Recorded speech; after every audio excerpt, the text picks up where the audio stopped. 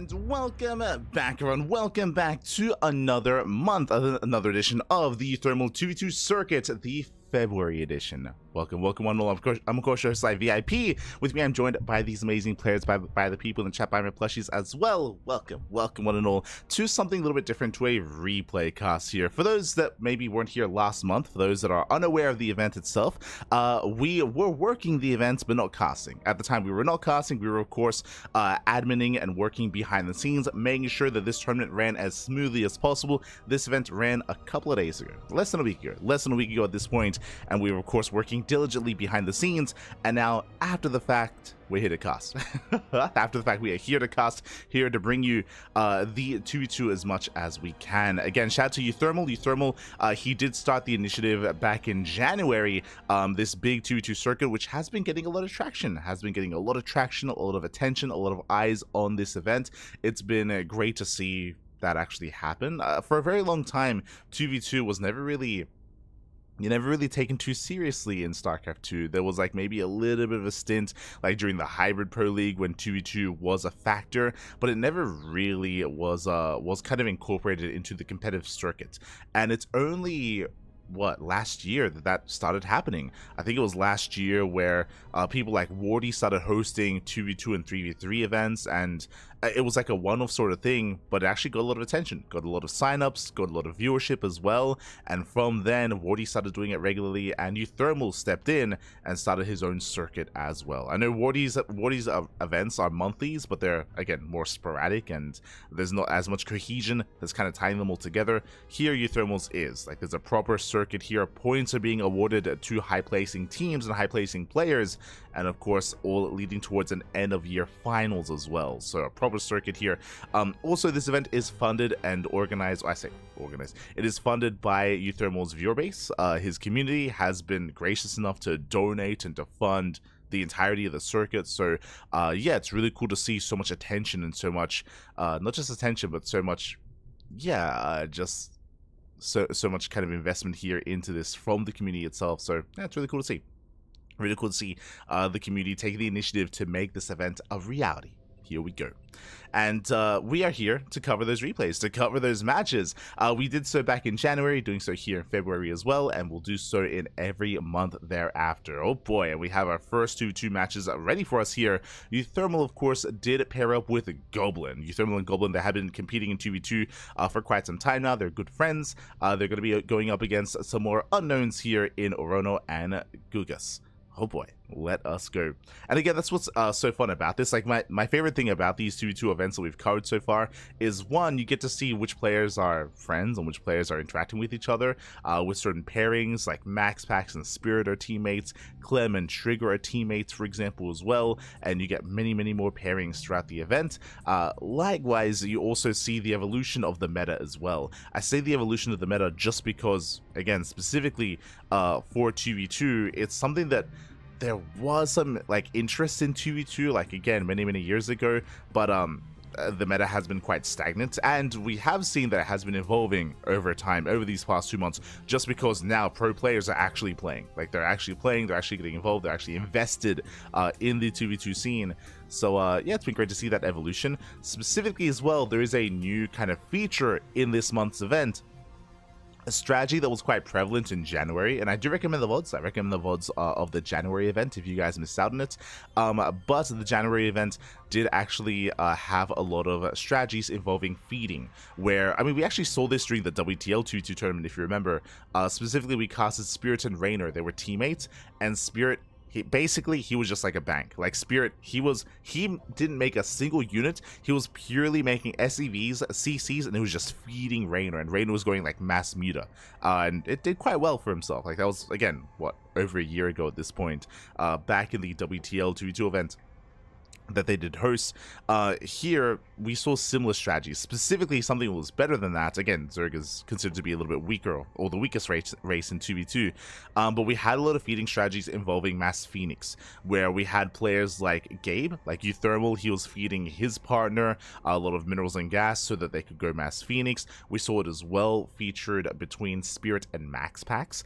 Basically Terran and Protoss, they're considered to be the strongest pairing. They're the strongest pairing in 2v2, and there was a lot of feeding strategies involving Mass Phoenix, and Mass Phoenix was just something that was plaguing the January event. Was a little fun to see, don't get me wrong, but to try to combat this, a new mod has been created and implemented for this tournament where players are not actually able to feed. They're not actually able, when I say feed, I should reiterate, quote-unquote feeding is the idea of your partner sharing resources, which is a feature in 2v2 where you can just send minerals and gas to your partner, to your teammate. So that is the thing, but now we're going to be working with a mod that does limit that. I say limit that, basically, I believe it's for the first 5.5 minutes-ish of the game, feeding is, you're not able to. Basically, the period in time where you're able to give resources to your opponent has been limited, or now is more restricted, to try to avoid those kind of strategies. So yeah, that has been done. Not saying that those strategies are like quote-unquote imbalanced. It's just it incentivizes a certain play style that goes against the spirit of 2v2, where in 2v2 you want 2 players and 2 armies working together, whereas it incentivized basically 1v2, where you have one player that's solely giving resources to the other and the other is doing all the work. And even though like that can be a little fun in certain aspects, again, it takes away from the idea of 2v2 and what is wanted out of these games and out of this tournament. So that is why that has been changed. Coming into March, we're going to be taking more feedback, and we might extend that. We might make some other changes as well, again, depending on what we like, what we don't like, what we want to push, what we don't want to incentivize as well. Again, the 2v2 kind of like landscape is changing over time, and we'll see what we do settle on. Here we go. No one ever used that feature back then. Took way too much time to send over it. It was very prevalent. very prevalent. But here we go. We are going to be jumping into our first series here, into our first game. Game 1 is going to be on Undercurrent. Let's go. And of course, the map pool is the current 2v2 map pool as well. Here we go. We are jumping in. Are going to be jumping in. And spawning in the bottom left-hand corner of Undercurrent, we have the duo themselves. We have the man of the hour. We have the red Protoss player living in the land of Mexico, papi. We have El Manchego alongside his teammate, the red Terran player for the Platinum Heroes. It is Goblin. So together they are Goblin and uThermal. And spawning in the top right-hand corner, we have their opponents going for some cheese. Oh my god, going for a committed proxy. Both of them are. We have the blue Terran player in Gugus even, and we have the, I believe, German Protoss in Orono. Let's go. The Marauder team. Here we go, and here we go. The Raxes are being thrown down as we speak. Likewise, a proxy pylon as well. Now, based on this location, one, I would love to jump into the map itself. I've never played or even casted on Undercurrent, I don't think. So there's a lot to get into here. We have a pocket base. It looks like uThermal is going to be rushing into, so he's going to be rushing into that natural a little bit faster. We see Goblin walling off that ramp that much faster as well. Just fully wall off with that incomplete depot, but we are committed here with the proxies. Gateways are on the way. Raxes are on the way as well. Back at home, no gas. No gas here for the Terran, no gas for the Protoss. This tells us it is going to be Proxy Marine and Proxy Zealot.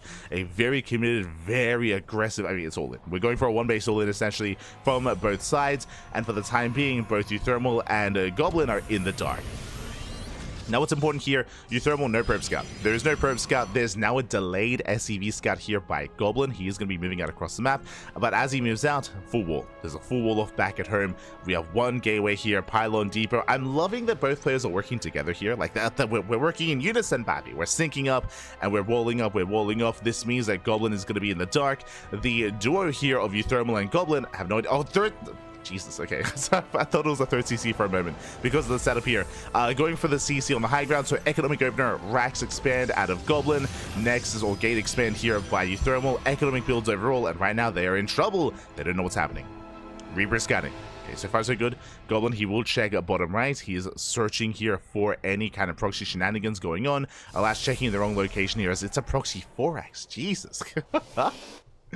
We have our 4 racks set up. Marines are amassing. Zealots are amassing as well. It's going to be a 3-gate proxy from our Protoss player, bearing in mind that I'm not going to be including this 4th gateway across the map as it is not doing anything. So 3 gates and 4 racks. And here we go. The army is pushing in. We have a couple of boys as well to help buffer, to help support.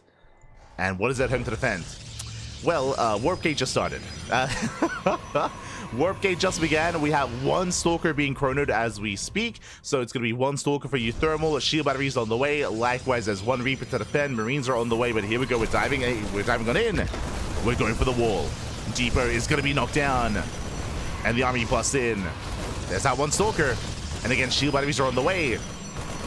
With the armies, they do split up. Boys are being pulled. So far, good kiting here from these Marines. Zealots, they try to dive on top of the Marines. They're trying to get on top of them. More boys being pulled. And with the help of these SCVs and probes, Goblin and uThermal, can they hold on? That's a lot of fire. Oh my god. It's a lot of fire. That's 17 Marines. And the SCVs are going down. The SCVs are falling one after the other. Bunker dots complete. But there's barely any repairs. SCVs are targeted down. Oh, clutch repairs, but there we go. The SCVs are falling one after the other. The bunker will fall. Goblin is broken. Shield batteries are done, and we do see uThermal. He's holding on. He's holding on. He's kiting well here with these stalkers. But he lost all the probes. He lost all of his workers, and Goblin, he's dead. Goblin, he's out of this. There's no economy, 0 income here for Goblin. It's all on uThermal with these 3 stalkers. Can he hold on? As Goblin, the last bunker here is falling. Marines are still flooding in across the map. Oh, Hellion has arrived. There is a Hellion. And Goblin, he can survive. He can hold. And from here, uThermal and Goblin, they can try to stabilize. Whew. They can try to stabilize here. Goblin, he's down to 1 SCV. 1 SCV and a handful of mules. uThermal does have a bit of a better economy here. He's got, what, 9 probes? Now, what's important here is that both of their opponents, both Gugus, as well as Orono, they have an economy. They have a greater economy back at home. So 1 base versus 1 base. Their armies are being forced back. There is potential with these Reapers. They could actually zoom across the map against some economic damage. Could happen. Now the armies are being forced back. Here comes Reaper Hellion. Again, there is potential for damage here in these mineral lines, as they should be able to bust up the ramp. Now the Protoss can always recall, true. As there's no energy. Not enough energy for a recall. The armies are vulnerable, but they're racing back home. And again, I don't think it's the worst idea to transition into a macro game from here and just expand, as they do have a lead, but here we go. The Reapers have arrived. The Reapers, they bust in. They get a probe kill so far. The army's racing back home. No recall. And Orono, he is in a bit of trouble here, but there we go. There's a warp in. Gets an adept. Zones away the Reapers, and he holds. And he's got 19 workers, as opposed to the... What? Oh, God. Actually, let's see here. 19 workers as opposed to the 20 of uThermal. So the economies of uThermal and Oronos are quite similar with each other. It's Goblin who's really hurting here. It's Goblin who's really struggling. Now, thankfully, he does have a second base here, so he can make 2 SCVs at a time, and he has extra mules, so he is on the road to recovery here. And remember, because of the rule where you can't share resources, at least for a longer time, uThermal, he can't necessarily give resources to... He can't really give resources to Goblin as quickly. But I believe that time is about to expire. So we should be able to help give Goblin some resources, some minerals, some gas. As it is now open, now available, and we have a game. We have a game here. And I do have to give the edge here to the blue team. Like, blue team, they're in a slightly better position. Obviously, the production, the gateways are abandoned. That is true. But so far, they have not been found. They have not been found. They're still operational. Warp gate is done. Goblin dives in. Ooh, he's going to be shut down, though. A nice cleanup. Both Reapers will fall. And we'll see if uThermal can recover. From here, went for a Stargate opener into double Oracle. Oracle's moving out across the map. We can see that Goblin, he's rushing into Hyperflight Rotors. He's going Mass Banshee. And these are good ways to harass and to make use of your greater control and micro. Typically, it's, oh no! 1 Oracle goes down. Massive pick off 1 Oracle with 1 probe. That is not worth of a uThermal. Yeah, massive loss. Viking arrives and uThermal's being completely shut down. There's potential with these Oracles, but they do no damage. They kill 1 probe. 1 worker. Oh, yo, look at the... I remember this map. It's got like the dinosaur noses. But I'm loving the ley lines here. Like I'm loving the undercurrents. Looks good. Jesus. Oh my God. Loving the visuals. As so far, blue team defends well. uThermal and Goblin back at home, building up. Looks like Goblin's working towards mech, as he's building up tanks and more Banshees. There is no sim. Oh, my apologies. Yeah, there's no sim. Sim is on the way from blue team. So buy a tank here from Moronos. Natural Ace has been taken, getting ready for a third. Building up and working towards that mid game. And this is still a very tense situation here. Obviously, the power of uThermal and Goblin are the fact of their macro, the unit control is going to be greater than that of their opponents, so they can recover. But the reality is that they are recovering, right? They're building back up from a deficit, and that advantage may be enough here for blue team to overwhelm.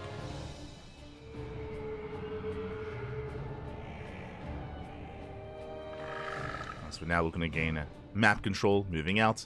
Blink is almost done, so we're waiting for Blink, waiting for Stim as well, waiting for the upgrades. Likewise, uThermal also going into his own Massive Blink Stalker, double forge, double upgrades. Blink is almost done for uThermal. They're going to try to shut him down.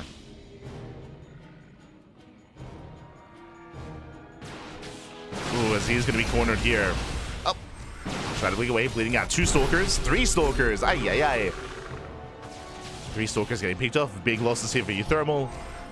Terran Army trying to keep up. But at this point, it's going to be on red team to just turtle. Just turtle up here. We have tank lines, bunkers. They should be secure here on their like 3-2 bases. Expanding from here, though, is going to be difficult. Whether it's this northern base, the space on the left, the base on the right, much more exposed locations. And they shouldn't be able to expand too freely. This is where the blue team should be just being a little bit greedier, taking their 3rd bases and getting into our 4th as well. Oh, the eyes! Banshees, they get across the map. Ooh, not bad. Getting actually 12 kills. Sorry, 11. 11 SV kills here from the Banshees. Nicely done. With that, the economies are being crippled. Down to 47 SCVs compared to the 47 of his opponent. uThermal, he does have 3-base saturation. The other Protoss player here late to take a 3rd. And just like that, red team has better economy. They have a better economy. This 3rd base was so late. That might have been what the eyes were for, actually. And uThermal, he's surpassing the blue Protoss. Straight up. He's surpassing him when it comes to macro. And the Terrans are evening up. I think I do favor our blue Terran compared to Goblin right now, just because of that 3rd.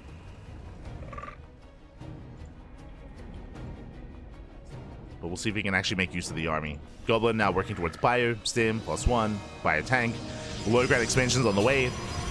And again, can they hold on to this gold? This is going to be a pivotal moment here for this game. Will the red team be allowed to take advantage of that gold expansion? It's on blue team to deny it. They have to.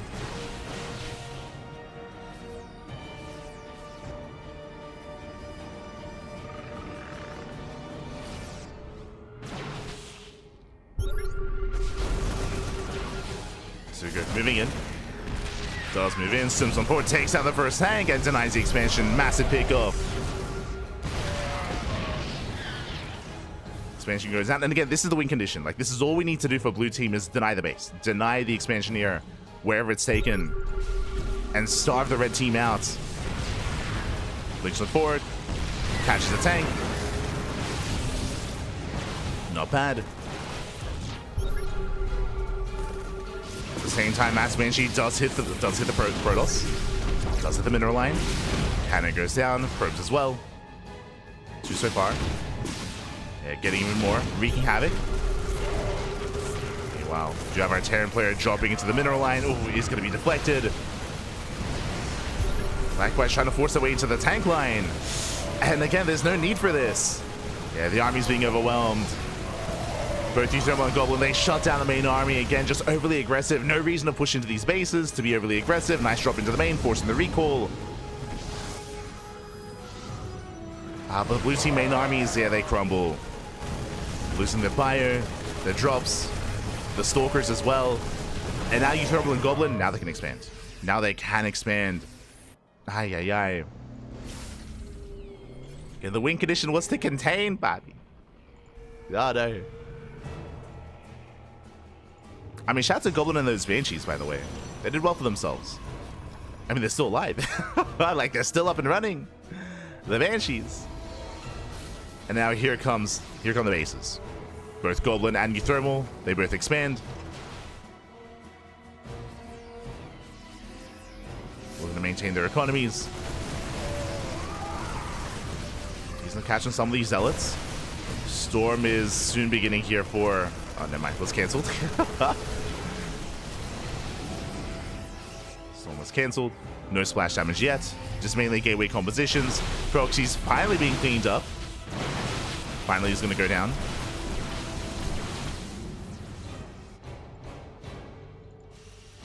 And then we can see Goblin double expanding. Taking his third, taking his fourth base. Building up his own army. Looking to be the first to max out. You know, nice catching on these Stalkers. uThermal losing almost everything here. And again, he has no power units. There's no Colossus or Storm to support. uThermal losing most of his Stalkers. Oh. Just getting within range of the mineral line. Also, I saw him in the chat. Is it Gus? Did I just call you Gus? Is it Gus? I don't know. I'll call you Gus. At the same time, though, uThermal getting pulled apart here. Drop into the main. Push towards his fourth base. Likewise, also with his Stalkers. Nice catch so far. Yeah, attempts to sell a run by here, but so far back at home, Morono, he does shut that down.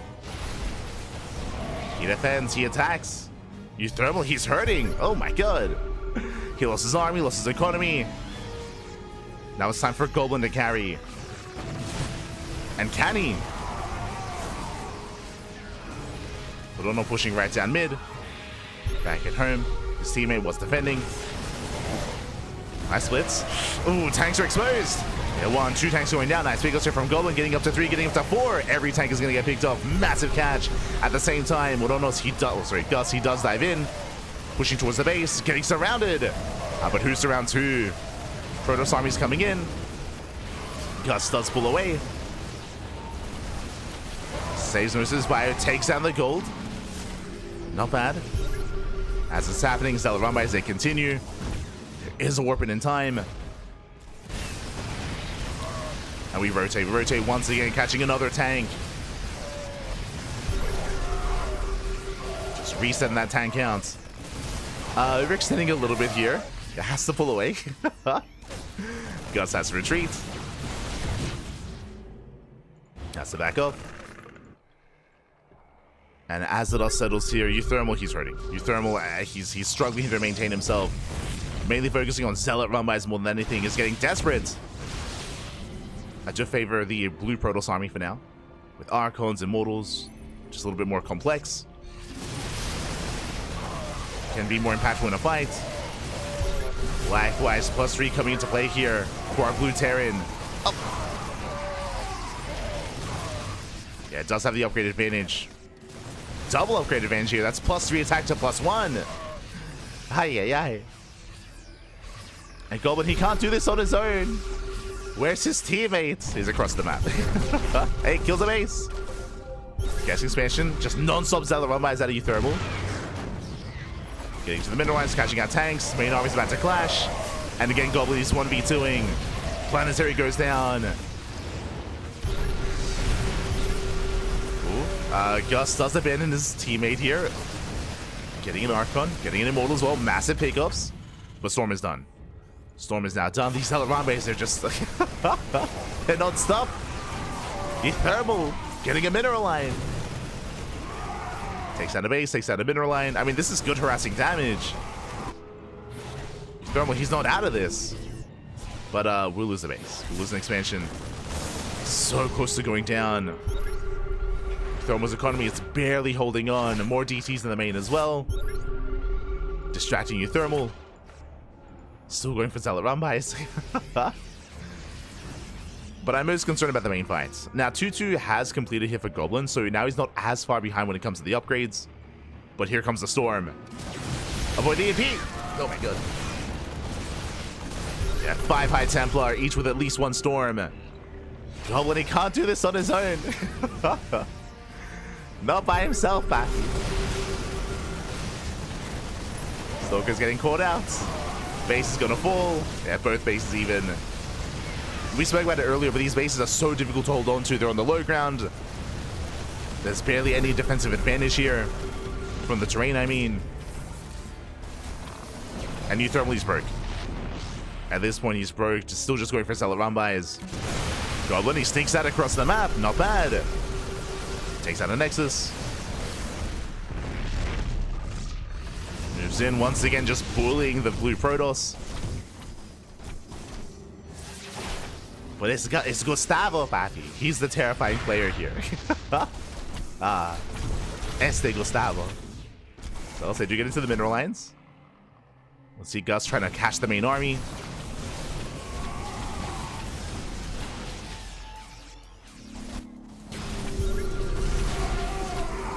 Strong bys are being cleaned up.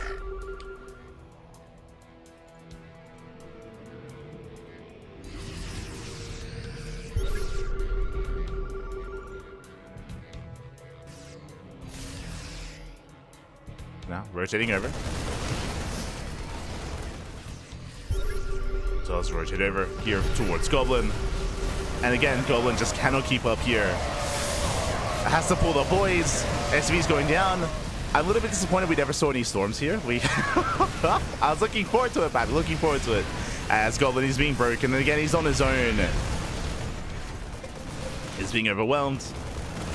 Goblin half his army across the map. Getting damage done. Gus from here, he can stim in. Headed towards the bases. And alongside the mass DT as well. I mean, there's not much of him to defend. We're going for the base trade.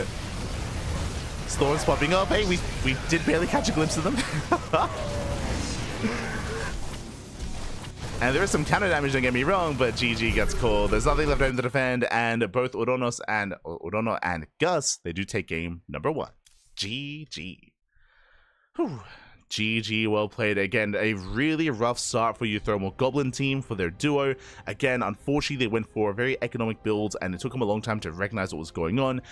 Their scout was denied across the map. Unfortunately as well, Goblin, if you remember, his Reaper scout was on the right-hand side, not towards the left, so he did miss the proxy.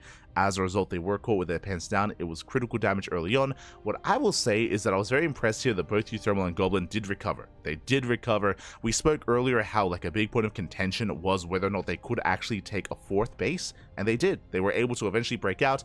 We saw both Gus and Oronos took a really, I say a rough fight. They did overextend. They took a rough fight. With that, both Goblin and uThermal were able to break out and take more bases. We saw that Goblin was able to sustain himself somewhat. uThermal, unfortunately, was building up to that, did double expand, did get the gold base, but alas, he was harassed so often, whether it was with drop play, Zealot run bys, DT counterattacks as well. There was a lot of economic damage being dealt here to uThermal, which meant that he couldn't really be too much of a factor here in this game. He was going for counterattacks, don't get me wrong, but uThermal, he never really built up a main army. Never really got into any splash damage of his own to support Goblin with Storm, with Colossus, with Disruptors. Likewise, just never got into any Archons or anything like that either. Just purely Zealot, and Stalker of course as well. But just a much more limited army that did have a hard time supporting Goblin. GG.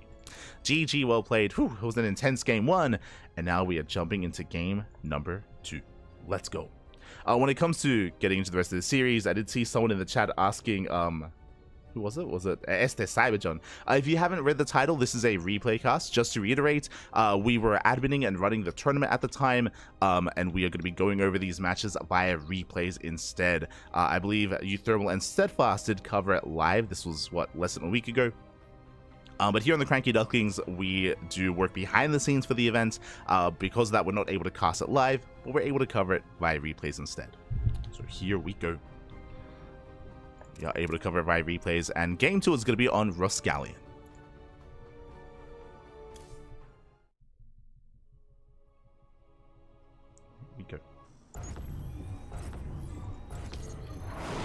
And spawning in the top left-hand corner of Rascallion, we have the duo themselves. We have the red duo, the man of the hour himself. We have El Manchego, papi. We have from the land of the Netherlands, living in the land of Mexico, we have uThermal and Goblin.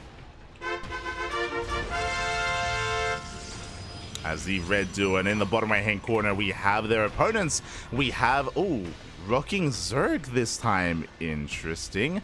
We have our blue Zerg player alongside our blue Protoss. We have Gus and Orono. Here we go. Have our blue duo.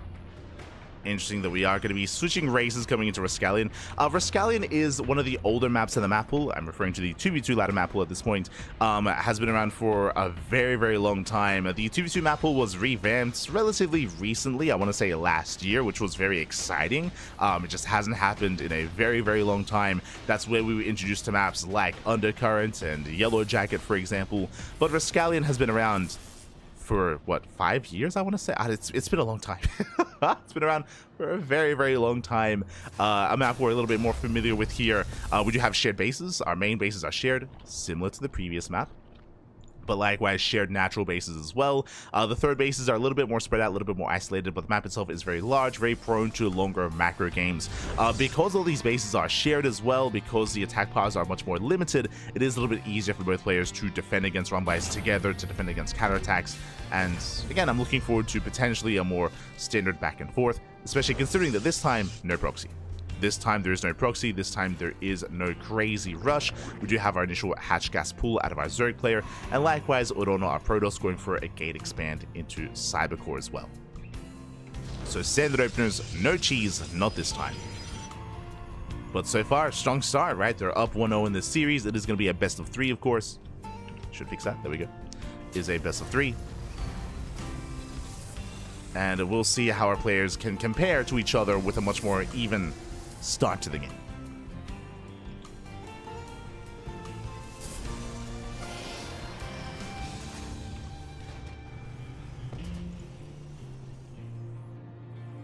Here we go. Gus is fine now. There you go. There you go. So now we do have our tech of choice. Once again, we do see uThermal going for a Stargate opener. We did see this previously, and the Oracles, it is slow to get damage done. If you recall, the first Oracle went down real fast and real quick. Hopefully this time, Goblin said uThermal, but hopefully this time Goblin can get more done. Can show uThermal how it's done, I should say. Show him how it's done. uThermal rolling Terran this time instead. So both players playing their main races, as previously we had the opposite. They're having fun. Meanwhile, we have Oronos. Keep saying Oronos. We have Orono going for a proxy across the map, setting up with a gateway to reinforce. Adept does shade into the middle line, getting 1, getting up to 2 drones. Not bad. Likewise, Reaper into the main. Get shut down. From here is going to be forced back our players to do defend.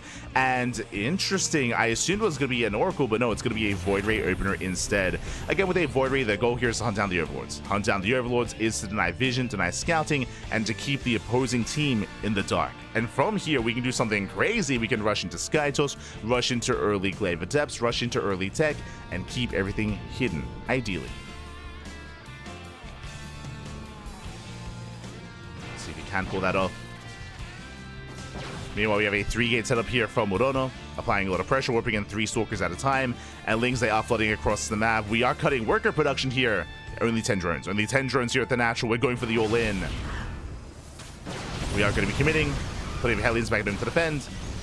Shield battery has been thrown down. And so far, they're trading well. Again, the natural base is very wide open. There's not much SimCity to work with. But it looks like we're committing to the all-in. Yeah, no drones. No drones whatsoever here. No saturation. Pure Link Stalker out of our blue team. Oof. Marshall goes up. Taking down 3 Stalkers, 4 Stalkers already. Oh my god.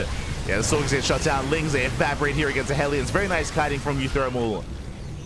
Goblin and uThermal, they do hold, they do defend. They shut down the aggression. And I see a drone in production. I mean, at this point, it's a little bit too late here to start saturating. Very late. And alas, the blue team, they are in trouble. Nice attendance around. But last Hellions, they shut down the Lings, and the blue team, they are far behind. The biggest problem here is, one, of course, saturation, the tech, the economy, all here is just far behind for the blue team. Now, there is a chance that maybe uThermal and Goblin overextend. If they counterattack, if they get caught in the center of the map, if there's like a backstab, blink into the main base, Link Flood, Link Run By, there are ways here to recover, but for the most part, the red team here is looking quite secure. They're looking very secure, very comfortable. Even throwing down extra shield batteries. Link is on the way for our blue team. Saturating the natural. And there is a lot of catching up to do. I mean, it's almost like a reverse from the previous game state, where in game 1 we had uThermal and Goblin that were behind and they had to recover from an economic deficit. Similarly here, it's now the blue team's turn to be behind economically and to try to recover. Let's go. Meanwhile, Hellion Dive is not going to commit. Hellions, they pull away. They do pull away. Now, what I will say is that, thankfully, there's no third base. There's no third base yet here. We do see that both uThermal and Goblin has been playing very safe, and because of that, their third bases are delayed, and this will help out the blue team. Oh, the eyes think they just keep getting thrown down. Meanwhile, nice catch. But picking up a handful of Hellions. No major harassing damage. Blue Flame is now done. And the uThermal, he does not get into the mineral line. Nice cleanup. Nice defense here. Bomurono. He protects his boy. But the armies are breaking out. And more importantly, should emphasize here that uThermal is playing mech. It is going to be a mech composition here, not bio like we saw previously from Goblin. Is meching it up. Ling Ramai is attempted. Ling Ramai is shut down.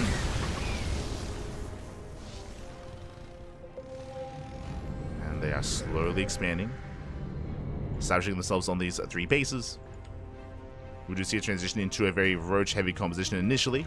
Roaches into Hydra, so Roach Hydra here out of our Zerg player. And our Protoss for now just incorporating Mass Gateway. Into charge, 2-1. Temple Archives on the way for Archons and Storm. Relatively robust army.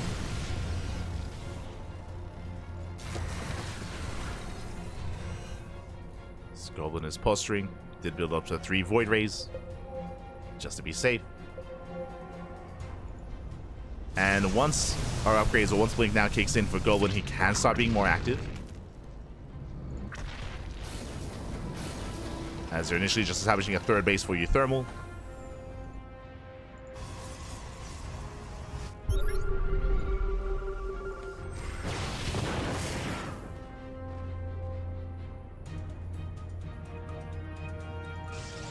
For now, there's no major aggression from either player.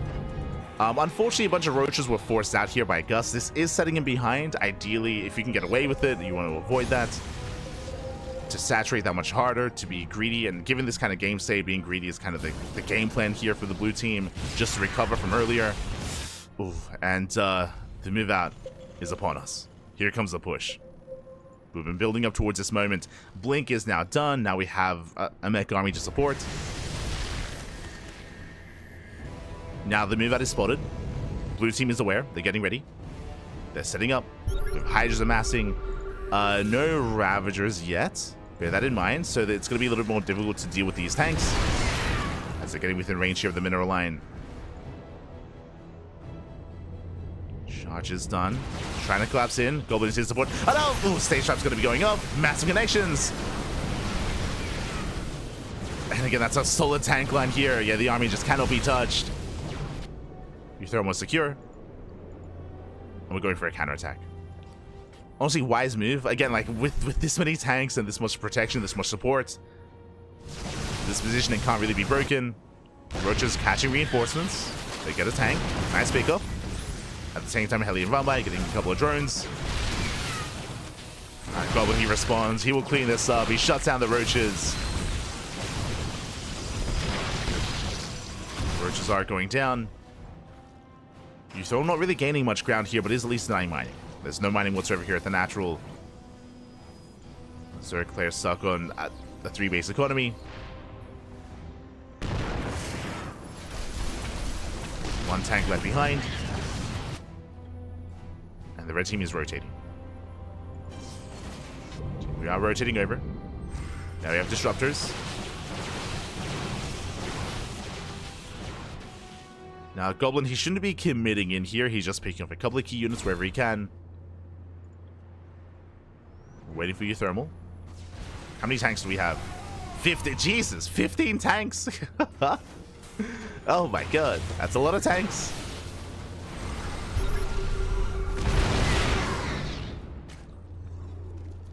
Again, the armies are looking terrifying. Viper production has begun, and Vipers are going to be key here when it comes to the hold. If they can land those blinding clouds or abductions, that's going to be a big if, though.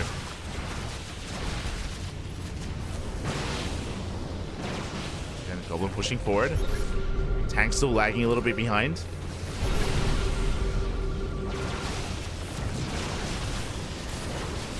And again, there's just no solid way to deal with these tank lines. No, without the Vipers. Army moves in. Vipers push forward. Oh!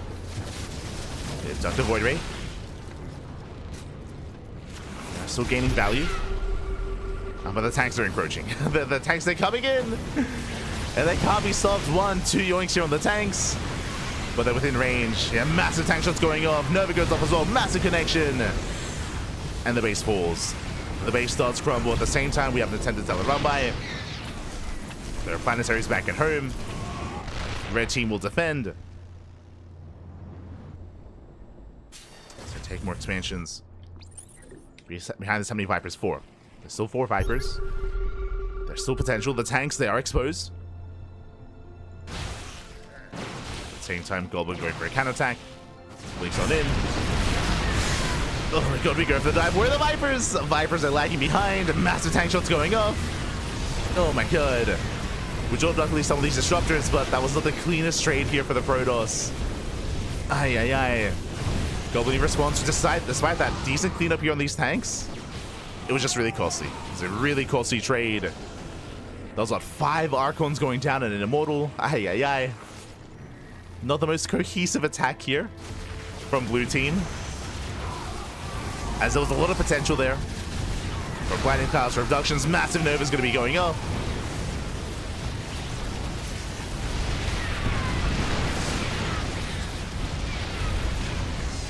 So you yoink another tank, but the tank count's still insane.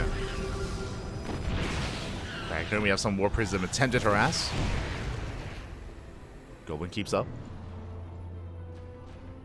They keep up, they deflect. Storm now on the way for Goblin. Now, what I will say, thankfully, the Viper count has been left untouched. Like, the Viper count is still looking very solid.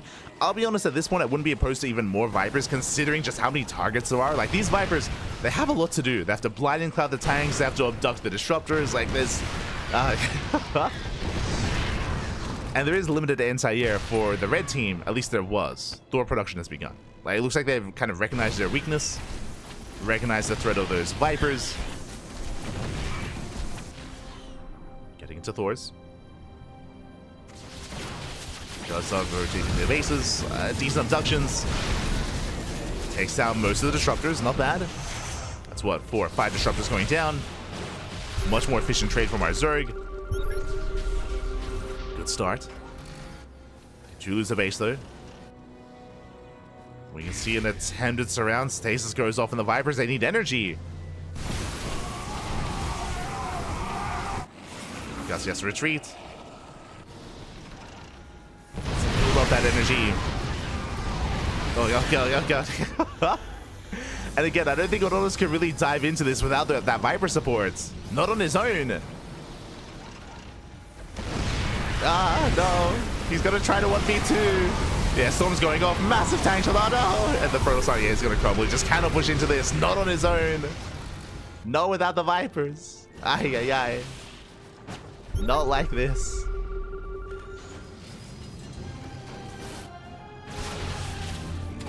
And just a brutal fight. And now we can just focus on one army at a time. Hellion shots going off. They annihilate the Hydras. And the blue team is crumbling. As they'll just focus down one after the other. Golem pushing in. The Vipers, I mean, hey, they still survived, by the way. Like, the Vipers, they were left alive almost the entire game. Let's go. Storm's gonna be zoning away. Mech Army moving in, and GG gets called. As uThermal and Goblin, they will fight back, and they will tie the series 1-1. GG.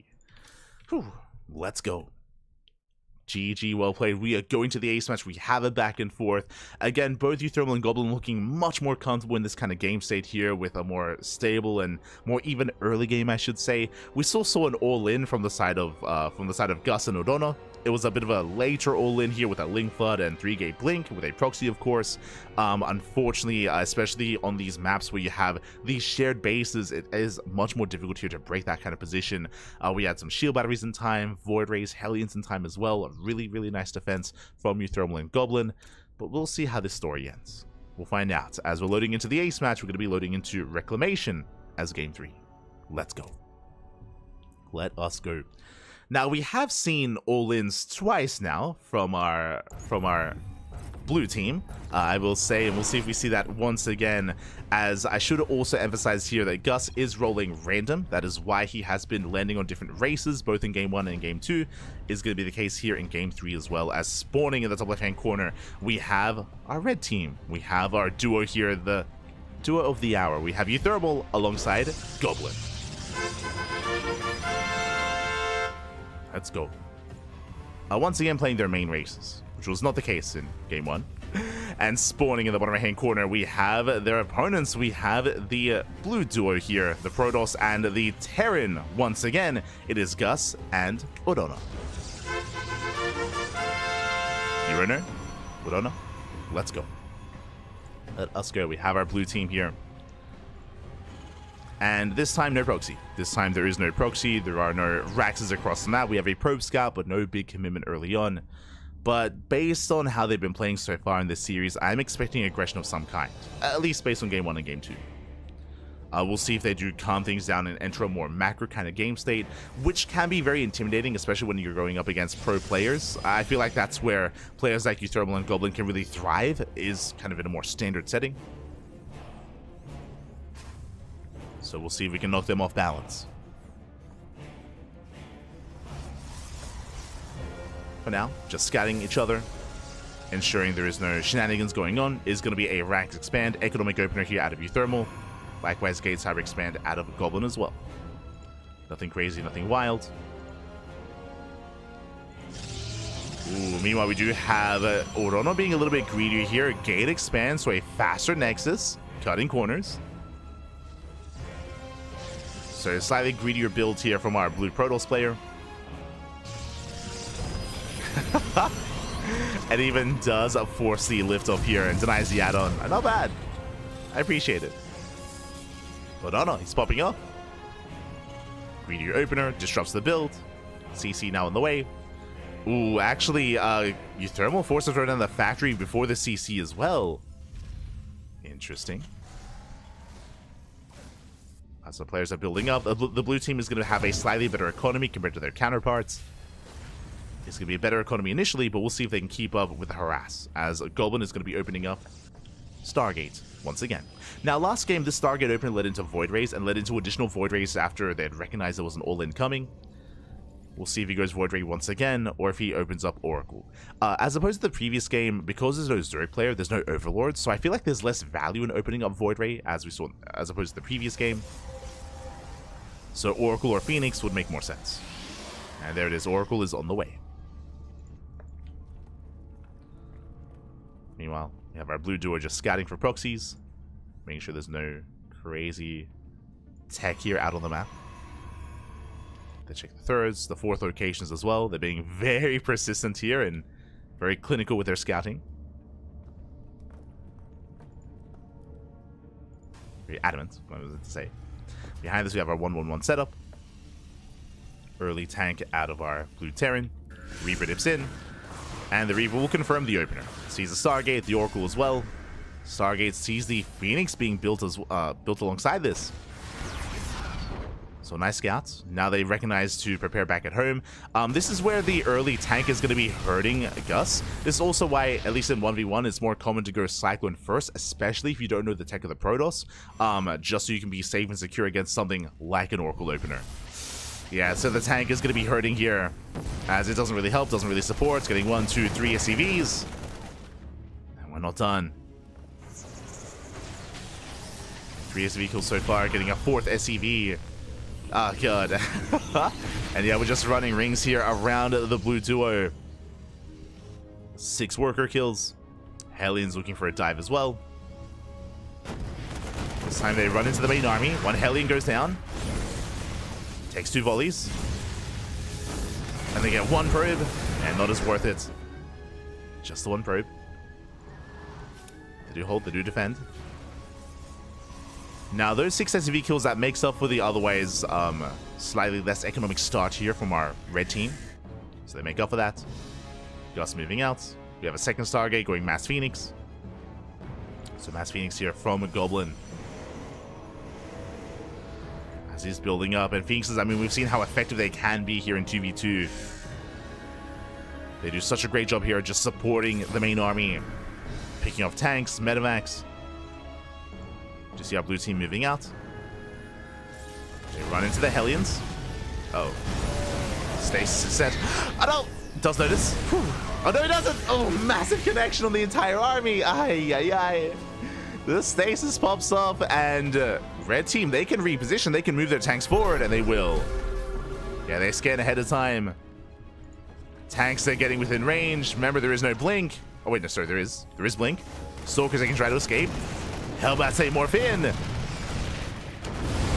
And Stalkers, oh, they do dive forward. He's crazy. Dives on top of the tanks, he gets 1. Takes out 1 tank, gets a 2nd tank as well.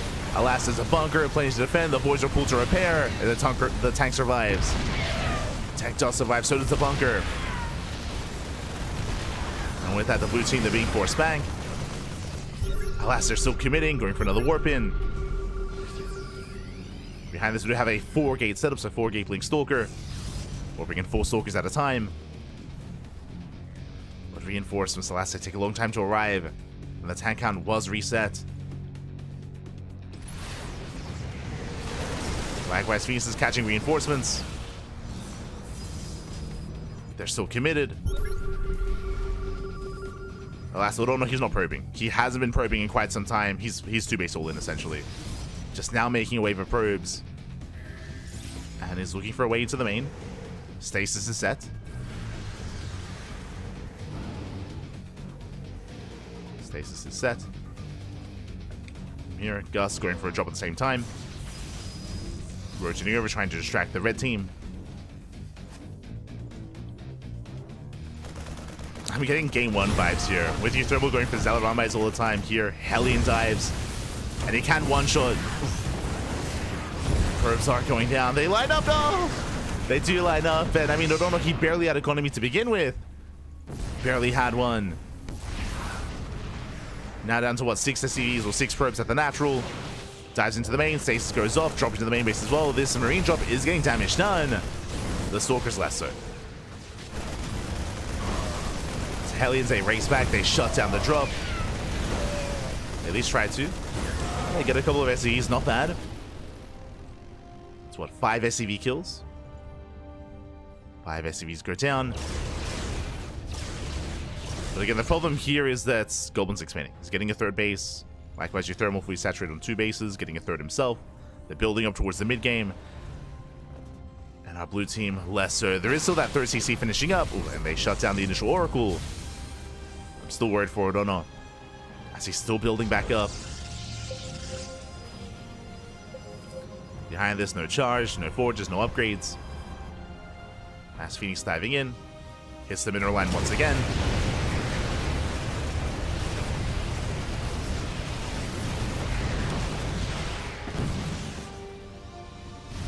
And the Hellion robots, they just keep going.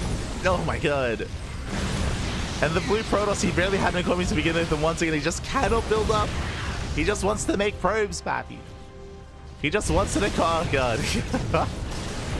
just wants an economy as he's being pulled apart here. The Hellions and the Phoenixes, they're just bullying Urano. Ay, ay, ay. Still has a decent Stalker force, don't get me wrong, but he's all in. Like, there's no economy behind this. There's no sustain. He has to commit. And it's all or nothing for Team Blue. For Gus and Urano. Last uThermal is already set up. Tank lines are set. The base is under fire.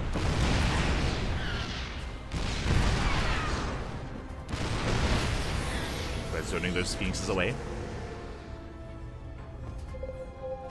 Phoenixes are zoned.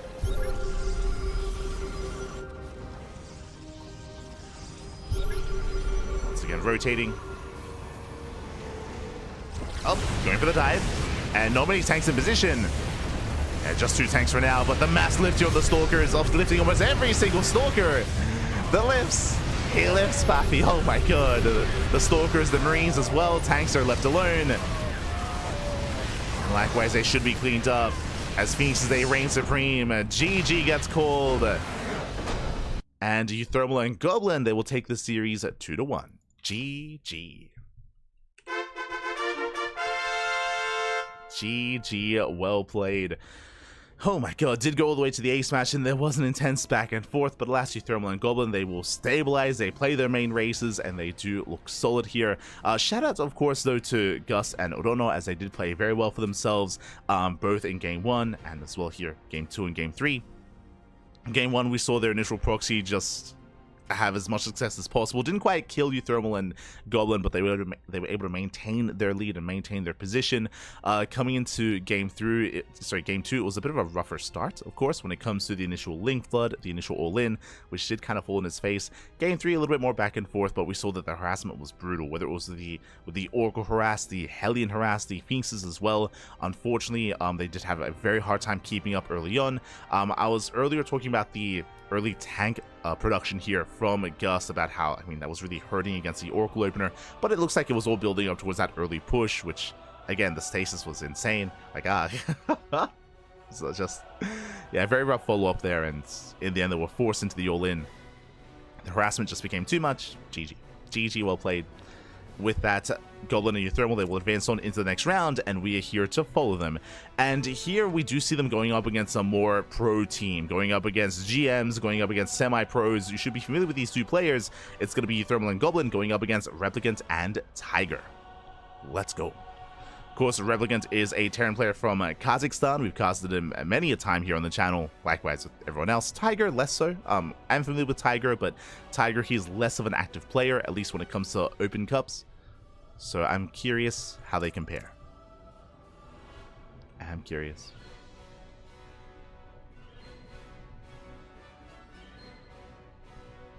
Just catching up with the chat. See, Shuiwa. Matt as well. Get that, get that. ESL officially announced page shut down. Hard to find any old tournaments. Yeah. I mean, thankfully we have Wikipedia pages for all those events, but yes, that was recently announced. We'll most likely talk about it during the podcast. Most likely. But here we go. We're getting into our next series, our next best of 3.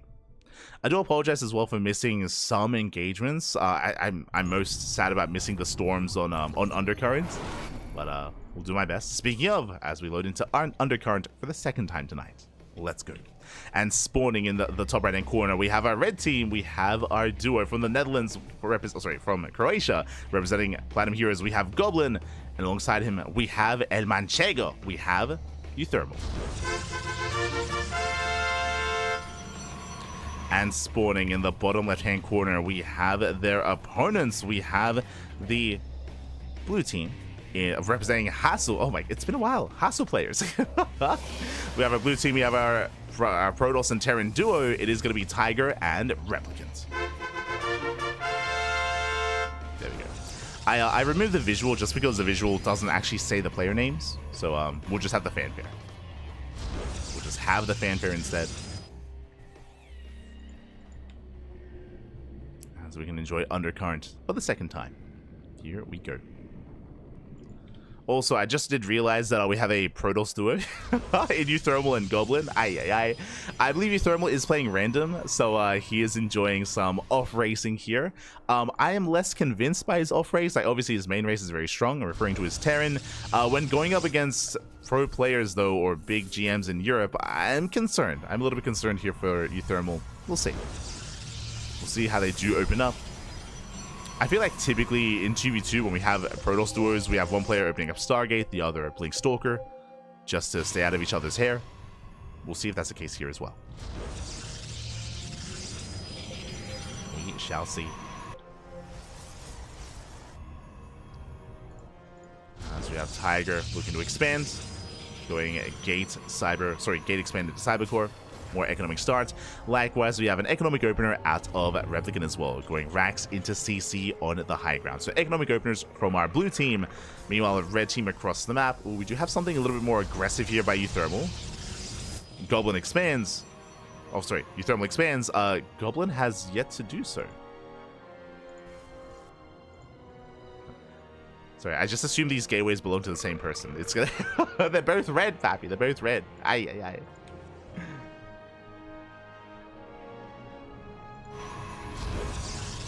Yeah, Goblin going for earlier attack, going to be a Stargate opener out of Goblin before expanding. And, ooh, Tiger going for his own proxy gateway. Glory to the Daylong. Go to proxy across the map, just so we can reinforce. Also, the non-stop, like, primal sounds. The dinosaurs. Let's go. Feels like I'm playing, like, Jurassic Park Evolution or something. As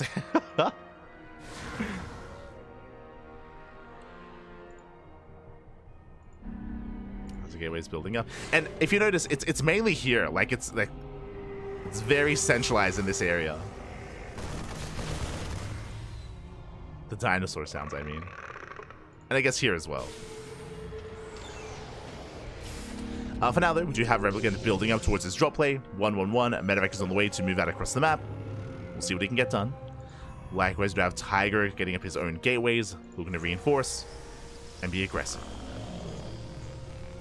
Stalkers are in position. With the initial Stargate opener, it is going to be Oracle into Void Ray. Very safe play here by Goblin. Oracle setting up the stasis before moving out across the map. They set up. Here comes the initial push. Tiger moving in. He's on 3 gates. And he has free reign of the natural here. The pylon is under fire. Ooh, does bait at the stasis. Did notice. Oracle moving out towards the main base here of Replicant. And SCVs are going to be going down. SCVs are falling. Hellions going for the dive, rushing up the ramp. Can they get in? Oh, they cannot. Clutch wall here from Goblin. Does fully wall off, but drop into the main base as well. They're committing. And they do get the sentry. As sentry goes down, uThermal struggling to keep up here. He's down in Stalkers, down in gateways. Border will help support, but the Bio Army does bust into the main. So far, it looks like the red team, they do defend the natural.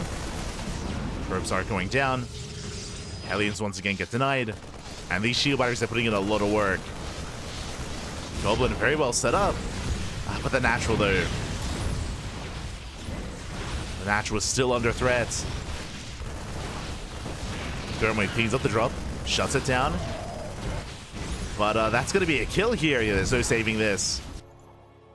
The Oracle's been putting a little work. 8 probe kills. Up to 9, up to 10. 10 workers going down, which is good, but killing the expansion, that's going to be better here. As Blink is now done, uThermal dives in. Can he get the base? What a mess! Barely gets it. Whew. Nexus does fall. uThermal does take map control, though, and it's time to counterattack. It's time to move out. uThermal has got 10 Stalkers. Is going to try to push. Back at home, bunkers are on the way. It's all about defending, all about surviving. Replicant getting his own tank. Banshee as well. Sieging up on the high ground. And he does siege in time. uThermal goes to the tide. Jeez. Takes out the tank. Tank goes out, but at a price. For a price of what? 2, 3 stalkers. Oh my god. As the blue team holds. Oracle with 11 kills. Still getting damage done. uThermal rotates.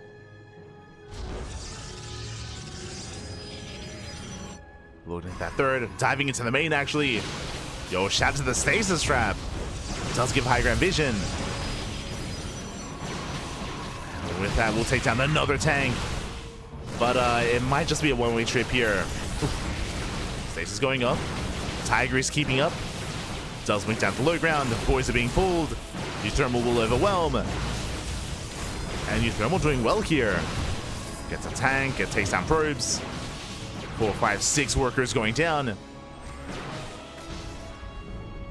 Likewise, Replicant though across the map. The shield batteries, I mean, they do maintain the economy. Banshee gets 0 kills. And nice defense. Whew, nice defense by Goblin. He's still trying to recover though. He's still just now getting his natural up and running. Goblin is in a rough position. And now Mark is going to have to feed him. He's going to have to give him some resources here.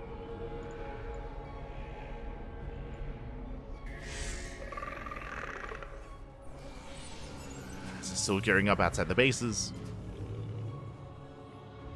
I do still give the edge to Replicant and Tiger. Dark Shrine on the way, taking up into charge. Meanwhile, Replicant going into Bio Tank. Replicant, he does play a lot of mech, at least in 1v1, but do appreciate that he's embracing Bio here in 2v2. Gee, that one Oracle is still popping up. Time and time again. Just keeps going.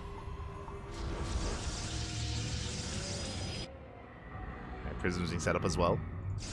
Goblin taking his third. uThermal going for the gold.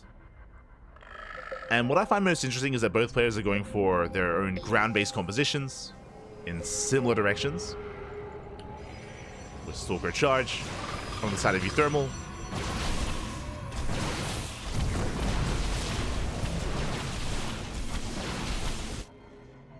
Goblin still just now getting to his own charge and +1. Again, just everything's just so delayed for Goblin. As he was being bullied earlier.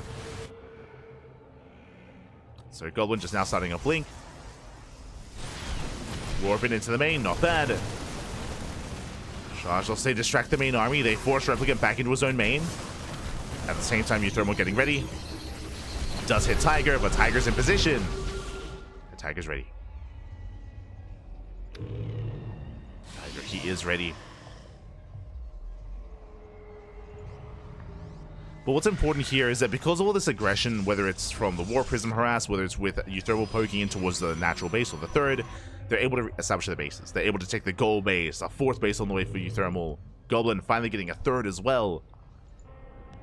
Like, they are recovering economically. But they still need their opponents to back up. They're not there yet. Replicant does stim in. He has Aspire. Scans at time, shuts down the stasis. And Zells are falling one after the other. Yeah, Storm is not yet done. And the base is going to be broken. Yeah, uThermal and Goblin, they just barely weren't ready in time. Storm is seconds away. And without it, they can't fight. Without Storm, they cannot engage. As the blue team is rotating. They spot the stasis. DT's waddling in. Cannon is done, but it's on its own. No shield battery. Storm gets revealed. And there's still at least 3 storms left.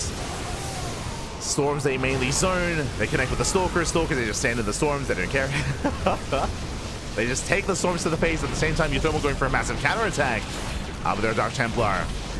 There's DTs to defend. The base goes down once again. Goblin, he just wants to mine.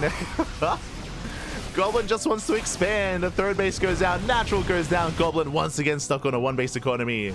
On half a base economy.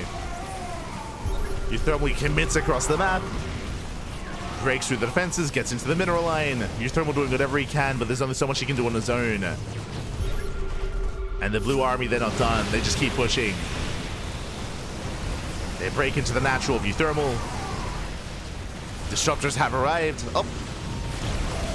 Raising the army. Still being zoned away. And they're just being pulled apart. They're just being torn apart here. DTs in the pocket base. Replicant rotates over towards the would-be fourth. Stalkers are cleaned up, and yeah, Replicant and Tiger, they're popping up. They're pulling the red team apart. As the final mining base, it's gonna fall.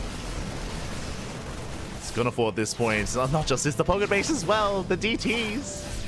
There's no detection. The Observer just now racing back home after the death of the Nexus. And the ninja base gets found. uThermal trying to save those probes. But there's no escaping this. There's no escaping the play. They just stim and they win. So they clean up all the workers. uThermal stuck on half a base economy. So is Goblin. Goblin's used to it though. Like he's been here almost all game. It's like, I just want a natural. That's all I ever wanted. Not this game, Pappy. Not this game. I've definitely been in this kind of like team game scenario before, where one player gets targeted, and it's not a fun experience. No.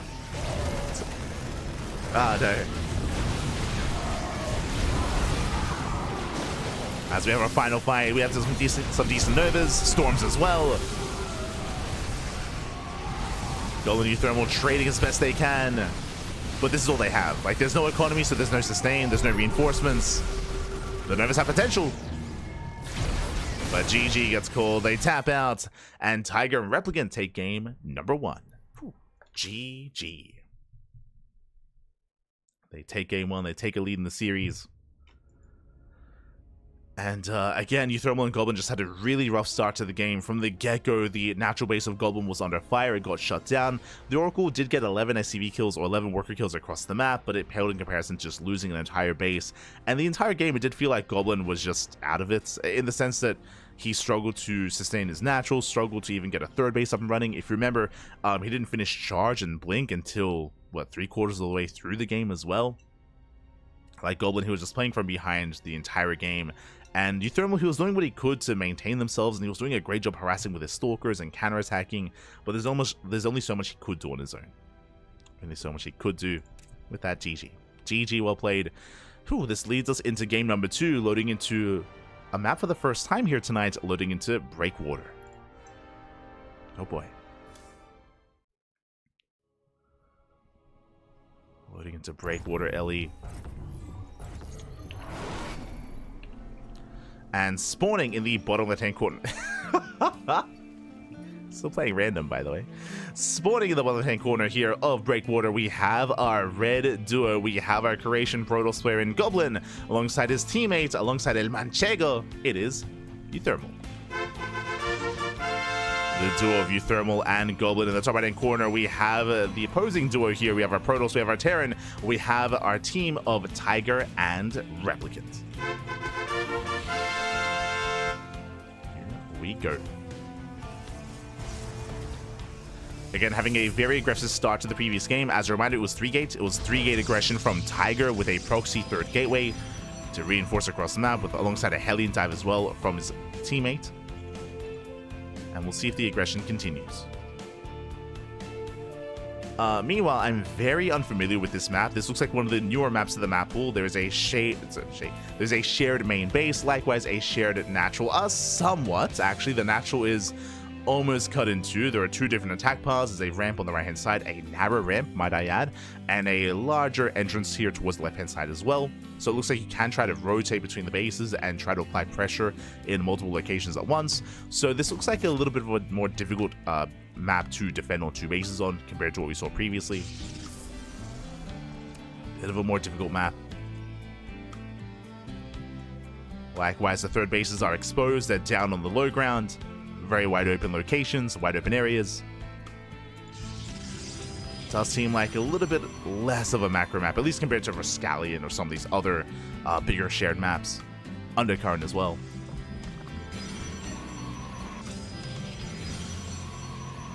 We'll see, as it does seem like the rush distance by ground is longer on Breakwater, so that does help make up for that. Let's see. So yeah, getting to our openers. Hatch Gas Pool out of uThermal. Alright, I kind of glossed over that, but uThermal, he has been rocking random. Last game we saw Protoss. This game we have Zerg out of uThermal. And I'm curious to see how he does play this out. I'm curious.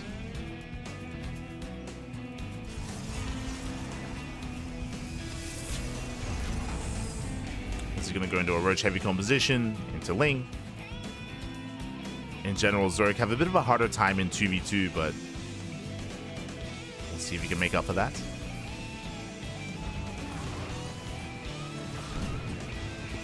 As the Reaper is going to be shut down. Tiger going for a proxy Stargate across the map. Let's go. Going into most likely proxy Oracle. Meanwhile, they do see the tech here of their opponents. Goblin going for the Stargate of his own. Back at home. And they have taken note.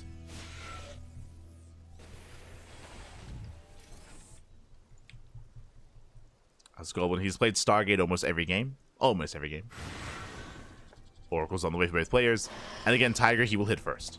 He will strike first. And, yo, we're gonna bully Goblin again. I mean, it's not Goblin's fault that he spawns in next to, you know, the proxy, next to this kind of more exposed location. I feel bad for Goblin. Meanwhile, plus on melee in the way, so it looks like Mark, he's going into Ling Hydra. uThermal. Embracing more of a mid-game composition. Assuming he gets a lair faster. Lings, they dip in, they get a full scout. There's going to be a 1-1-1 setup here for Marterin. And the Oracle has arrived. Does dive in, gets 2 probes so far. Gets 2, 3, 4, no mining in the main base for Goblin. 4 probes go down, and likewise no mining at the natural either. Pulling back to the safety of the Queens and the Spores. Ooh, and that will shut down the Oracle. Not bad. Oracle does fall. Goblin gets deflected. 0 kills across the map with his own. That's going to be 6 probe kills. Aye, aye, aye. And he's not done. The second Oracle dives in as well. Yeah. And again, he just wants to mine, Pap. He just wants to mine. This Goblin, his main base is denied for a second time. Getting another 5 kills. uThermal going for his own Ling counterattack. And back at home, there is almost a full wall, but not quite ready in time. Lings, they look for a surround. Last has plenty to defend. Links are deflected. Oracle dips in. Picks up an Adept. Limited anti-air. Goblin's getting damage done. Let's go. Picks up a couple of key units. Jeez, the Oracle Harass just continues. Does continue. Goblin losing 16 probes in total. Oh my god, an entire mineral line. Mineral line goes down to the Oracle Harass. Aye, aye, aye. uThermal, he's left a little bit more untouched here. Getting to a 3-base economy. Liberator has arrived, though. Catching out probes. Or drones, even. It's 1 worker so far. Repositioning. We have BC on the way for Replicant. He's crazy. Rushing into BCs. And it's not BC Meg, it's BC into Bio.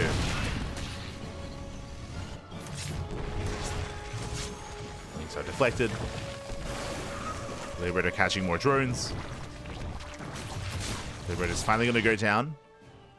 The last Tiger is still not done, still has those 2 Oracles. And I don't see a Spore, not quite in position. Yeah, it was repositioned because the Liberator. 1 Oracle goes down. Oh, not successful of an attack here as the Oracles are cleaned up. Finally. Oracles do fall. Our red team, they have gained map control. Now, I assumed it was going to be Ling into Hydra, but we do have an Infestation Bit on the way. Lair is done, but there is no Hydra Den. Interesting. uThermal, he might just be going pure Ling into Ultra. Should be crazy. That might be the plan. The downside here is that no scouting so far, and do we have our first BC? We do. BC teleports here into the natural uThermal.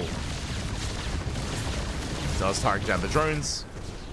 Only 2 so far, nothing major. Stalker's zone away. Proxy finally gets found. As uThermal, he responds, making a beeline for the proxy.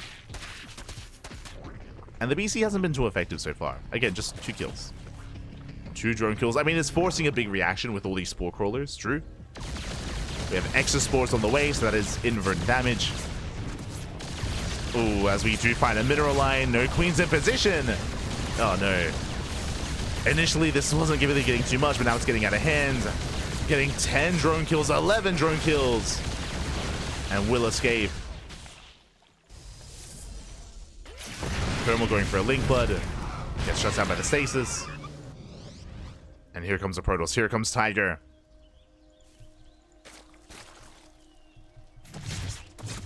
And alas, the armies are out of position. Stalkers, they do try to rotate. Mineral lines under fire. Meanwhile, it's going to be a 1v2. Replicant, he's not here to support. He's not here to help support. There's the recall. Zelts get thrown away. And now here comes Replicant. It's a little bit mistimed when it comes to the assaults, but it's fine. It's fine. As Tiger does plummet in supply.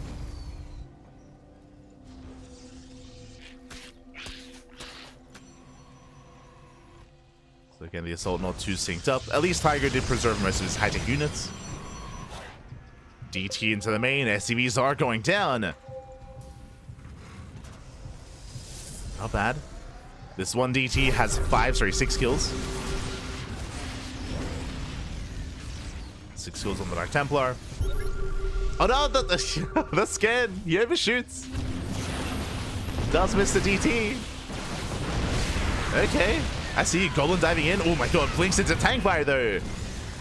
He gets caught out. Also, I was curious if uThermal is going into Ling Hydra, Ling Ultra if you recall, and it is going to be Ling Ultra, but there are a couple of Swarm Hosts on the way as well. Interesting. Are these 3 token Swarm Hosts? Is that what that is? I think so. I don't think that's intentional. You want another massive Ling Flood? Ling run by into the natural. SCV is going to be going down. Not bad. But last Replicant doesn't care. He commits. Workers are falling. BC back at home to defend. And the blue team is committing. And we're just committing to the push. Thermal is exposed. Stalkers, they catch reinforcements. Very nice movement here out of Goblin. Takes down the Immortal. The tanks are moving in. Yo, we got the 3 Swarm Hosts. Let's go. As they're being shut down. Well, they dive on the tanks. They get 1, they get 2. 2 tanks going down. But, I mean, there's just barely anything standing here for the red team. And Tiger and Replica, they do break through. They shut down the Ultra. No upgrades. As the Ultra does fall. Mass Overlord is falling as well. And both uThermal and Goblin just up against the wall. uThermal doesn't really have a standing army. He's got 3 Swarm Hosts. That's all he has. There's an Ultra in production. A couple of links are trickling in. But they have been broken. And again, just a really strong start here from Tiger and Replicants. Like the non-stop economic harass. Whether it was with the BCs or with the Oracles. Did so much damage. Oh, the Immortals, they caught off guard. Not bad. Once again, nice movement here by Goblin. Takes down the Immortals, takes down the Archon. Dragging the army away. Meanwhile, that 1 DT is still... That's still the same DT, by the way. No shot. He's still popping up. The 1 Dark Templar. And Rebellion just commits. Mark, he's out of this game. uThermal, he just doesn't really have much left over. Takes down 2 medevacs. But alas, Replicant and his army is still looking terrifying. That 1 DT. It's got 29 kills. The 1 Hero Dark Templar. Zeratul, let's go. He's doing what he can, but there's only so much he can do. But ay. The one hero Dark Templar.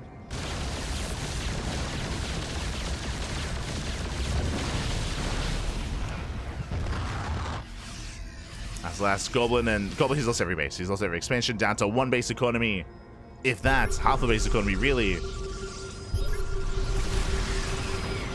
Thermal here has a hatchery, but no saturation, no droning.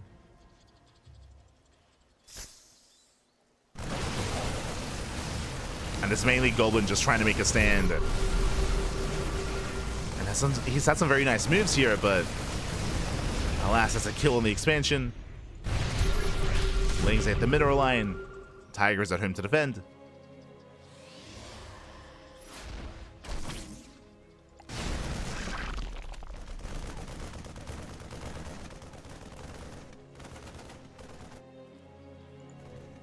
And the last mining base here of uThermal's getting found out.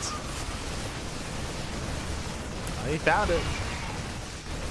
Shut it down. Now they're both stuck in their mains.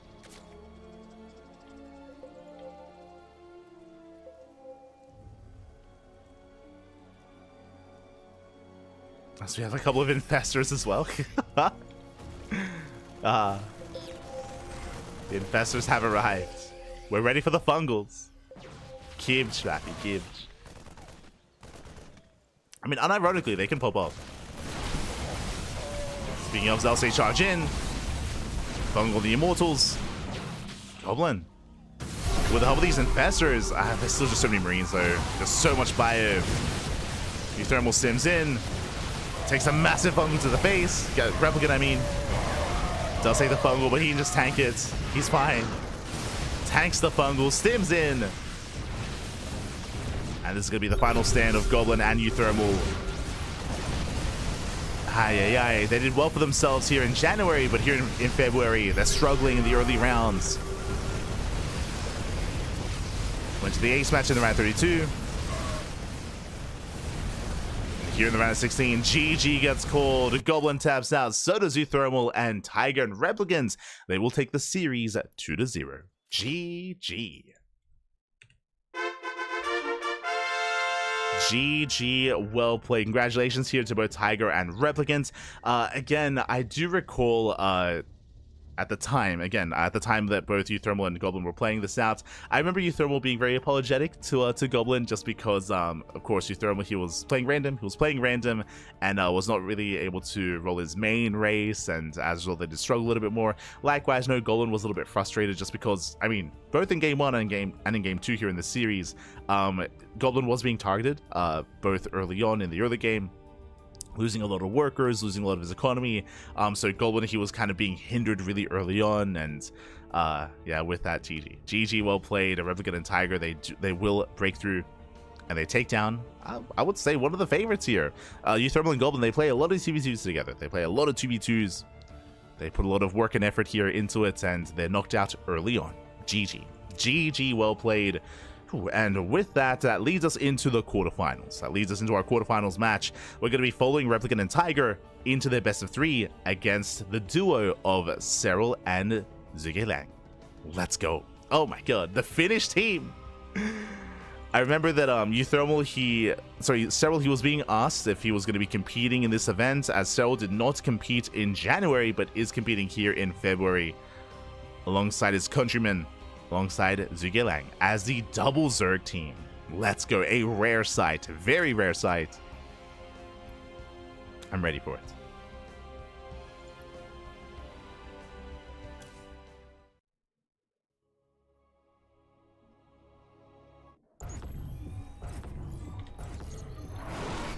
As spawning in the bottom left-hand corner of Undercurrent, we have the red Zerg player. We have the red Zerg here from land of Finland, representing Basilisk. We have his teammate as well, the Finnish Zerg himself. We have the duo of Serral and Ducklings. And spawning in the top right-hand corner, we have their opponents. We have the blue team here. We have our Terran, we have our Protoss. Together, they are Tiger and Replicant. They just took down uThermal and Goblin. Let's go. It just brought them down, and now they're up against a rare sight, a double Zerg team. Now, for those of you that remember, this is not the first time we've casted Serral play 2v2s. He actually was very successful when he played in the WTL 2v2 tournament. If you remember at the time, Serral, he joined forces with Oliveira, and honestly, it was a lot of fun. Like, I loved casting Serral and Oliveira just pop off and work together. If you remember, we had player cams as well, and it was great to see them on cams, and yeah, it was just a really cool, like, friendship that we were able to see kind of before us here between Serral and Oliveira. I would have loved to have seen more. Like, personally, I would have loved to see more of them, but of course, Oliveira is retired. So Oliveira, he's no longer available here to play with Serral, and alas, he does settle on Zhuge instead. Okay, so he is the Oliveira replacement. And I'll be honest, I haven't casted Zhuge in years. Like, infamously, you know, he was, of course, on Team Finland in Nation Wars. Even before that, of course, he was a pro player, was a competitor. Nowadays, he's retired. Like, Zhuge straight up, he's a retired player. He doesn't really compete outside of Finnish tournaments. There are Finnish offline events that take place, like, on a semi-regular basis, and players like Mixu and Zhuge they do compete in them. But for the most part, Zhuge he's retired. He's retired, so I'm curious to see how he plays, as it's been years. It's been years since we've been able to cast him. I'm ready for it. It's been a long time. For now, Hatch Gas Pool. Hatch Gas Pool opener, standard play so far by Serral and Zhuge.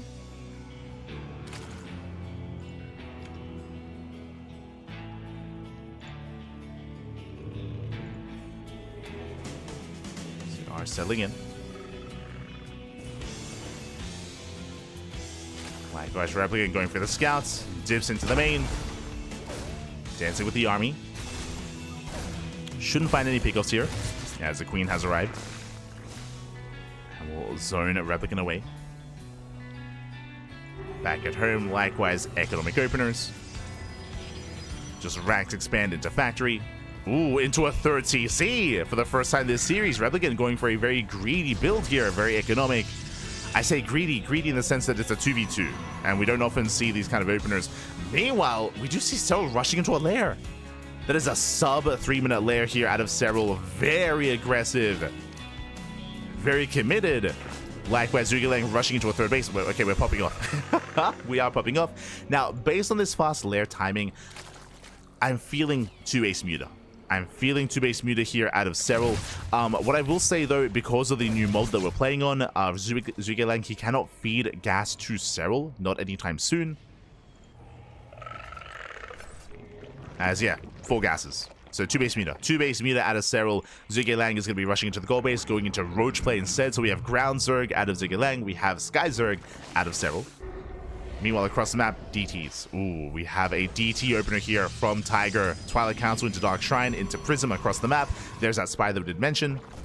Again, based on this opener that we saw, the only thing it could be here is 2-base Muta. Unless we were casting Miyamika, in which case I would say 2-base Hydra.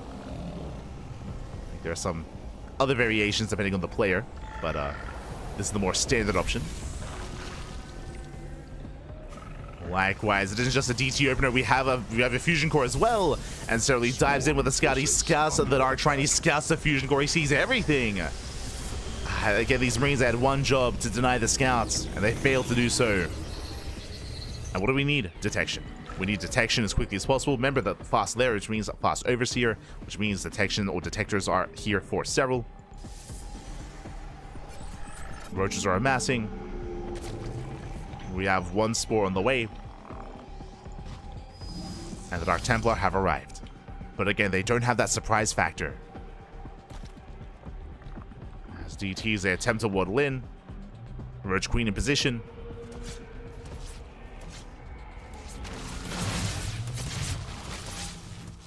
As we'll just zone that away. Oh! Catching out the Prism. Prism goes down. Massive pickup. Ay, ay, ay. Prism does fall. Not like this. Hellions, they come in towards the gold. No saturation, not yet. And the Roaches are keeping up. Roaches are keeping up here.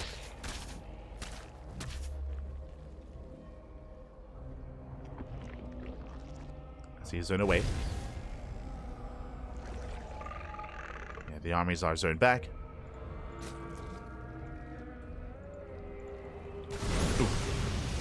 the mineral line. And so far, the Zerg team, they're holding. Mutas are on the way. Quickly checking, were they scouted? They were not. The Spire has not been scouted. They don't know. Yeah, the Mutas are going to be catching the blue team off guard. No side defense, no turrets, no cannons, no nothing. Uh-oh. Replicant and Tiger, they're being caught with their pants down. Their pants, they're down, papi. Here come those Mutas. Now there is going to be a BC to help defend. There are some Archons, sure. But alas, there's no stim.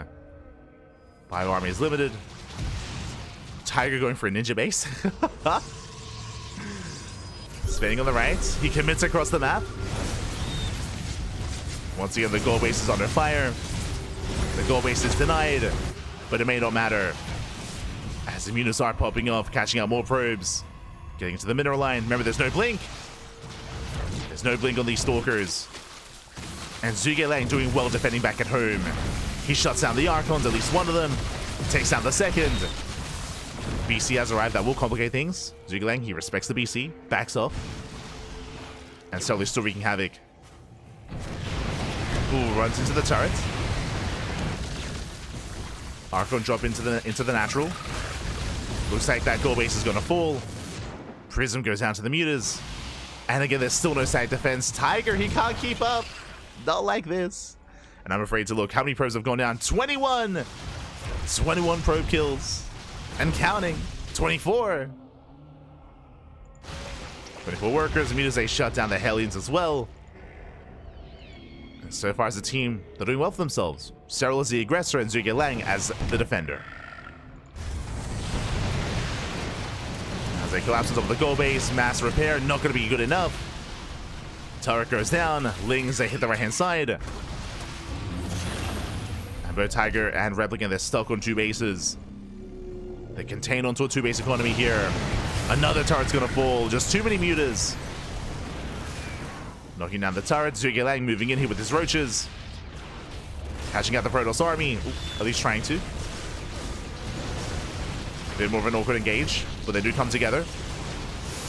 Ooh, the Mutas are being hunted down by the Phoenixes, though. Oh, the catch! He gets one! Okay, nice catch so far. Doubles back. Juice out the Phoenix. Gets one. Gets all three. Takes out every single Phoenix. Ay, ay, ay.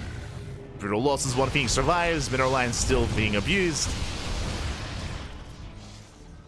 And Tiger, he's just being bullied. He's getting the goblin treatment. Oh, no. Tiger. It doesn't feel good, does it?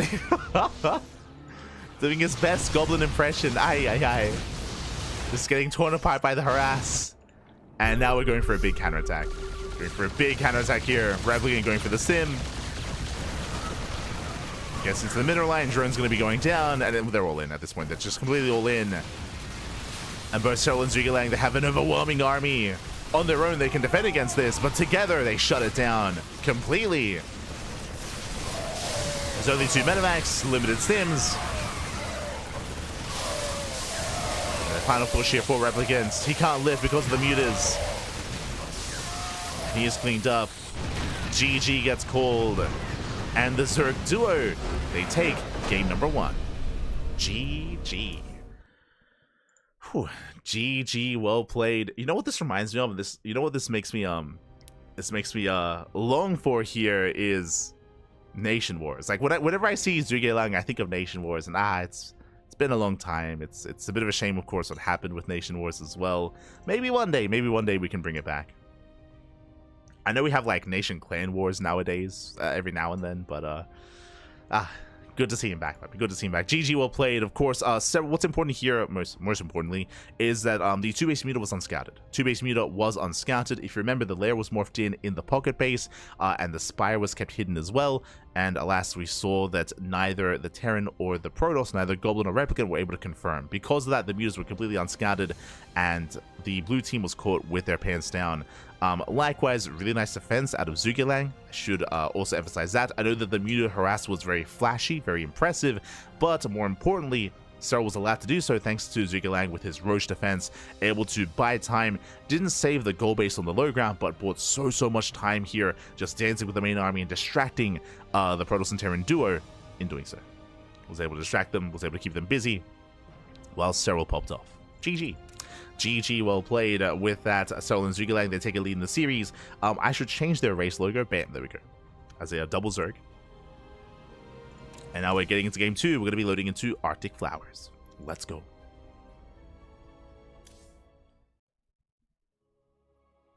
Who is uThermal? I only know Manchego Mark. Oh, I only know uThermal, Pat. uThermal. He's a big anime fan.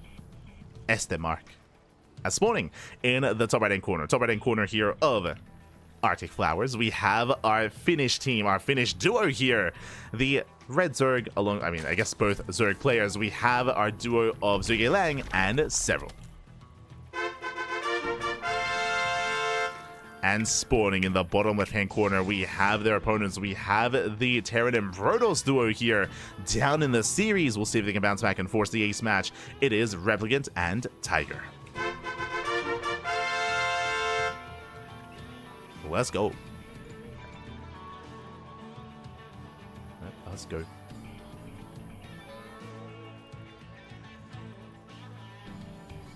As we are moving out.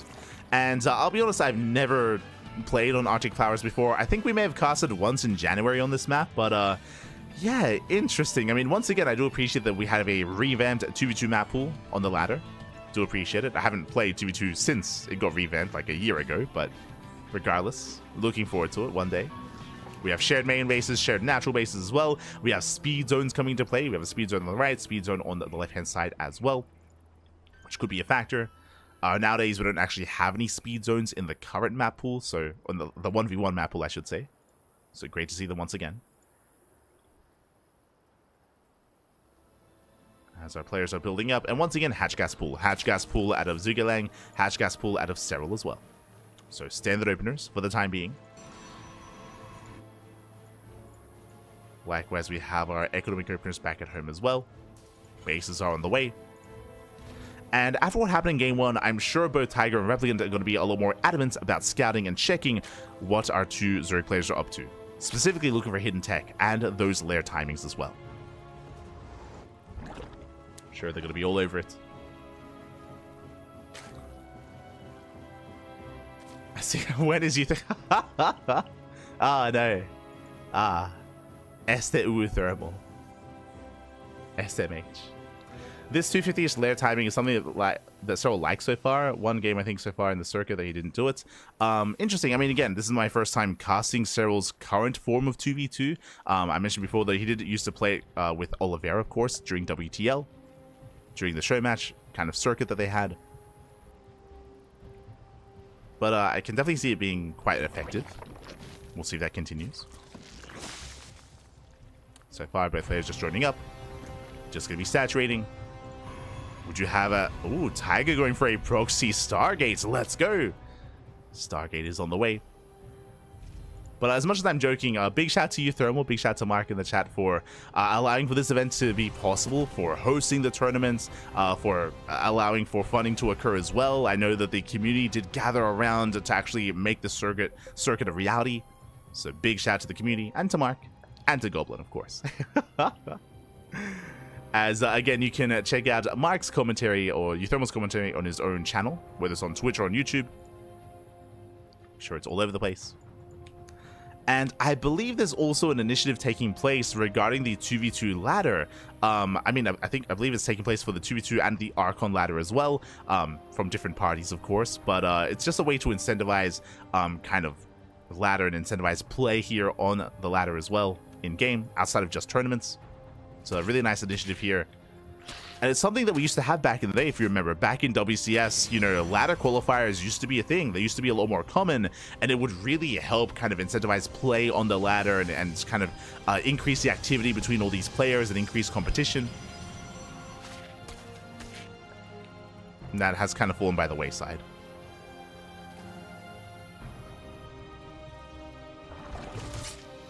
But ladder qualifiers used to be a big thing.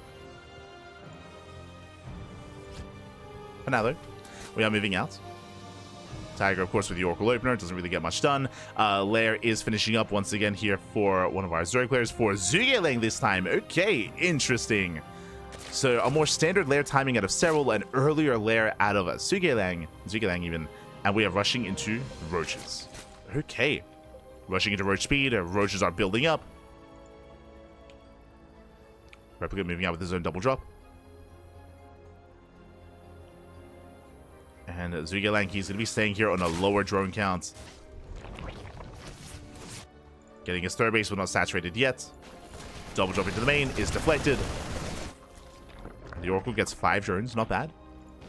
5 workers going down. Proxy gets found, gets Z-powered. So far, the defense is solid. And it looks like Zhuge he wasn't going for an all-in. He was rushing to Roaches, don't get me wrong, and now working towards Hydras alongside it. Oh, sorry, that's Serral. But did rush towards Roaches, but only to secure himself. Roach speed is done. Now he's droning up. Building up his 3-base economy. And Serral instead working towards Hydras. Interesting. I'm most interested just because I feel like Roach Hydra, they do often get in each other's way in 2v2. Or they can get in each other's way. So I'm curious to see how the armies do work together. Or how they don't work together. We'll see. So Ling Hydra out of Serral. We have Roach Ravager out of Zhuge. Oracle Harass is attempted. Is going to be shut down.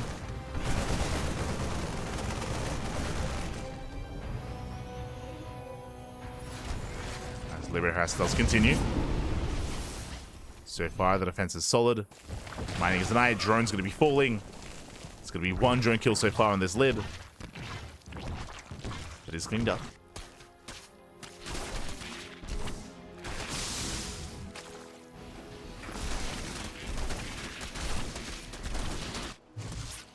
As the harass continues here, trying to get into the middle line. The last Serral, he does react in time, does pull away. Sorry, Ducklings even.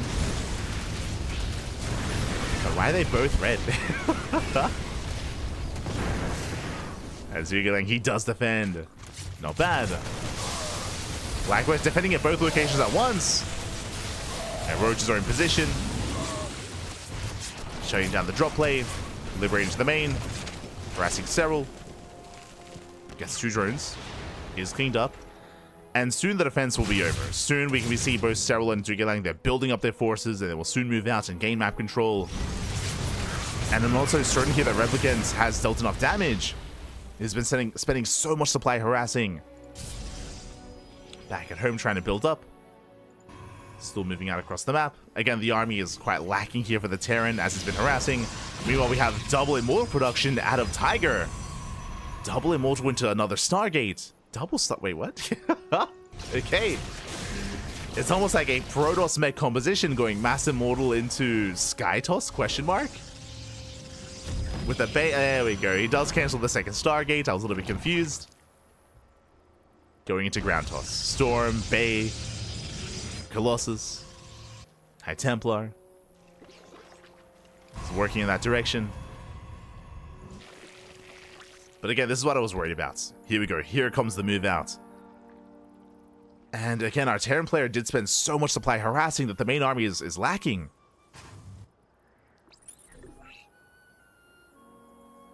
Here comes Team Finland. Ah. The Finnish duo. Links towards the right. Main army towards the left. They knock down an expansion. Start stepping up the ramp. When Tiger not quite able to deal with this on his own. I mean, he's by himself. And Storm is not done. Yeah, Hat Templar being forced back. No Storms. Immortals, they get surrounded. And where's the teammate? He can't do this on his own. Replicant, he comes in, but too little too late. The Protoss army crumbles. Storm gonna finish up in a couple seconds. But again, Serral and Zhuge they break through the defensive line. Storm connects. And there's 1 Storm remaining. Pretty good Storms. But that's all there is. Just 2 Storms. And there's nothing else left. Zhuge and Serral, they snowball out of control. They break through the main army. They get on top of the production. Again, this entire game, they were just focusing on defense. They were surviving the aggression. And then they break out. Then they reach their final form here of Roach Hydra. And they cannot be stopped. The harass just wasn't good enough. It just wasn't good enough damage. They didn't kill enough SCVs or drones. And here we go. GG gets called. Oh, the Storms. We get a couple more Storms here while we can.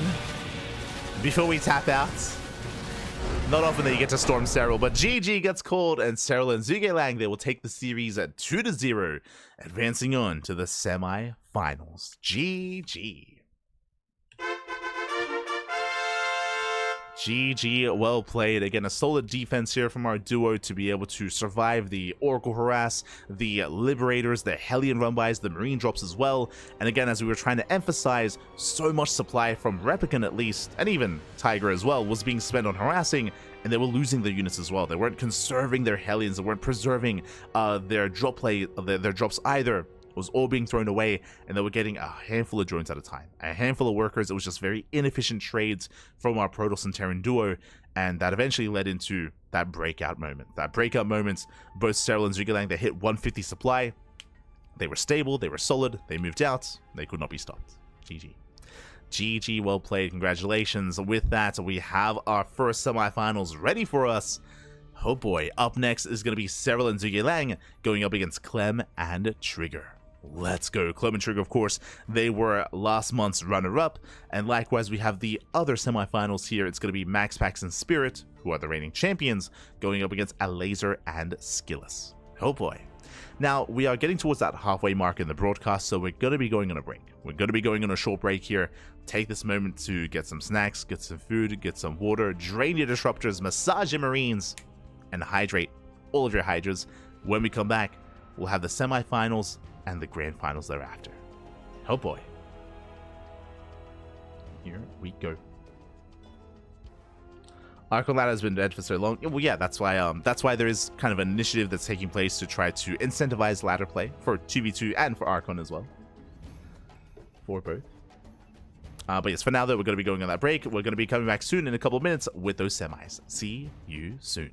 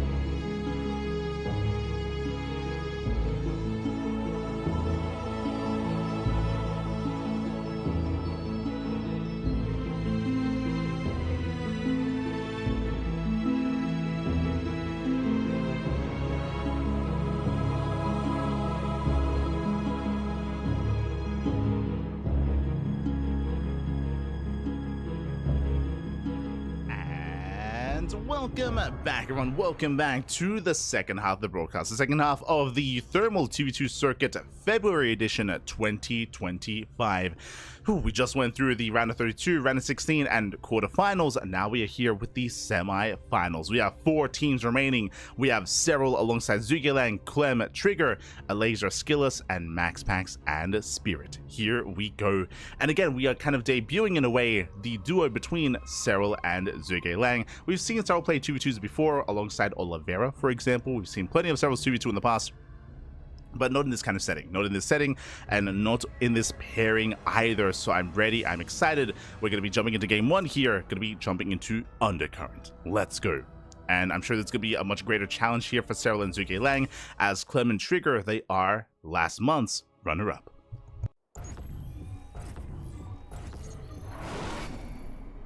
They are the runner-up and spawning in the top right-hand corner of Undercurrent once again. It's been a bit of a more popular map, not gonna lie.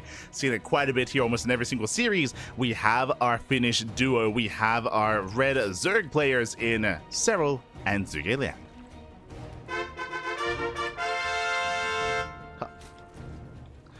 And spawning in the bottom left-hand corner, we have the Canadian and Italian duo. We have the runner-up here from last month. We have Clem and Trigger.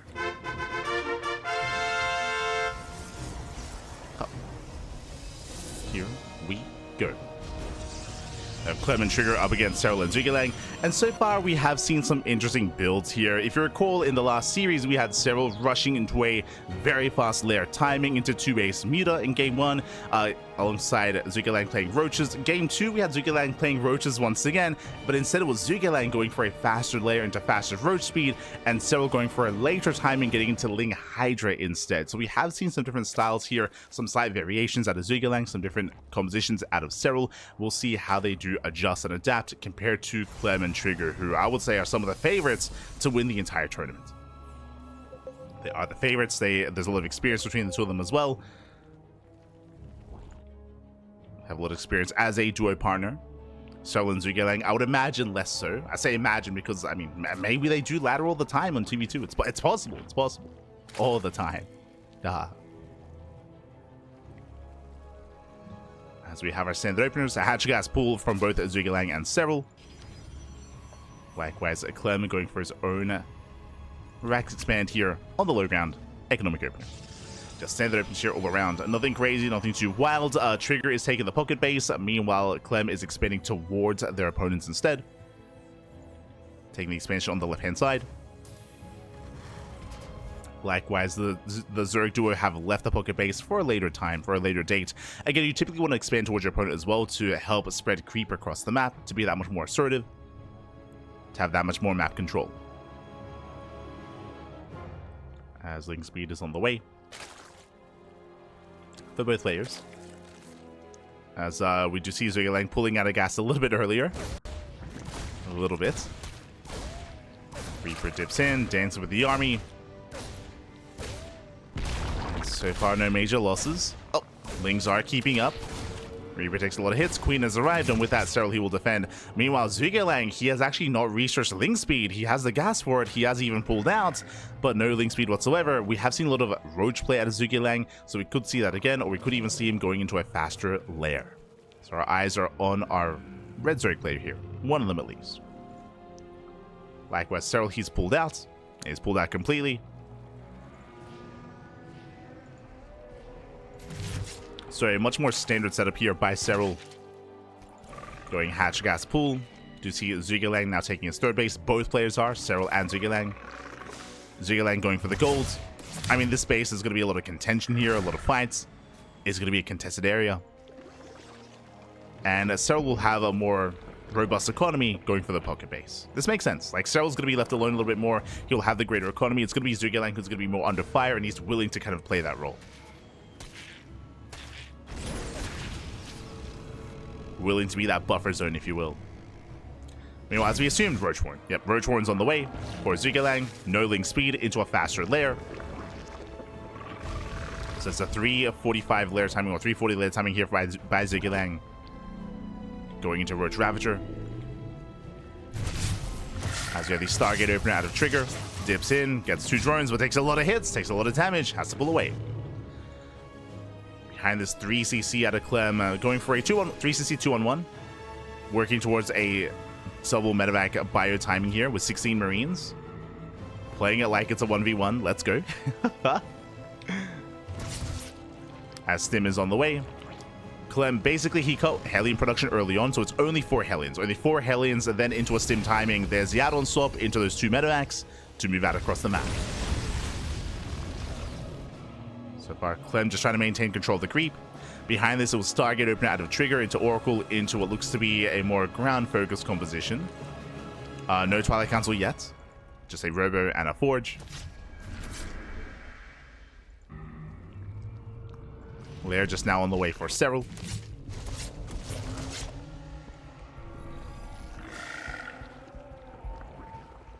And from here, I would imagine Serral once again is going to... as he shuts down the Oracle, but I would imagine once again Serral's going to go into Ling Hydra. I would assume. We'll see. Yeah, there it is. Hydra then is being thrown down. So 2 games in a row now, we see Serral going into Hydra Tech. In a much more standard setup. Oracle gets turned away.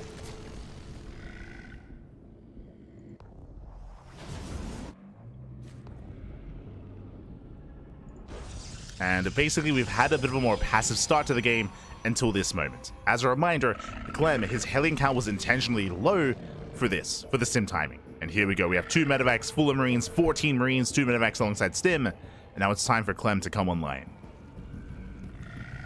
And as Clem's being aggressive, Trigger he's building up. Remember, Stargate opener and now into a 3-way setup in towards Charge +1 Immortal production. The tech and upgrade is going to be a little bit later for Trigger. So Trigger needs more time, and Clem is here to give Trigger that time. So he does Stim in. Picking up a couple of roaches. Dropping into the main, Queen's position. Oh my god! Whew, as the medevac does pull away in time. Whew. Clutch defense. Serral, he was in position. Does deny the medevacs. Likewise surrounds one of the Hellions. 3 Hellions left over. Zhuge forcing Clem back. But again, the goal here for Clem is to keep the Zerg players busy while Trigger reaches his final form. I say final form. Reaches his first form, I should say. Still getting to charge. Into Archons, Storm, Immortals. Trigger still needs more time.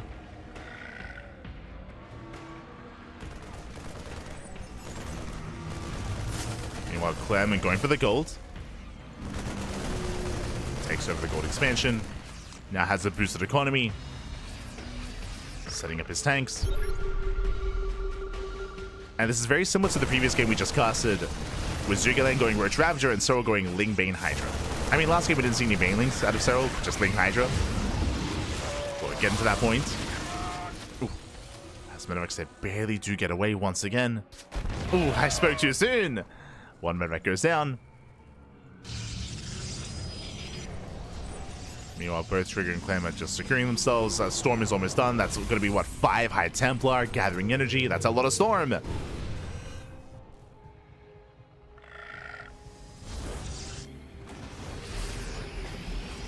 Here comes the main push. We still need a couple more seconds, though. You can see here, Storm is being chronoed as we speak. Yeah, the push has begun.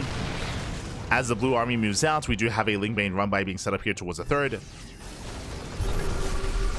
Decent concave by Zhuge. Try to slow this down. Ooh, we'll lose the Queen. Queen does get away. Last slowing down the push. Bailey's a waddle into the middle lane. Clem, he does react in time. He pulls away. Yeah, pulls away, shuts down the Ling Bane. Bailey's speed not done in time either. Now can focus on the push. And with Storm support, I mean, can this be dealt with? Let me Stims in. Shuts down some Ling Bane. There's no Storm available. No! Trigger! Leaves out a High Templar, an expensive loss. Yeah, a bit of an overstep there from Trigger. At the same time, goes for a Zealot run by. Another Storm gets spent. But remember, he's got, what, 3 more High Templar behind this. Army collapses in. But he's pushing into 3 tanks, 4 tanks even. Yeah, massive tank shots going up. Ravager piles are a little bit lackluster. And both Clem and Trigger, they break through the main armies. They stim in. And there's just not much left over. GG gets called. The Zerg army gets broken. And Clem and Trigger, they take game number 1. Whew. GG. GG, well played. Whew, I get a very strong start here for our NA duo. Question mark with Trigger and Clem. Again, they had a relatively passive start. I say passive. Trigger had a passive start. It was Clem that was just buying time, building up, and just giving Trigger the room he needed to build up towards Storm, towards those Immortals as well, towards that massive move out, that massive push. Unfortunately, when it comes to Serral and Ducklings' engagement there, it was really rough. They did try to set up the surround, that is true, but honestly, Trigger and Clem did a great job at just splitting up their armies, having Storms in both locations, zoning away the army. Link Bane wasn't really too much of a factor, just could not touch the army because of the Storms, and those tanks got so much value in the back line against the Roaches. It was a terrifying push, I'll be honest. It was terrifying. GG, well played. It's one of those things where if it was just a Terran army, that's where they're vulnerable to that kind of surround. But with Storms, I mean, that's the issue, though. That's the answer to the problem there. It just zones away the Link Bane, shuts it down, makes sure that Zhuge and Serral just could not get on top of those tanks. It took them a long time to actually break through that line, and they didn't even clean up all the tanks either. They just could not get close enough. GG. GG, well played. With that, that leads us into game number 2. And we'll see how our Zerg team are able to deal with this. And I'm hoping for an ace match. I'm hoping for a back and forth. The pressure is on. The pressure is on. And here we go. We are spawning in the bottom right hand corner. In the bottom right hand corner here of Crimson Research Lab, we have our Finnish team. We have our double Zerg. We have Serral and Zhuge. And spawning in the top left-hand corner, we have their opponents. We have the Canadian Protoss, the French Terran. We have the duo of Clem and Trigger.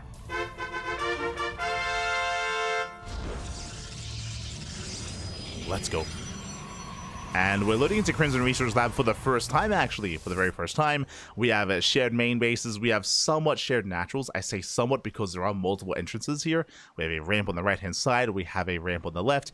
But this is actually another pocket base, so never mind. It's actually quite a secure location here. One player gets a free pocket. In a sense, a free pocket. There are rocks to be knocked down to gain access to the space. But overall, this does look like a bit of a larger map here. More secure bases, more secure locations. And even gold bases as well. Oh boy. Here we go. Meanwhile, again, last game we did have a more standard setup. It was Zhuge who had gone into earlier commitment into Roach Ravager. It was Serral that had gone for a much more standard Ling Hydra kind of composition. We'll see if they mix it up. As we did see Serral go into 2-Ace Muta once so far tonight, which means that he has that available to him if he so chooses. Is a risky kind of style to play though, as you're heavily reliant on not being scouted. We'll see. We shall see.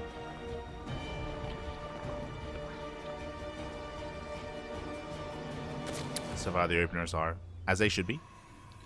Economic openers all around. No early tech, no early aggression. Overlord's getting in position.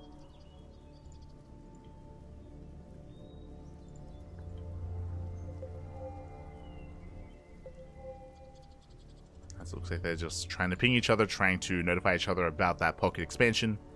And I would imagine Serral's going to take it. Similarly to the previous game, I would imagine that Serral is going to take the safer expansions. Intentionally so he can, you know, kind of secure himself.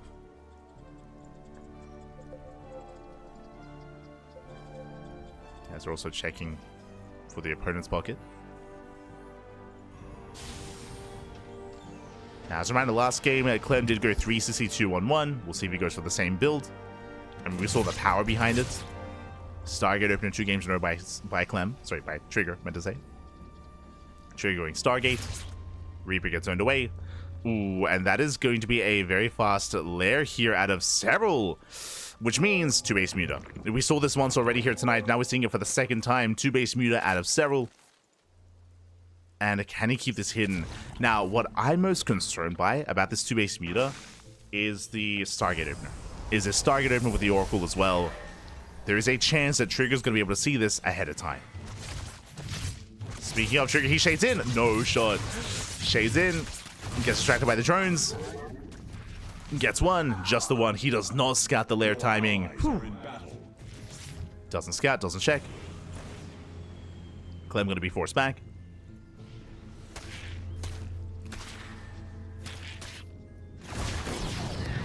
It's going to be forced back here.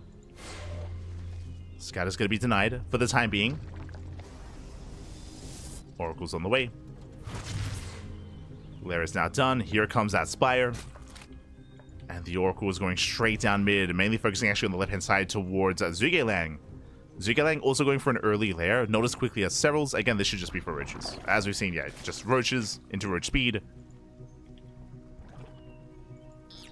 Serral did take the pocket. And Trigger, he does get eyes on the Roach Ravager. He rushes past, sees the fast lair, and he confirms the Spire result. Massive catch here for Trigger. He sees everything. He confirms. Does confirm. Behind this, we should be getting ready. There we go. Phoenix production has begun. We already saw 3CC 2-on-1. Same build. Same build 2 games in a row. 3CC 2-on-1 out of the Clem. Even greedier because Clem is getting his 3rd CC on location. And this is going to be brutal. Like, in general, 2-on-1s, they completely shut down Mutaplay. Even more so here. As we have the initial 2-on-1 alongside Phoenixes to support as well. This is not going to be easy for Serral. As there's going to be plenty of anti-air. Second target on the way. Phoenixes are revealed. And what's the plan going to be here? I mean, Serral, he knows that there are Phoenixes. We have a Hydroden for Zhuge-Liang. Stasis going up. Catching 2 drones. And Serral is going Corruptor. Okay, I like this. So on the one hand, we get a revelation as well. Basically, with this revelation, we're keeping eyes, we're keeping tabs on the eggs. And we are morphing in Corruptors in the main. So Trigger, he will be able to confirm. Now, the reason why Serral is going Corruptor and he's hard switching into a Hydroden and Infestation Bit is because he knows that mutas aren't going to work. He knows that mutas will just kill him. We'll get him killed, I should say. So the Corruptors are intentional to have some kind of value with that tech. Marines, they stim in, they focus on the roaches. Corruptors are revealed. And we spoke about that 2-on-1 timing. Ooh, is forced to pick up. Has to pick up, does pull away. We have +1 air attack here from Trigger. And so he will catch 1 Phoenix. Not bad. Gets a Phoenix, almost gets another. So he's going to be forced back. And we do see, this is what's a little bit awkward about our duo here. Both players are rushing into lurkers. Both players are working towards lurker tech. I don't think they have to. I mean, where else can they go from here? Corruptors, they rotate over.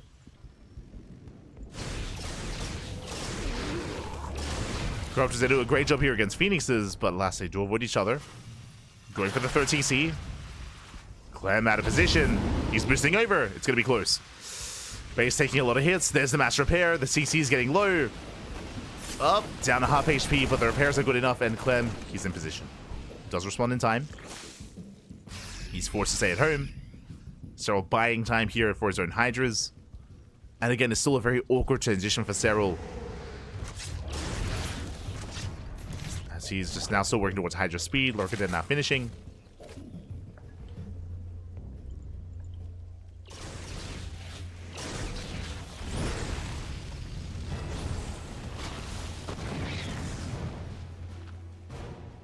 Trigger is rotating. Keeping tabs on his opponents. Still going Mass Phoenix. So got Anion Pulse Crystals on the way. +1 air attack. And here comes the Bio Push from Clem. Catching him on Corruptors. Corruptors falling. Nice catch on the Queen. They're going to be knocking down those rocks. And Lurkers are good, but that's what the Phoenixes are for. They're going to be here to lift. Lifts and deny every single lurker. Oh, there's a scan. And Trigger, he has his job. Can he lift in time? So far, Clem trying to stem in. Oof. Gets punished. get punished for it. Being ready to threaten the Corruptors at least.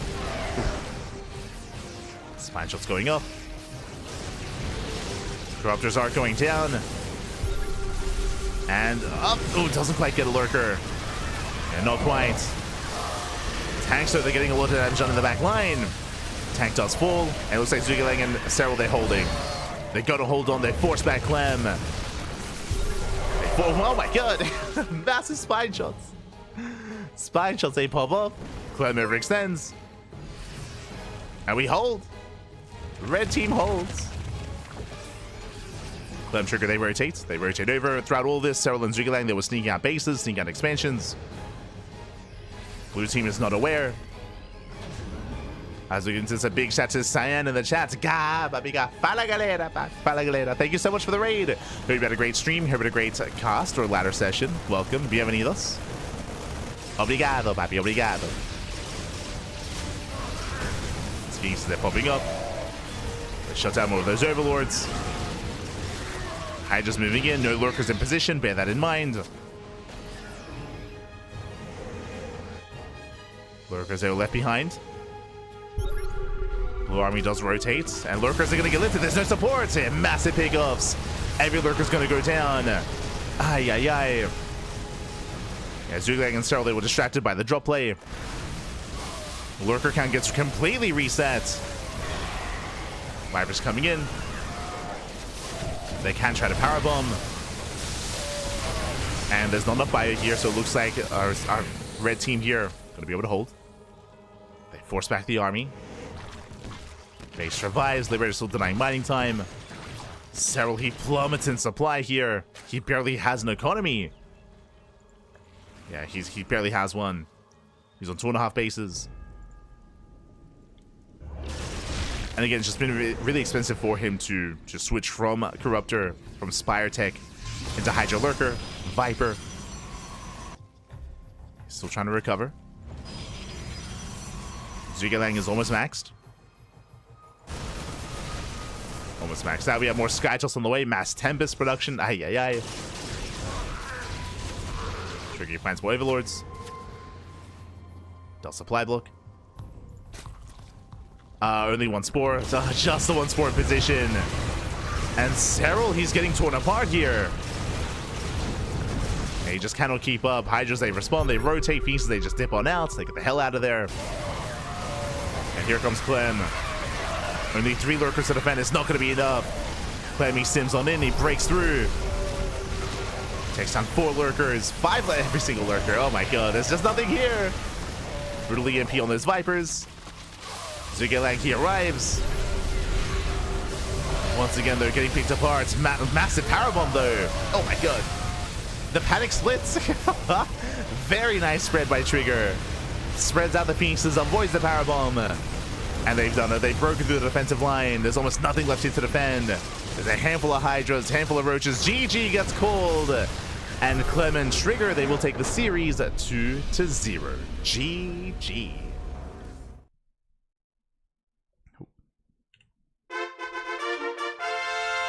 GG, well played, congratulations. They will claim the series here. Again, a really rough start for Serral and Duckling. As a reminder, Serral, he was trying to go 2-base Muta. He got scouted. He was forced into Corruptor and forced to try to transition into a Hydra Lurker. But again, it's just a very expensive transition from one into the other.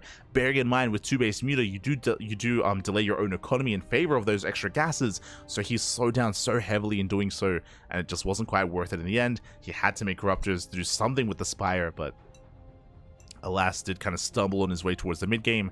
And likewise, that pocket base, a base that was meant to be safe, was anything but safe. Both Trigger and Clem did hyper fixate on that pocket expansion, making sure that Serral never really had an economy to sustain himself. GG, well played. Whew. With that, Clem and Trigger, they will take it. They will advance on to the grand finals, and the question becomes, who will join them in those finals? As we are getting ready here for our next series, we're getting ready for a different matchup. Here we go. We have Alasia and Skillus playing for the first time, I believe. I don't think we were able to feature them last month, so great to see them joining forces here today. I want to say last time we saw Alasia with Geralt, if I remember correctly. Yeah, it was Alasia and Geralt that were playing together. I remember because Indy was casting them. But it looks like this month, this time, no Geralt, Skillus instead. Nikita, papi, Nikita. Let's go. So Alasia and Nikita up against MaxPax and Spirit, who are the reigning champions. Here we go. Broodlords? Broodlords were not an option there. No, not an option.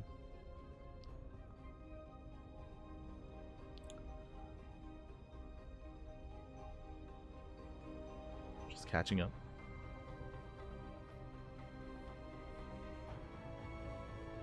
So like so far, I mean, he did it half of the time so far. I did see some people talking about how Serral he likes 2-base Muta.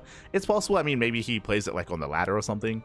But yeah, I did only see it twice so far tonight with mixed success. Again, like as we mentioned, like to emphasize, like it's one of those builds that heavily relies on being a surprise, on keeping it hidden from your opponent, keeping it hidden from the scout. But here we go. We're jumping into our second semifinals, and we're loading into, I'm a little bit surprised, for the first time tonight, into Emerald City.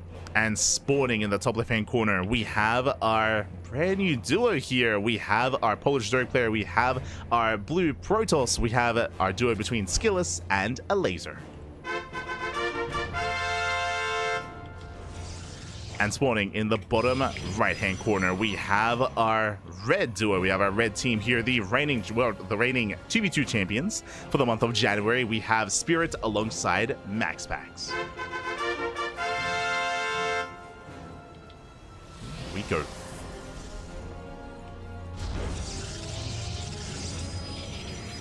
We have Spirit, we have MaxPax.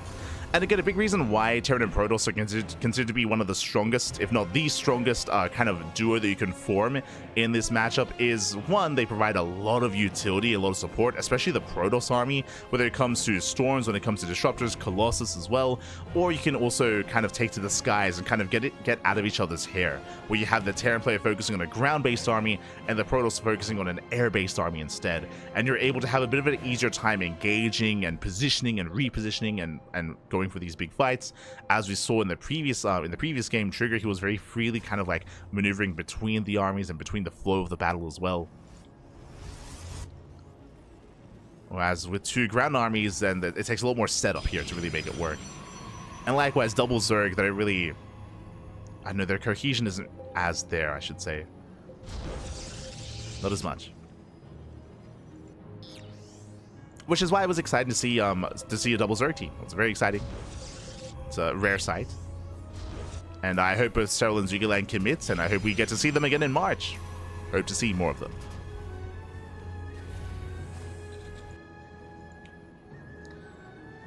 For now, though, we're settling in, and we'll see if we do end up going for anything other than a Stargate opener.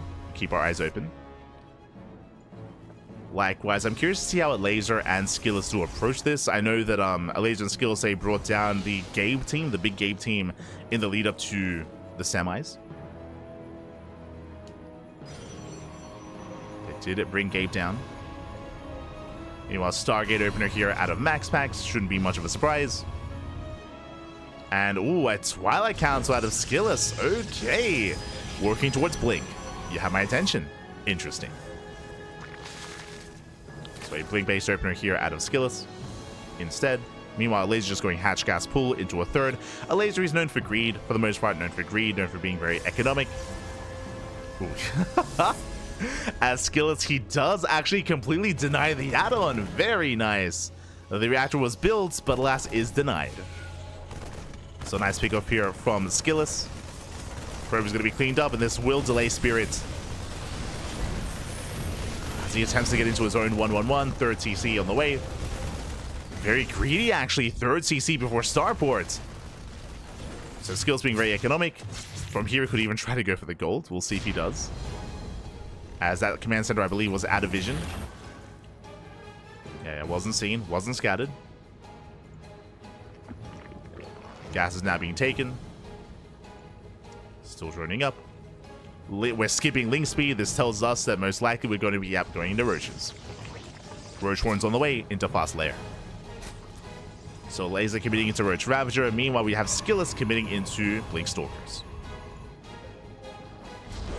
Into that Blink. As a reminder, we shouldn't really be seeing much aggression out of Spirits. Remember, faster at CC, so it's going to take a while for him to really come online. Getting into Bio, not Mech. We'll be harassing with a Hellion. Adepts have arrived. We'll see what they can get done. See Shades in towards a Laser. Getting a drone. Drone goes down. Oracle towards Skillus. Skillus is keeping up. Oh my god, the Hellion shot. Jesus. Hellion volley goes off and drones are going down. Shading into the main. Getting another drone as well. Or he's trying to. Stasis going up. Catches out 2 probes. And as the dust does settle, that was 7 drone kills for 2 Adepts and a Hellion. Very well worth it here for the red team.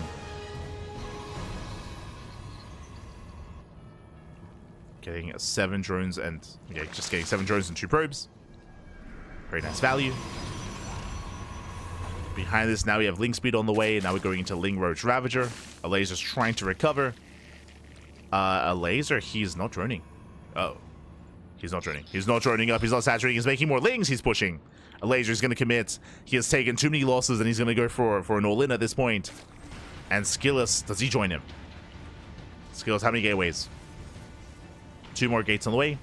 Going for a 5-gate setup on 2 bases. There's a proxy pylon to reinforce, and they spot the pylon. Pylon gets spotted. They confirm no saturation. Nice scout here from MaxPax. That was what the ping was for. They know it's an all-in. They know it's an all-in. Stasis traps on the way. Bunkers, tank lines. They know what's coming. But knowing it's off the battle. Can they defend? Can they survive? Massive tank shots going up. I mean, this ramp is brutal. Oh my god. The ramp is insane. And they cannot push up this ramp. It's just a meat grinder here. But, I mean, there's no transitioning out of this. They shut down the Stalkers. Again, MaxPax going Mass Phoenix. Limited anti-air. Going for the Ravagers as well. 1 Phoenix goes down. And they're still walling up. Again, the Laser, he cannot join from here. Not anymore. He knows it. That's why he's going pure Ling. There's no macering from here. Will deny the 3rd. Denies the 3rd expansion. We have a proxy 6th gate here from Skillus. Goes to the blink, goes to the dive. Where are the Phoenixes? Phoenixes are across the map. Spirit, he's on his own. Tanks are going down. Bunkers are under fire as well. It's a 2v1. And Skillus, he needs help. Sorry, Spirit, I mean. Spirit needs help. MaxPax, where are you? He's across the map.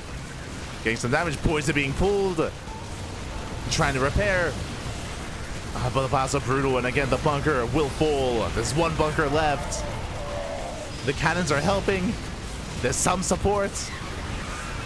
But Spirit, he's falling. Yeah, he's being broken. And now the Phoenixes race back home. But the damage has been done. MaxPax, you abandoned your boy.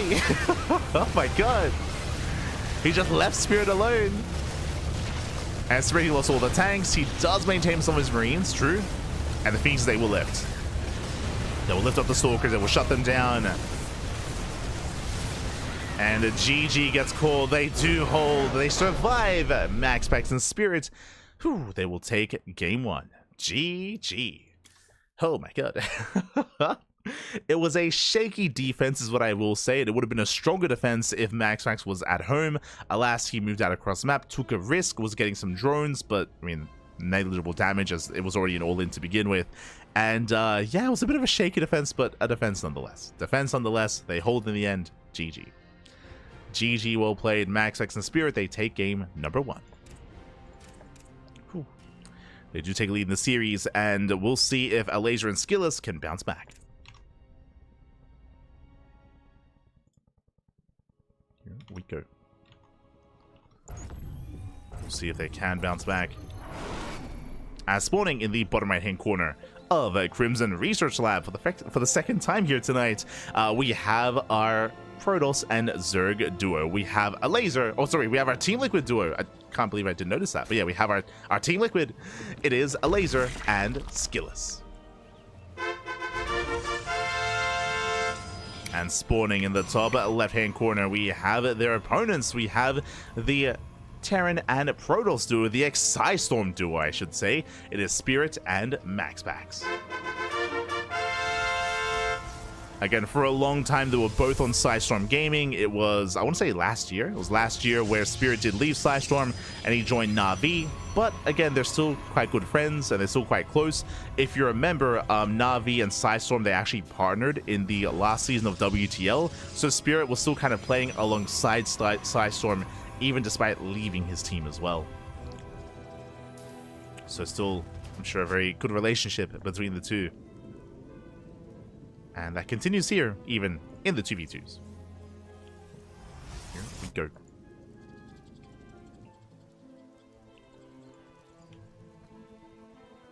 So we do have our openers. Interesting. A hatch pool opener here out of a laser. Delayed gases. And I'm curious if we are going to be delaying our gases even further here. Are we going for a gasless opener? We are. Very greedy build here from a laser, going hatch pool into hatchery before any other gas geyser. Oh, assuming he rallies out. For now, still just droning up. I mean, still no gases. Across the map, skills being as annoying as possible. Forcing the CC off center. And that ping was from MaxPax. Yeah, he notices. Yeah, he does notice gasless. Sorry, gasless style. Now, this does mean that a laser 1, he's cutting a little corners, he's being very greedy. He is going to be vulnerable as a result. Or I say vulnerable, he can't be as assertive. There's going to be no speedlings, for example, to harass across the map, which means you could argue that MaxPax and Spirit can be greedy as a response as well, and go for faster third bases. Yeah, there's the third hatchery. Yeah, so it is gases. I assumed that it was going to be a bit of an earlier third hatchery, but, I mean, third hatchery nonetheless, before any gas is being taken. Very greedy build here by a laser. We have our tech of choice. Once again, Stargate from MaxPax. And once again, Twilight Council from Skilless. We assume that MaxPax is going to be playing Phoenixes again. And we assume that Skilless is going to be playing Blink Stalker. Do assume. Meanwhile, Spirit going for a 1-1-1. As a reminder, last game, Spirit was much more economic. He had gone for a third TC, a much faster third command center, I should say. This time, going for a 1-1-1 proxy starport into Hellion drop. Okay. So it looks like their answer to the greedy build of a laser is to try to punish him. Is to punish that greed. Medevac is going to be on the way. Hellions are rallying across the map. And we'll see what Spirit can get done.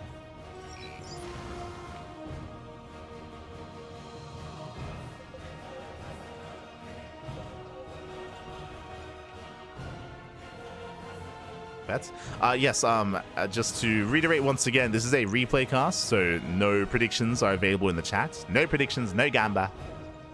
Not here. Again, these matches did occur a couple of days ago. Earlier last week. And we are going to be covering it via replays. We were there at the time, but again, we were, of course, working behind the scenes, adminning, making sure it ran as smoothly as possible. As we do have the Hellion drop into the main base of Skilless. Play reaction. Probes. Oh my god, they're lighting up! Oh no! Oh my god, massive connections. Probes are going to be going down. And how many so far? 7. 7 probe kills and counting. The Depse shade in. More drones falling, even from the high ground as well.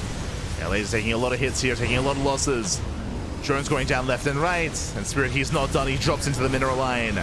Oh my god, this is crazy. This is getting out of hand. It's becoming too much here. Oh my god. Losing how many? 25? So he's not done. Oh, someone stop this man. Stop him. Calm down, buddy. Calm down. He's already dead. Oh my god. 20, almost 30.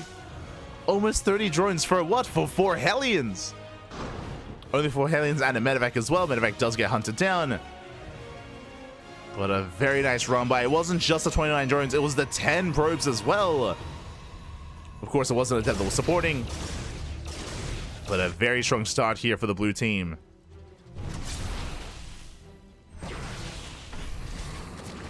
Very strong start. Lair now on the way here at 5 minutes from a laser.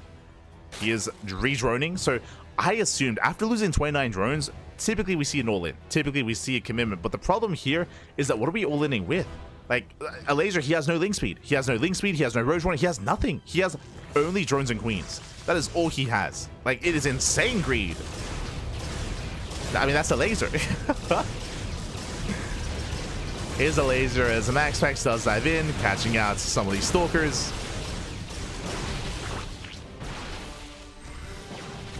Stalker's gonna be falling. MaxPax pulling away.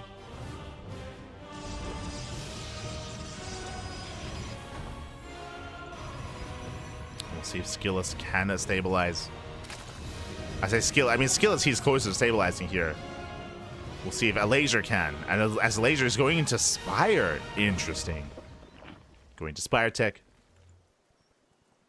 I mean, he's already aware of the Mass Phoenix, so this looks like Corruptor out of a laser. Interesting. Looks like Corruptor. Oh, I think this explains. There was someone earlier in the chat that was talking about how we saw Corruptor against Phoenix against MaxPax, and I think they had confused the laser for Serral. That explains it. As Corruptors would make the most sense here. MaxPax, he scouts the Spire. He is aware. And the laser should be going to Mass Corruptor. And that would be a good way to deal with the Mass Phoenix, of course. As Corruptors are tankier, they're more robust. They're less mobile, of course. That is true. They are less mobile.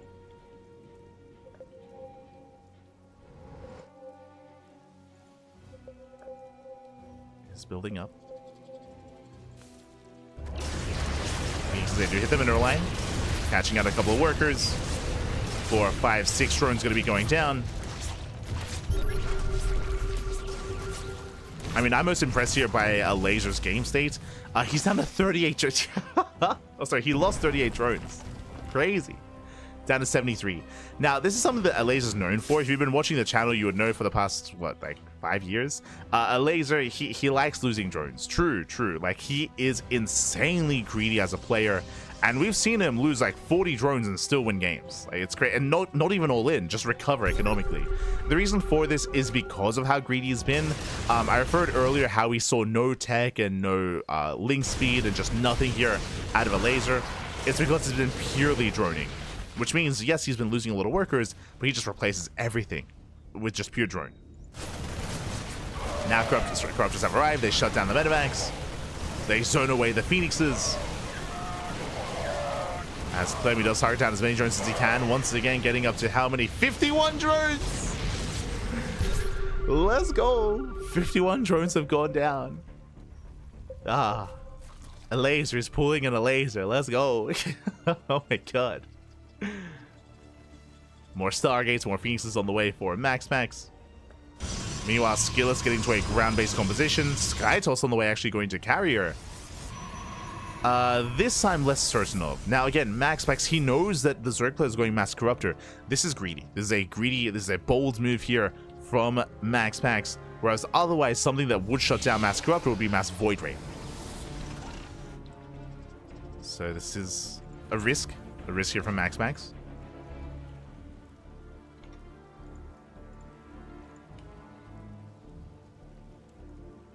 It's a risky maneuver.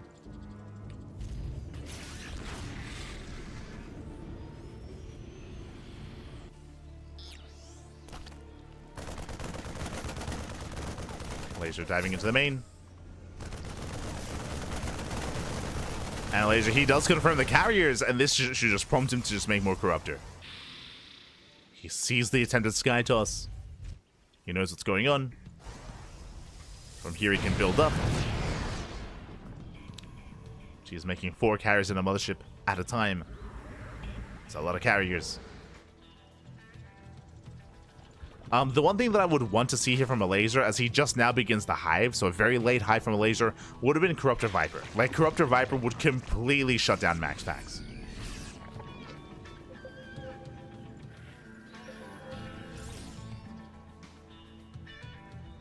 As he's trying to keep up. Ooh. Does once again zone away those Phoenixes. Does zone them back.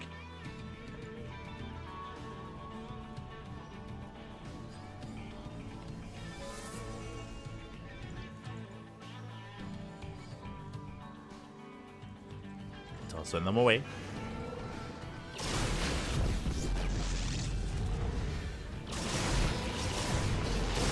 Oh. So again, just picking more Phoenixes. Down to how many? 15. 15 Phoenixes. Not too many. Throughout all this, we do see that Spirit has been building up his bio, building up his Marines, going pure Marine tank, actually. Uh-oh. This is a very fragile composition here, especially against all this splash damage against Mass Colossus. We should be expecting more Marauder. But no, just Mass Marine. Now getting to Ghost for EMPs. Skillus moving in, he sees the army. Tanks on siege though. Yeah, nice siege line. Colossus trying to dive in. Archons, they tank those shots. And the Sky's army is just going to completely crumble here. MaxPax being far too greedy, going to carrier too soon against Mass Corruptor. Meanwhile, the Marine army just crumbles before the lasers. The lasers, they pop up, they mow through spirits. And mate, we break through the main army. There's nothing left here. The Phoenixes, they do nothing. There's 2 carriers left. That's what the Corruptors are for. And MaxPax is completely shut down. And again, MaxPax, he was aware of what was happening. He was aware of what was going on. Just overconfident. And likewise, Spirit, I mean... I mean, the Marines, they just fall over. They just topple over. Oh my god. As skills, the Colossus, they reign supreme. I would have to assume that maybe... I would have to assume that MaxPax assumed that his army would be safe with all those Marines. Would be safe against the Corruptors, but alas, caught off guard, caught out of position. He was not actually protected by the Bio Army.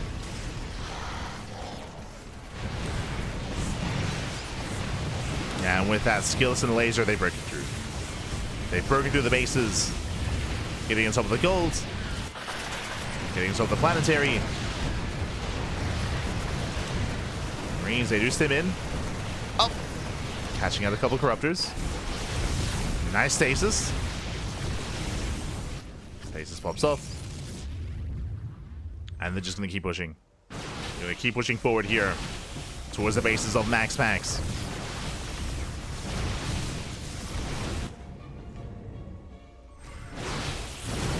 It's moving in. Boys trying to be evacuated. They run into the Archons. Oh no! The Archons, they shut down the mineral line. Corruptors, once again, they just dive on the carrier. Now we see Void Ray, but it's too late. It's too little too late here. Void Rays that were necessary earlier. It's a late reaction out of MaxPax. Now going to mass Void Ray, which would have been the answer sooner. Corruptors, they do dive back here to the safety of the Stalkers. The Stalkers, the Archons. And alas, Skillus and Nikita, they do it. Sorry, Skillus and Aid, sorry. They do it, they break through. Mothership has arrived. Gotta be focused down. GG gets called, and we are going to the ace match. As the series is gonna be tied up 1-1. GG. GG, well played. We are tied up. We're going to game 3. Whew, and again, a really intense game there. Laser had a very rough start. Remember, he lost 29 drones. 29 drones went down, but because specifically for a laser, like the reason why it makes sense and how he gets away with it is because a laser, he's not making lings, he's not making roaches, he's not actually making anything out of his bases other than drones. He just fully committed to just pure droning, and in 2v2 you can get away with it because he was relying on Skillus to defend, relying on Skillus to keep up, to deflect, to protect the bases, and Skillus, he pulled it off. He did pull it off. A laser was able to recover despite losing so many. He lost 51 drones getting into the mid game, which was insane. Didn't matter. Just make more drones. Just make purely drones, and with that, a laser was able to maintain himself, got into Mass Corruptor, and of course we saw how it ended. Again, MaxPax just being greedy in his response, and with that, we're going into the ace match. Let's go. We're getting into game 3. We'll see how this goes.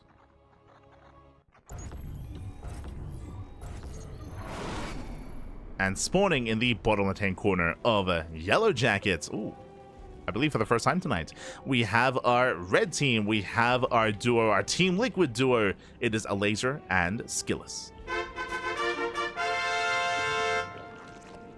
And spawning in the top right-hand corner, we have their opponents. We have the Protoss and Terran. We have the Xi Storm duo, if you will.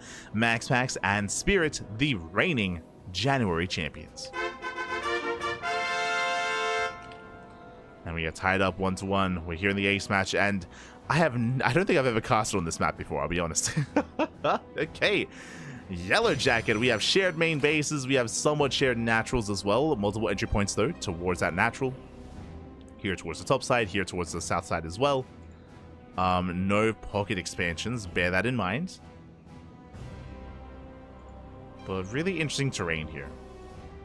Let's go. We have the Wasp. Or the Bee. Let's go. The Yellow Jacket. Beautiful.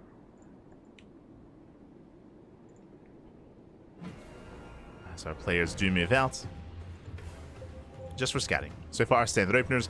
And this time, speaking of standard openers, ooh, we have a hatch gas pool here. No gases opener, not this time by laser. Which means link speed, which means nowhere near as greedy. Nowhere near as greedy. So laser taking a different approach this time.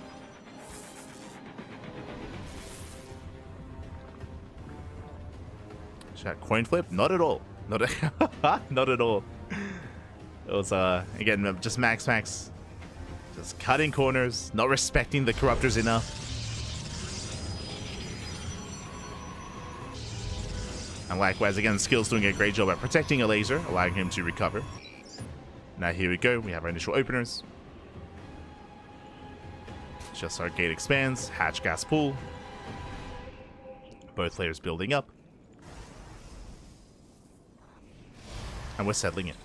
And now once again, we'll see if Spirit goes for another faster third TC like we saw in game 1. We'll see if MaxPax commits into Stargate. The answer is yes. A Stargate opener out of MaxPax. Looking to go into, I would imagine, Mass Phoenix again. I mean, Mass Phoenix is kind of like one of the go-to strategies here in 2v2. Is one of the go-to compositions.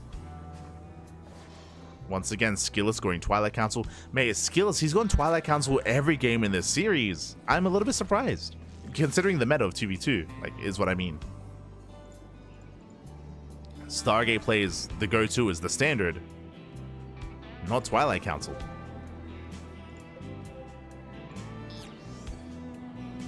As we just see, ooh, interesting, Spirit going for an aggressive build, going for a 1-1-1. Yeah, it's going to be a starport before the third TC. Very aggressive. And with this, we can go for Banshee. Yep, there it is. There's a Tech Lab into an Atom Swap into Banshee play. So Oracle harass into Banshees, Overlord dives in, a laser, he does confirm the Stargate, and a laser, he also, a little bit further, almost, he almost confirms the 1-1-1. Doesn't see everything yet. A laser a little bit in the dark. He pulls away. Pulls away, he doesn't see the add-ons, he doesn't see the add-on swap, ay. And they don't know.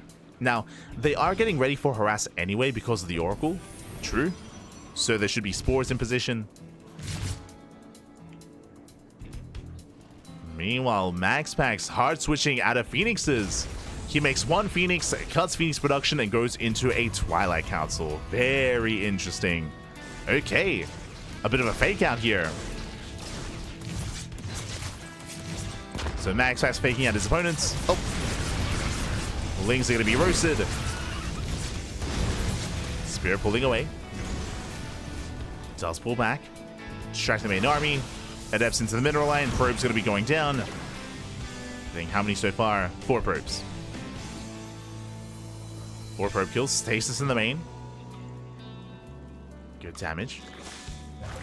Nothing major, nothing game ending, but good damage nonetheless. Hell is a bust into the probe mineral line as well. Ooh, getting another volley. 6 probe kills in total. Only 2 probes, so not as impactful here. Not as much value. But the Cloak Banshees are gearing up. And you can see here that Laser is pulling back those Overlords expecting Mass Phoenix, when really it's Mass Stalker instead. So I just really love how MaxPax is playing this out, just because he has a reputation, right? Like Mass Phoenix, we've seen it so often, whether it was in last month's tournament, whether it's in this tournament as well. And the Laser and Skills, they're still trying to figure out what's going on. We have our lair on the way. Looks like a laser's going Ling Hydra. Meanwhile, Skillus is going Blink Stalker into a more robust gateway composition. So standard setup here from Skillus. Playing Hydra out of a laser.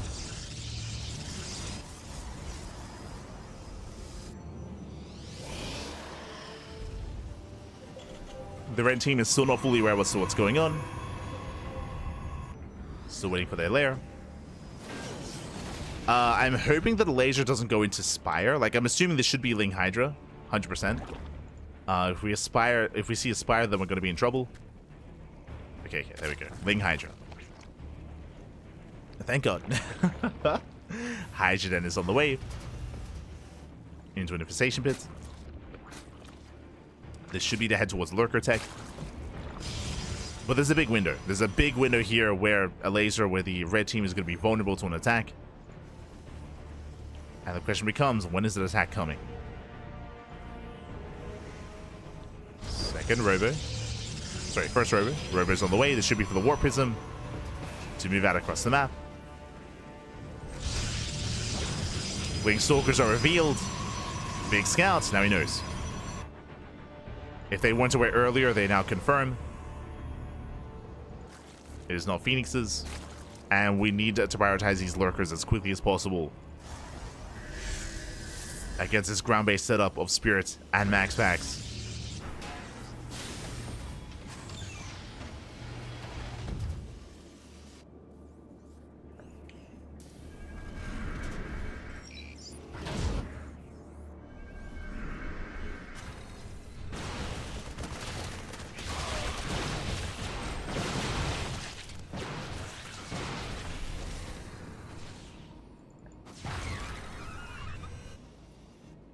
MaxPax is rotating. And it's rotating over. So far, keeping up. Siege lines are being set. And I assumed that we were building up towards an earlier push, but the answer is no. Spirit, he's taking his third base. He's fully walling up here, cutting the map in half, essentially, with siege lines, with sensor towers as well. Fully walling up. MaxPax is being adventurous, but he can afford to do so with Blink Stalkers. They can just poke in. Clear up creep, and we are getting into a pretty passive mid-game here. Both armies are gearing up. We're going to be seeing a robo-based composition here from Skillus going into Colossus, and Lurkers are still on the horizon here for a laser. Still getting there.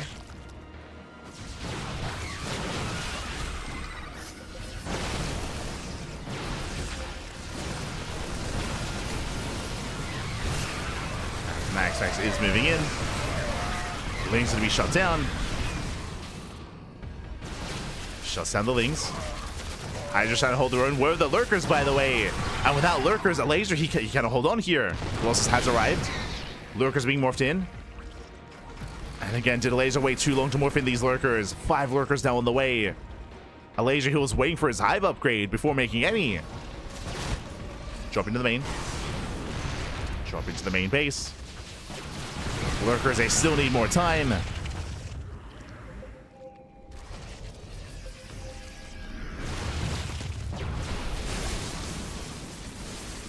Oh my god. As Lurkers are here just in time, they're walling up, they're holding the line. Zelaron is getting ready. Jump gets forced back. Pushing into the tank line, this I'm less certain of. Oh my god. Yeah, massive tank shots going off on the Hydras. Lurkers, they do power in time, and they break through.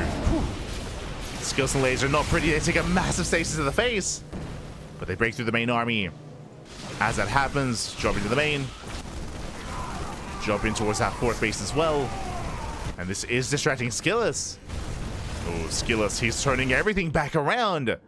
Okay, he turns back around. The Master Assi from Spirit doing well. Takes down a base, takes down a mineral line. Hatchery is under fire. Can he get it? Up, he can. Barely can. As we see, Skillus and the laser, they're trying to keep on pushing. They were distracted. They move back over. They rotate. Another massive stasis on the Lurkers. And they're not gaining any ground. They're not gaining any ground here. As the Nexus barely survived. Another double drop coming in. Lurkers are exposed. 1, 2, 3 Lurkers going down. Legion skills are getting picked apart here. And the final Lurker falls. Skillous, he kites really well. Does kite well. Does protect the ramp. Does defend the northern bases, but oh god, the Zealot Ram might just keep going. The Zealot Warpins, I should say. They keep hitting the main bases. Once again, MaxPax and Spirit pushing in. This time, Skillous out of position. And the bases are going to fall. Bases are going down. Skillous, he's over on the right-hand side, not where he needs to be. And Laser, he will lose both expansions. Brutal losses here for Laser. Losing 2 bases, losing all these overlords. Dropping the main base, popping up. And the red team, they're being pulled apart. A Laser specifically is being pulled apart. And he's going for the base trade. He sends everything across the map. Everything down mid. Oh. MaxPax with the intercept. Nice catch. Yeah, trading well against MaxPax. Sorry, Skillous trading well against MaxPax. MaxPax, she shuts him down. Nice abduction. Yeah, Colossus is going to be falling one after the other. Very nice fight here from a Laser and Skillous. They fight well, but back at home, there's no economy. Like, they have to keep going. Rushing into Ghosts. Snipe's going to be slowing a Laser down. Keeps pushing in. Keeps going. Moving in towards that natural. MaxPax trying to keep up. Lurkers are set. Another 2 Lurkers going down. Colossus, we need you! The Colossus! They're lagging behind. Yeah, some rough A moves here from Skillous. Colossus, they just waste DPS here on the buildings. They now come into play. After the Zerg army goes down. As this, what, there's 1 Lurker left. Nice catch on the mineral line. SCV's falling. MaxPax now coming in. That 1 Lurker's helping out. But here come the Zealot reinforcements. And Skillous, he's on his own. He's microing his heart out. He pulls back, but GG gets called. A Laser has nothing left, and Skillous, he taps out as well. GG! MaxPax and Spirit, they take the series at 2-1. Whew. GG, well played. MaxPax and Spirit, they will claim the series here. Again, a Laser, he was fighting by himself. Like, they were doing well for themselves. Like, they were forced all in, of course. They were forced all in. A Laser and Skillous were pushing through into the natural. And a Laser was fighting by himself. He had like 6 Lurkers pushing in. The Colossus, they were left behind. And with that, the Lurkers were cleaned up. There was 1 Lurker left after that initial fight. And alas, the red team, they ran out of steam. They were overwhelmed. GG. GG, well played. I'll be honest, I think if there was a little bit more attention to detail to those main armies towards the end, I think potentially the red team could have broken the natural and gone into the main and then camped the production. I think it would have been possible. Would have been difficult, but possible there. Regardless, GG. Regardless, GG, well played. Whew. In the end, MaxPax and Spirit, they make it to the grand finals once again, and we have a repeat. We have a repeat. We have a rematch here. We have another finals between Clem, Trigger, MaxPax, and Spirit. 2 months in a row. 2 months in a row, we've seen them face off time and time again. Of course, it was last month in January that MaxPax and Spirit, they were our champions. They are reigning January champions. Can they do it again? Can Clem and Trigger fight back? Let's go. Let us go.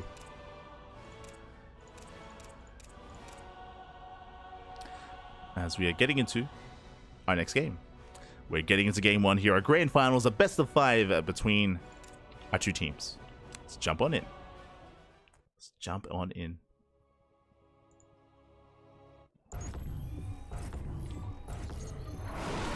As spawning in the top right-hand corner, the top right-hand corner here of Undercurrent, we have our Danish Protoss player. We have a Danish Protoss player, our Polish Terran. We have our Storm team, our red team of MaxPax and Spirit. And spawning in the bottom left-hand corner, we have their opponents. We have the blue team, the Canadian Protoss, the French Terran. We have Clem and Trigger.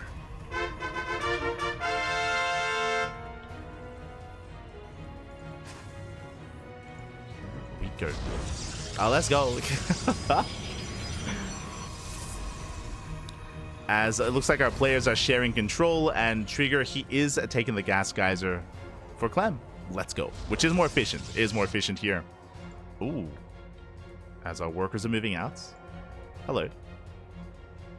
Probe and SCV scout across the map. And yeah, I was curious. There's no reason to go for a double worker scout. It is going to be a proxy Rax. Okay.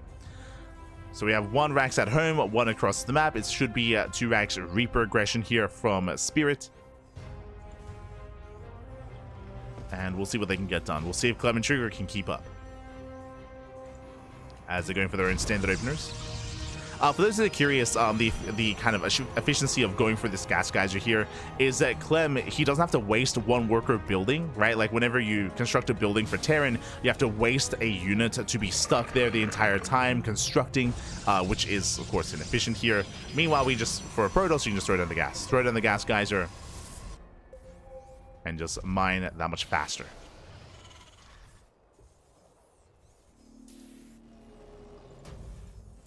So it is a nice little more like efficient start here from our players.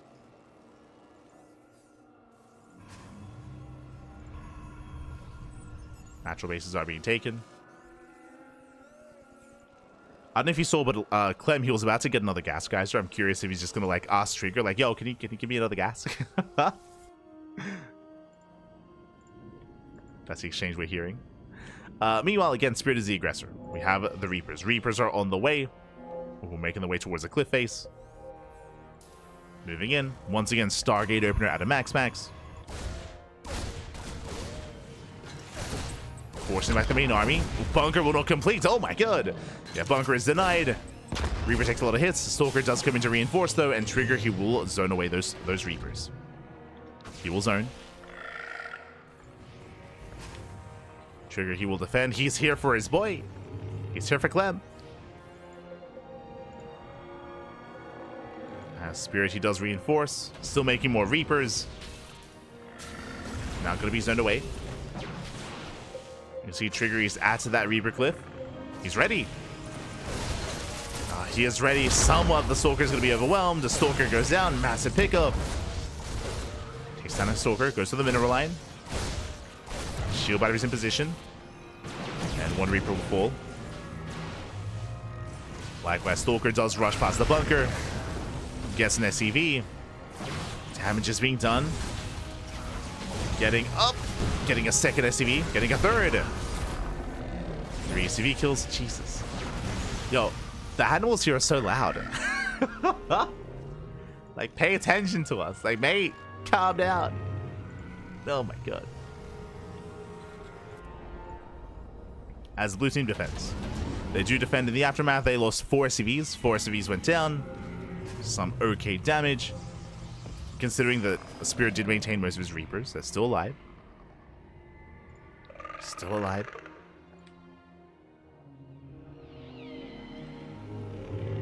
Likewise, MaxPax coming in for the natural once again. Takes down a mule that was about to expire. But gets 1 SCV. Takes down 1 SCV. Pulls away. Likewise, behind this, doing what he does best, Mass Phoenix. Double Stargate Phoenix here, out of MaxPax. Then he gets punished for being active. Bleeds out of Reaper. Again, there's just so much utility here with this Oracle. Harassing. Denying any kind of run by. Clem behind this, getting to a 1-1-1 into Cloak Banshee. Now going for his 3rd CC. And there's a lot of pressure here on Clem to get some counter damage done here with these Banshees.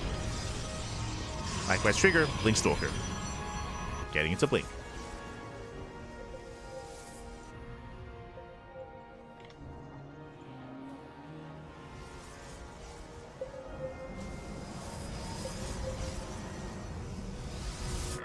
Getting into Blink Stalkers. MaxPax rallying in.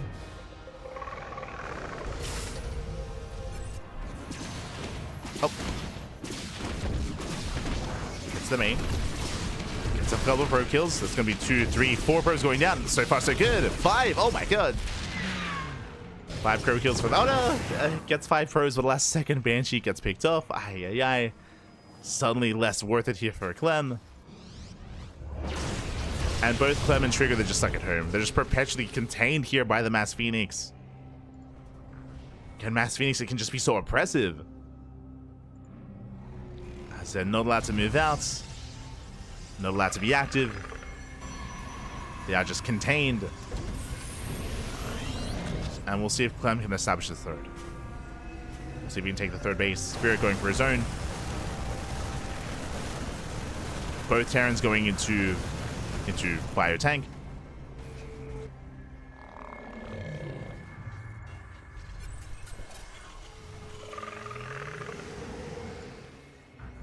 So they make their way into the main. Marines are ready.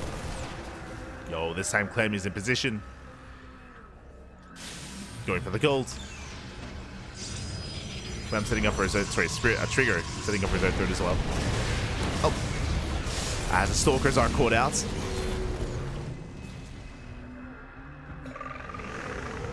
Takes down 2 Stalkers, still building up, at least the Terrans are. Spirit has the gold. Clem attempts to take his own.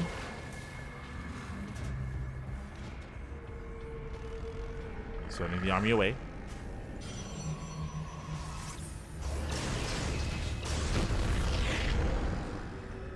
And here we go. Blue team does commit. Oh, scans, spots the stasis. As mass lift here on the Stalkers. Archons, they will zone away. Not bad. Again, the Archons, they cannot be lifted. So they're all here to zone. Oh, no! Stasis does connect. Clem, he gets caught out. He gets caught by the stasis. Behind this MaxPax, still just going pure Phoenix. Fleet beacons on the way for Phoenix range. But he does need that Terran support as well. Does need that ground support against the Archons. Again, I'm loving the addition here of the Archons as they will protect those tanks. Phoenix is looking for another way in.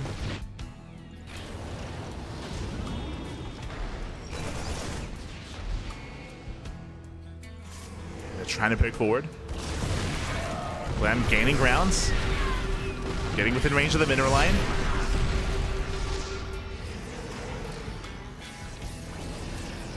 Trying to get within range. Taking one step forward. Oof. Tank shots going up. And Spirit, he's in trouble. He will lose the tank. And one tank goes down. Phoenix, they dive in. They catch out the Medivacs. But Spirit and Clem, they're doing well for themselves. At least they're trying to. Liberator has arrived. Spirit stepping in, catches a tank. Uh-oh. No tanks left. No tanks remaining. And he commits. He commits to the fight. And without any tanks, Clem and Trigger, they're being broken. They're being broken here and now. There's nothing left. The mass lift on every single Marine. On the Zealots even. Zealots get lifted. Marines get lifted as well. Everything gets lifted. And the mass Phoenix reigns supreme. Just lift, Bappy. Just lift. True. How can they fight you if you just lift every single unit? And here comes Spirits. And Clem and Trigger, I mean, they did well for themselves pushing towards the gold, but unfortunately, they were not able to maintain their position. Bled out too many tanks. They've been broken. They have been broken. The gold is going to fall. Tempests have arrived. Zealots come in from behind for an attempt to surround. And Zealots take down most of the tanks, if not every single tank. But it doesn't matter. It doesn't matter in the end. And GG gets called. The blue team gets broken. And MaxPax and Spirit, they kick things off with a lead. With a win. GG. MaxPax and Spirit, they put a point on the board. Again, I want to say there was potential with the initial move out. I do appreciate that that Trigger, his answer to the Mass Phoenix was with a handful of Archons. But if you remember, it was only 2. It was only 2 Archons. He didn't really commit into greater Archon production. And in the end, they were overwhelmed. The tanks, they went down one after the other ahead of time before the main fight. And once the tank count was reset, then MaxPax and Spirit did commit. They just dove in then and there. GG. GG, well played. And that leads us into game 2. Going to be loading into Rohana. Oh, I believe for the first time tonight. A map that we have not featured at all here during the broadcast. We've made it. What does it mean? It means family. Kind of. As in the top left-hand corner of Rohana, we have our red team. We have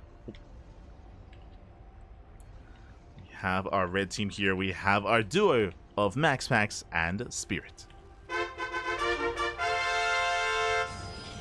And spawning in the bottom right-hand corner, we have their opponents. We have the blue team here with Trigger and Clem.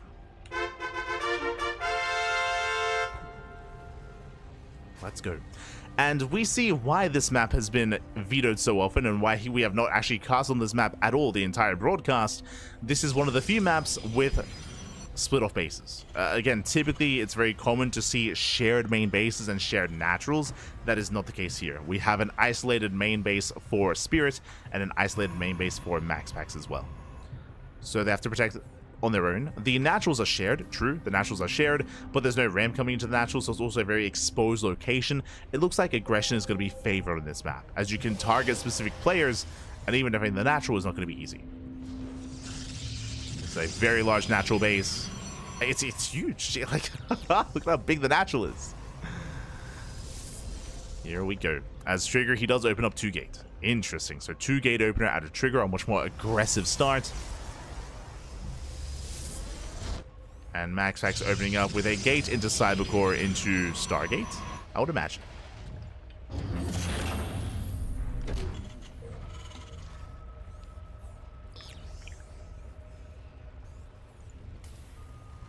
As Clem goes double gas, interesting. Double gas opener, faster factory, faster tech out of Clem.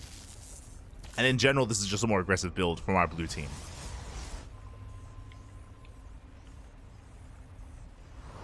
Trigger and Clem, they're just being much more aggressive, much more assertive here.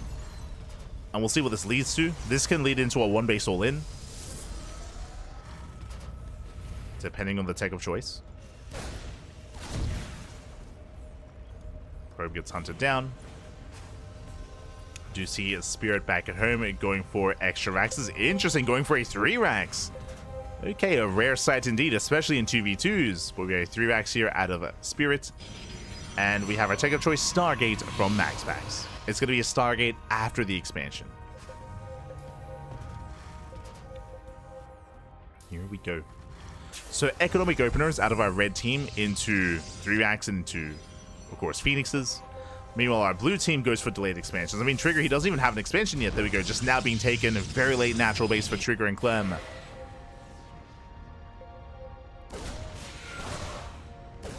As his short depths have arrived. And catching at the depth of Trigger. Sorry, of MaxPax. Gonna be shut down. Trigger, he shades in. But MaxPax, he walls off. Does wall off in time. MaxPax, he pulls away, he saves his probes. Alas, Clem, he does dive in. Rushes past the bunker. At least tries to. And these are some okay trades for our blue team, but nothing major here. No major economic damage I'm sure they were hoping for. So the bunker is secure.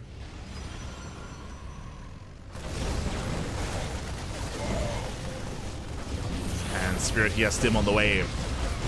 Does get into the mineral line though. SCVs are going down. And what, 2, 3 SCV kills, workers they line up. Oh my god. And Clem is gonna lose all his units here, but what did he get done? He was able to get 4 SCVs. 4 SCVs and 1 probe. It's some okay damage here, but bearing in mind that both Spirit and MaxPax did have more economic starts, so they were already ahead. Already had that worker lead, and they maintain that worker lead as well. At least MaxPax does over Trigger. Blink is on the way. Oracle goes to the stasis. Trigger up, pulls away in time. Mostly pulls away in time. Going for another stasis. Ooh. Catching out 3 probes. Catching out 3 workers, and MaxPax, he is actually not going into Phoenixes. I had made that assumption with a Stargate opener, but no. It's going to be Oracle into Blink. Blink is on the way for MaxPax. Switching into Ground Toss. Let's go.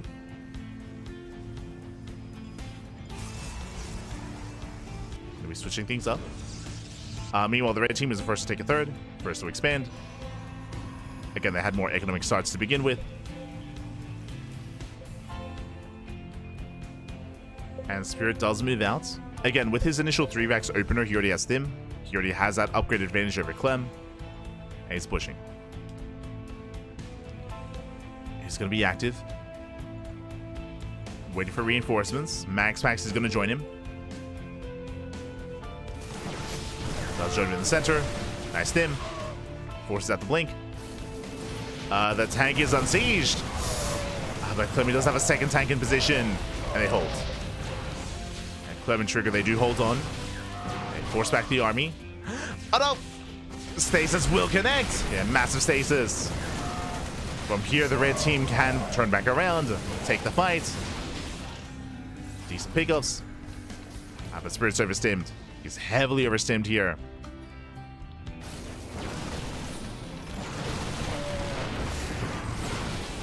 As another stasis does connect as well, catching both armies twice.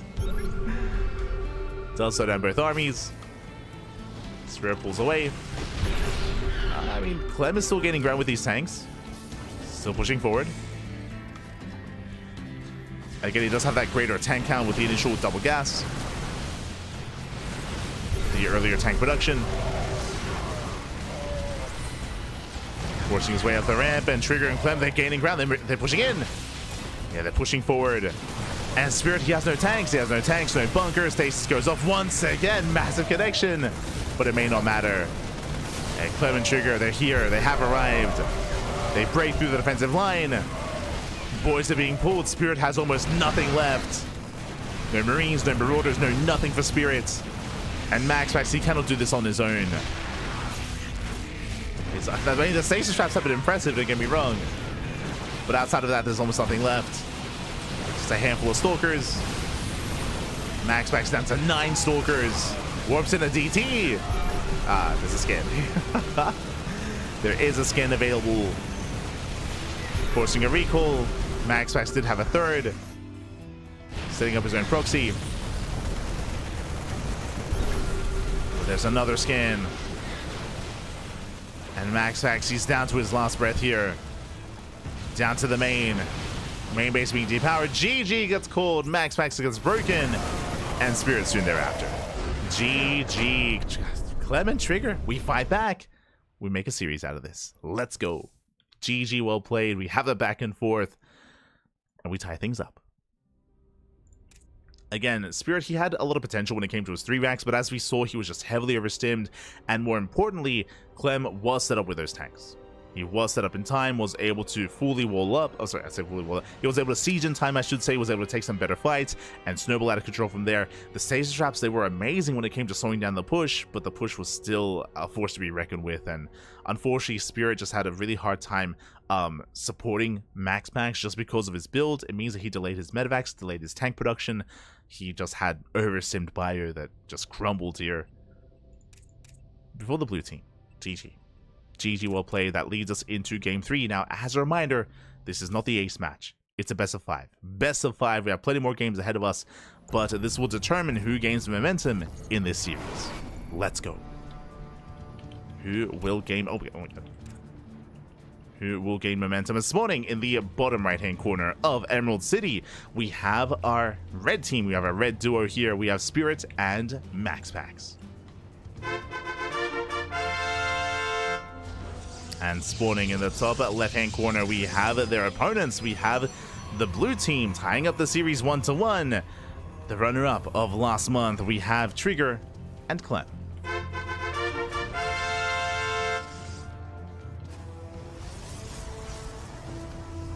Okay, here we go.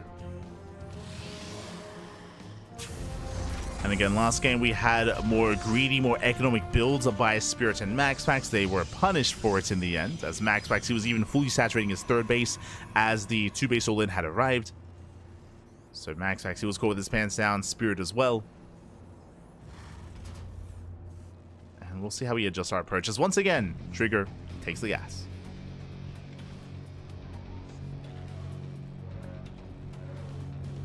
Does take the gas.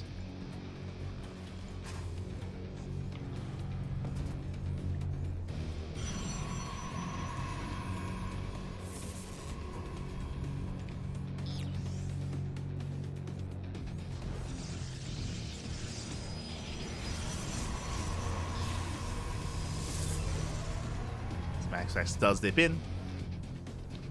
Dips in, confirms that this time it's not double gate. This time it's not a 2-gate opener, it's going to be a gateway into a Cybercore. So a much more standard opener here into an earlier expansion. And this time both teams are being more economic. This time we have more economic starts here from everyone involved. We can calm down. Calm things down. Whew, we can settle in. And we'll see where this takes us.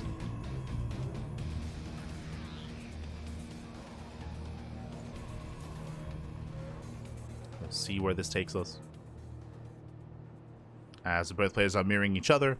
Basically, we're waiting for the tech. We're waiting for either a Twilight Council opener or Stargate or Robo from the Protoss players. We have the answer. Stargate here from MaxPax. No surprise there. Even last game, it was a Stargate opener, but if you remember, it was a switch into Blink Stalkers afterwards. So we'll see if he goes for the same thing.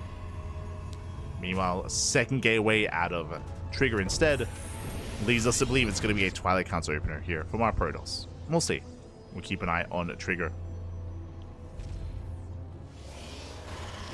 As I don't think we've seen Phoenix Wars so far in 2v2s. At least not tonight. We haven't seen both players try to fight for control of the sky. I don't know if that's really a fight you want to take against MaxPax. Like, we have seen players like Hero and even players like Skillus and Showtime actually defeat MaxPax in Phoenix Wars. That has occurred. We've casted it many times. But despite that, in a 2v2 environment, it sounds very risky and very difficult to pull off. Like, there's an X factor of the teammate, of course, right? Like, there is that X factor where they can support with Cyclones, with Marines, with Bio, with turrets. And it looks like it's something that Trigger he doesn't want to mess with. Twilight Council. It is going to be a Twilight Council opener. Meanwhile, there it is, that second Stargate. Second Stargate into Mass Phoenix from MaxPax.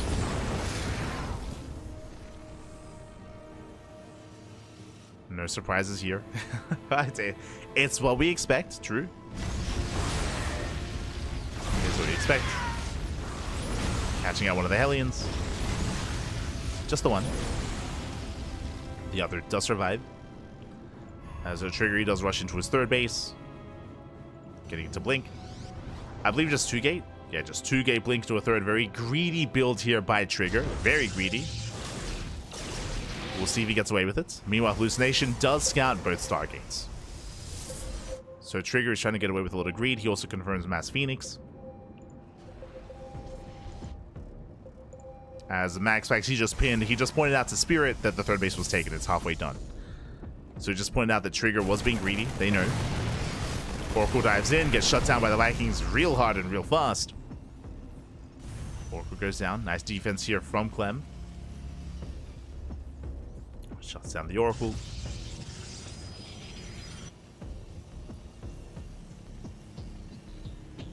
Behind this, a no mech from Spirit going into Bio.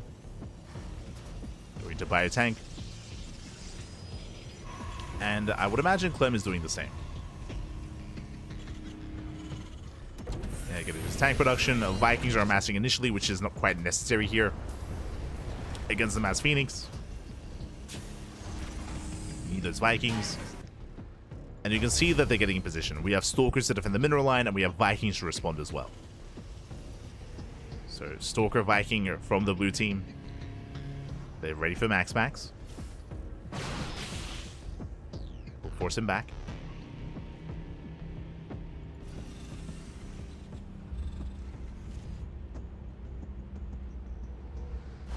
Force him to retreat.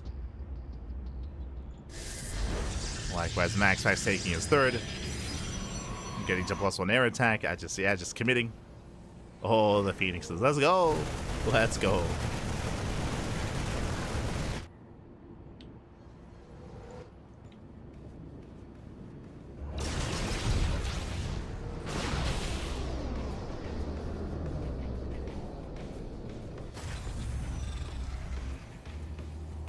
Likewise, we do see Spirit just securing himself, getting his third on the low ground, building up. Tanks are sieged. No major aggression, it's just Phoenixes. It's just the Phoenixes just harassing, poking in, keeping eyes on the bases, keeping eyes on the expansions, on the economy. And this usually leads into Skytoss, like into a Fleet Beacon, into Carrier or Tempest. But now committing into just pure Phoenix.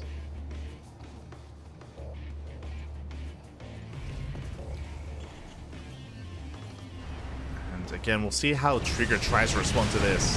Now SV's going to be going down. Not bad. Clem trying to keep up. Trigger, he's now taking towards splash damage. We have the Bay and the Temple Archives on the way for Storm. Storm for Archons, more importantly. And if you remember, when it came to the game on Undercurrent, I really did enjoy the Archon support that we saw out of Trigger, but it was only 2 Archons. Like, I wouldn't be opposed to seeing extra Archons this time instead. To have a stronger defense against these Phoenixes. We'll see what he goes for, though. We'll see. Once again, MaxPax poking in.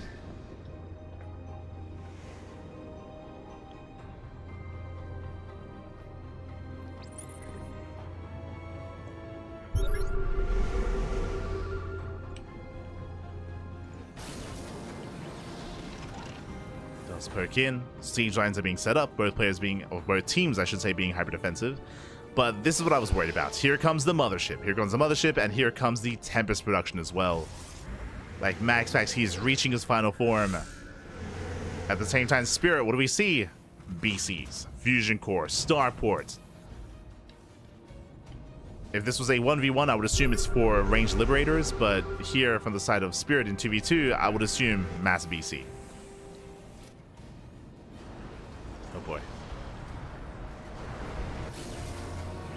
So they're just getting into that ideal kind of late game composition. Spirit and Clem still very mid game oriented. We have extra starports on the way for more Vikings. True. Viking production. Bit of a miss rally. Thankfully does pull away. And so far as Trigger, he's still just committed to a ground-based composition. Morphing in Archons, Colossus.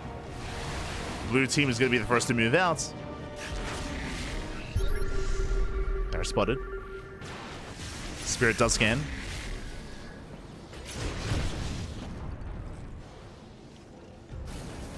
Does scan the main army. Clem rotating over as well. Oh.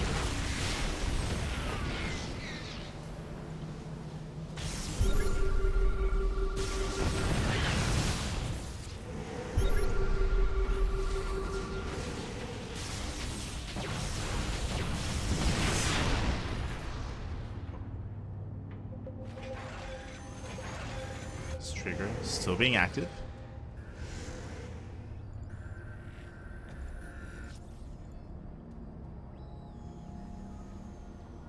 Still being active. Now, what Trigger has to be careful about here, he's on his own. Like, Trigger, he's by himself, which is concerning.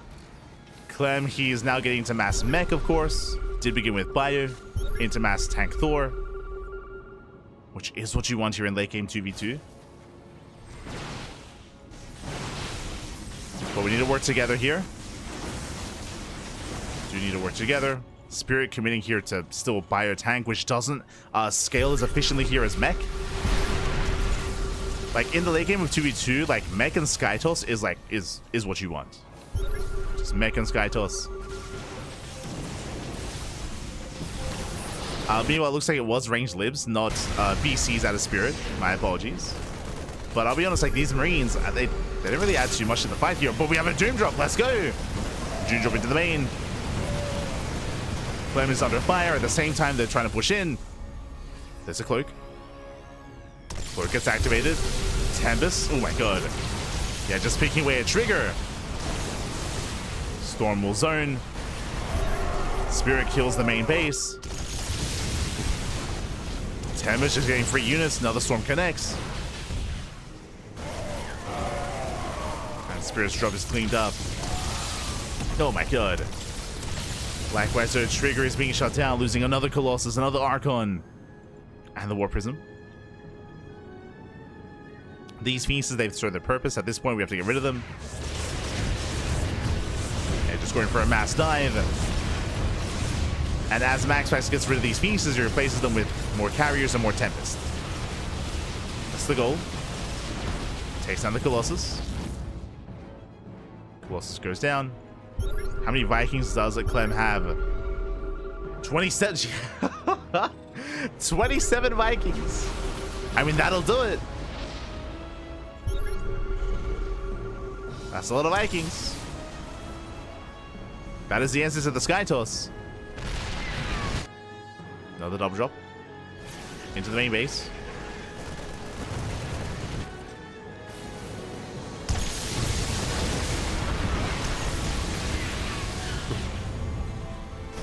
Pick up a couple of tanks. Marines, they do trade very efficiently in the main. Forcing more warpins. Even catching out potentially some of the Vikings. Yeah, Vikings are being targeted. Getting 2 Vikings so far. Meanwhile, Spirit, he has 18 Vikings himself. Has some support. Vikings, they clash. Ooh. MaxPax a little far behind. He has to support his boy. As Clem, he will win this battle in the sky. Storms pop up, they shut down the mothership. Spirit taking some rough trades. It bleeds out a lot of supply here. Bleeds out a lot of Vikings. Oh my god. Taking another storm. Another storm connects. Clem down to 11 Vikings. Making 7 Vikings at a time. He's not stopping. Yo, and Trigger coming in with a mass ET. Going for the army. And Trigger is pushing through. So far, Clem and Trigger, they're doing well for themselves. They're trading very well. And the problem here is that Spirit, he's become a non-issue. Like, Spirit, he has some tanks, he has some Vikings, that is true, but Spirit, he plummets in supply.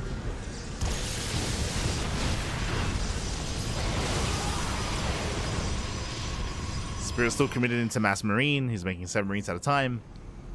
+3 attack. But he's not going to be able to hold on. Planetary goes down. Trigger, he wants to stop riding. He's going to get it as well. MaxPax out of position. Brutal Storm. Storm on the Phoenixes. Phoenixes are going down one after the other. The Sky Toss a little bit too far behind. Now, MaxPax, he's maxed out. Can he 1v2? I mean, the tank line is helping. Kind of.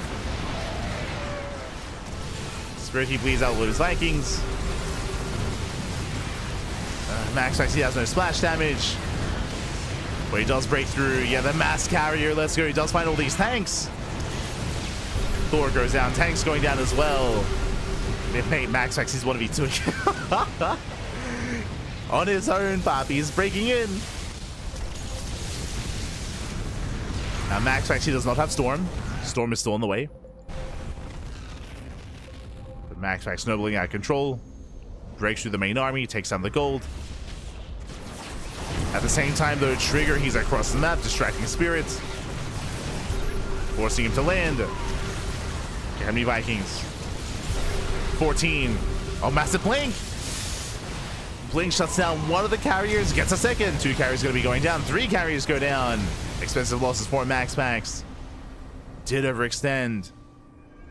I mean, the fight that he took at the gold base was impressive, but clearly he needs support. He needs Spirit. He needs his teammates, and Spirit, he's down to 67 supply. Spirit, he barely has a standing army. No. MaxPax, he needs his boy. He needs his teammate.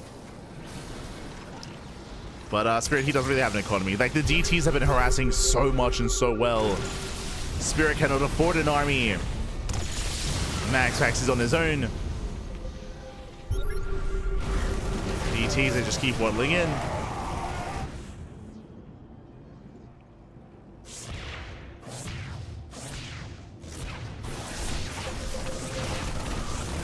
Just keep harassing.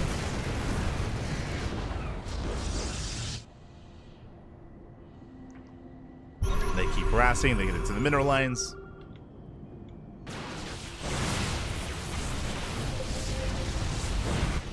And Max, he just cannot keep up. Can't keep up. Don't like this, I mean, don't like this. Yeah, another base gonna be falling. Another Nexus. Another mineral line.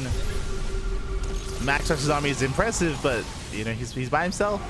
He's got like a handful of Marines, he's got like 4 or 5 Vikings, 3 tanks.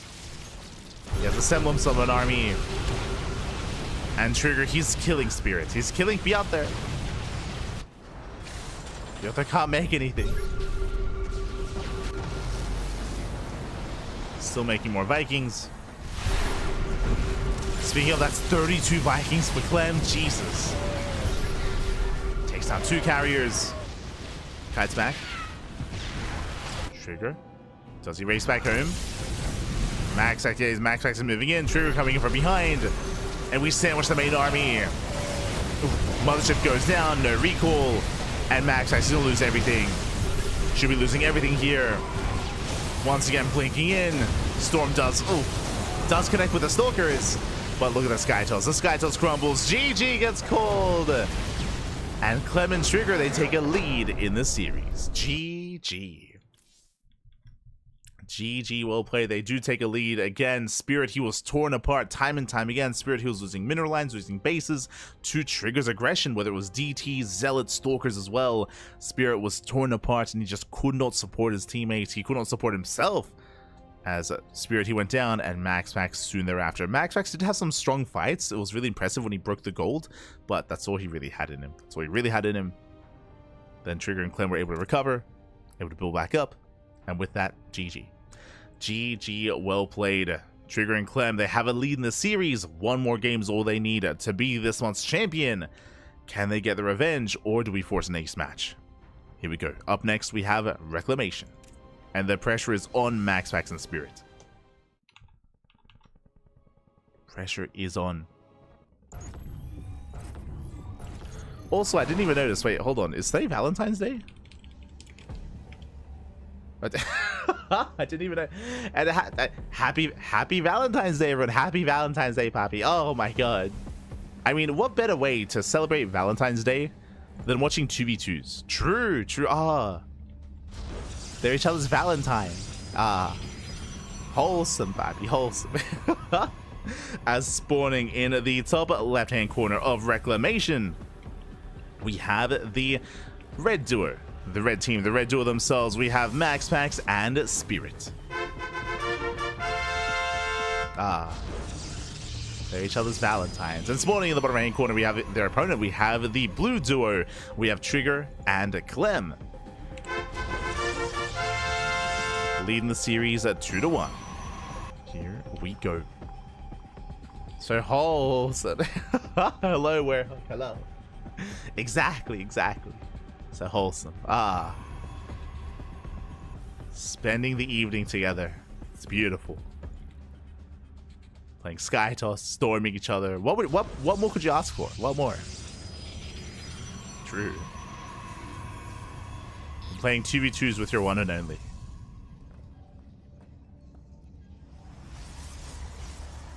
And us, we're watching. Oh no. We like to watch, man. We like to watch. Ah. It's beautiful. As for now, MaxPax he will take his natural economic opener and gate expand into Cybercore. A bit of a greedier start out of MaxPax. Likewise, Spirit doing the same. Racks into expand, single gas. So economic openers here for my red team. Even slightly more greedy out of MaxPax. Meanwhile, back at home, 2 gate opener out of Trigger. And double gas out of Clem. Ooh, okay, we've taken our roles here. Red team is going to be defensive, and the blue team is going to be aggressive. And we'll see how aggressive. Reaper moves out.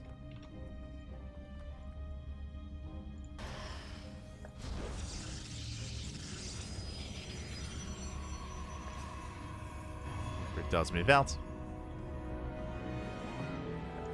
Behind this, a Stargate is on the way, so shouldn't be surprised. Just gate expanded and Cybercore to Stargate opener out of MaxPax.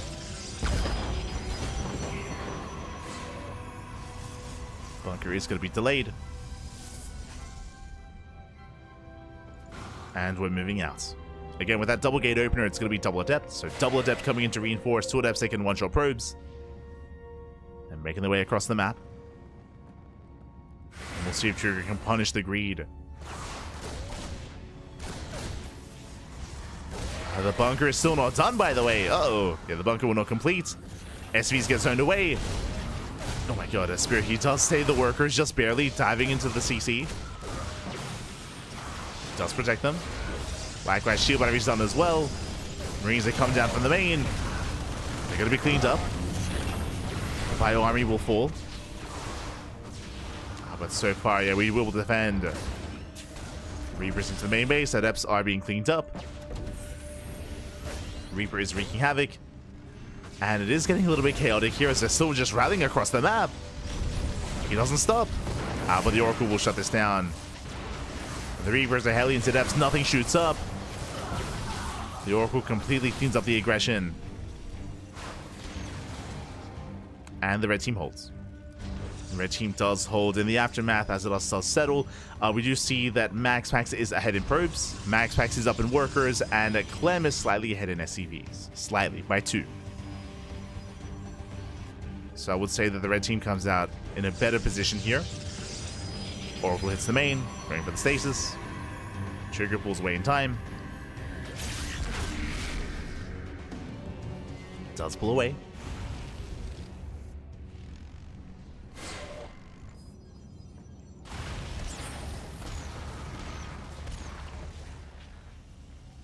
Pulls back, Clem getting his 3rd CC. And we're working towards a later game state here. Again, it was a very chaotic start to the game, but we can see that it's leading towards a more economic mid-game.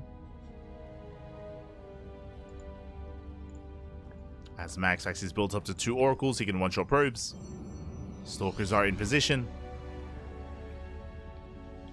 Blink is not yet done. But he's ready for it. And Trigger will defend. He defends, he holds. Spirit likewise going to bio tank. Stim is on the way. Building up his bio army. Clem doing something similar here. Still no stim. He's getting his tanks.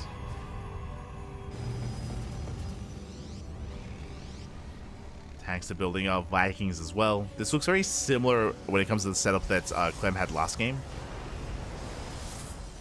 Going into a heavy Viking army with tanks. Meanwhile, this is not Skytoss, by the way. That is Blink. So MaxPax this time, Stargate opener, not into Phoenix, into Blink Stalkers. Okay, so MaxPax once again, he is switching into Ground Toss. Ooh, Clem is playing Mech. Doesn't know. I mean, again, these Vikings are less effective this time. Like, he's just assuming they're going to be Phoenixes. So, big investment into the Vikings. Vikings that are not really going to come into play. From here, switching into Mech. Real early on. And Mech can be very powerful, don't get me wrong, but it takes time. It takes time to really build up.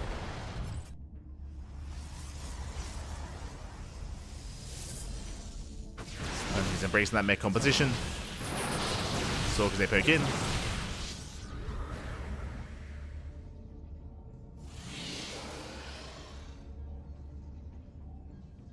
2 pick in. So far, Trigger, he's holding.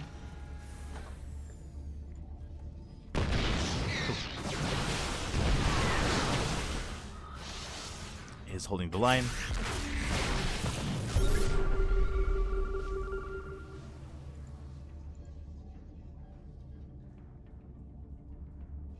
So far, they're defending the bases. So far, Trigger and Clem, they're holding on.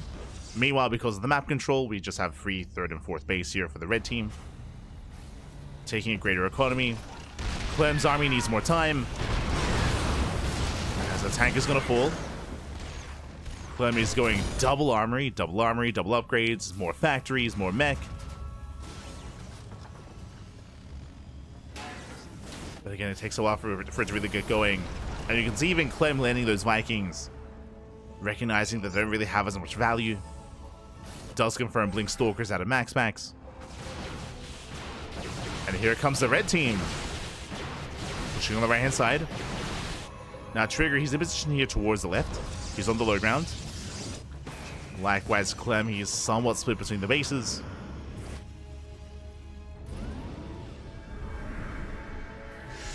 Charge is done. And they're moving in. Yeah, the tanks, they do deny the natural. Sorry, deny the 3rd. Base is under fire. Blue team was out of position. And the Nexus is going to go down. Meanwhile, Clem, he's not here to support. 1 tank falls. Trigger, he's on his own. Vikings are doing what they can. The boys are being pulled as well. And Trigger and Clem, they're just being torn apart, left and right. They were not ready for this. They were not ready for the rotation. Trigger, he was defending by himself. Clem's trying to keep up, but it's a very immobile army. Just unsieging, resieging his tanks. Trigger losing another expansion. And again, the tanks are just so far behind.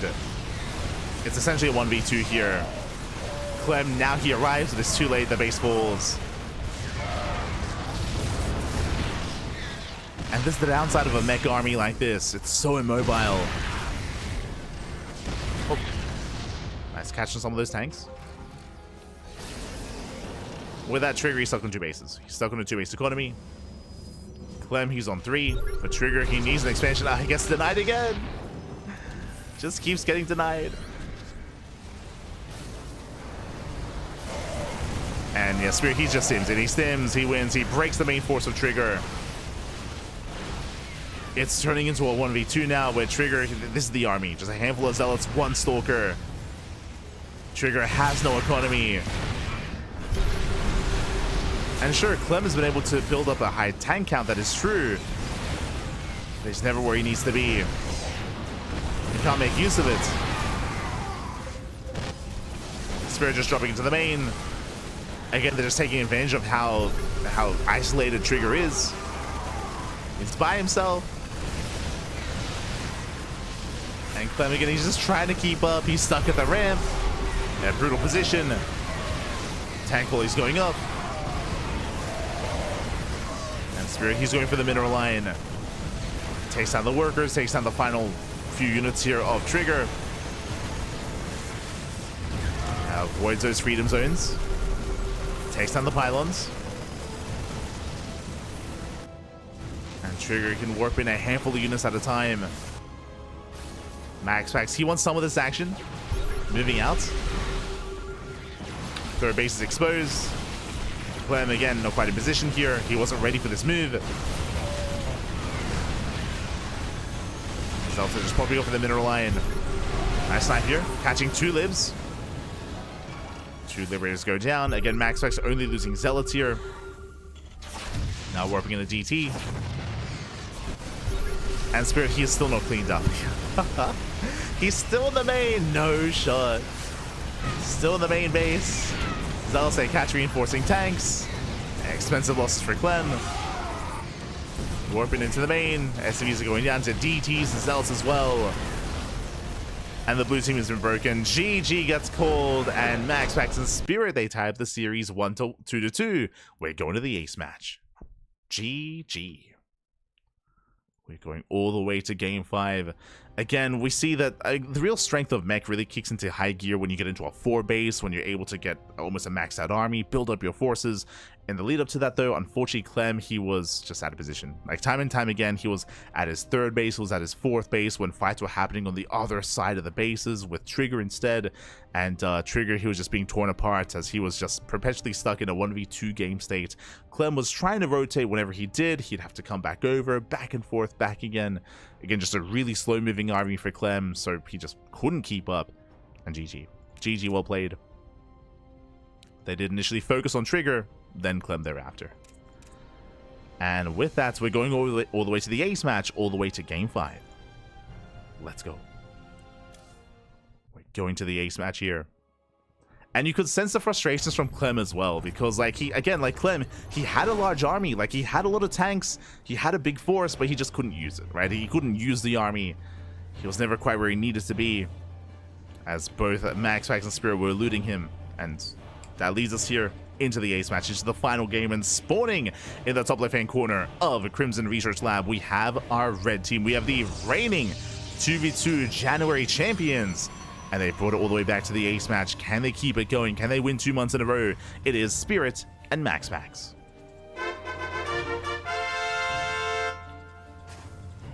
And spawning in the bottom right-hand corner, we have our blue team. We have the reigning runner-ups. They were last month's runner-up, and now they're here looking for their win, looking for their first big 2v2 championship even. We have our blue team of Clem and Trigger.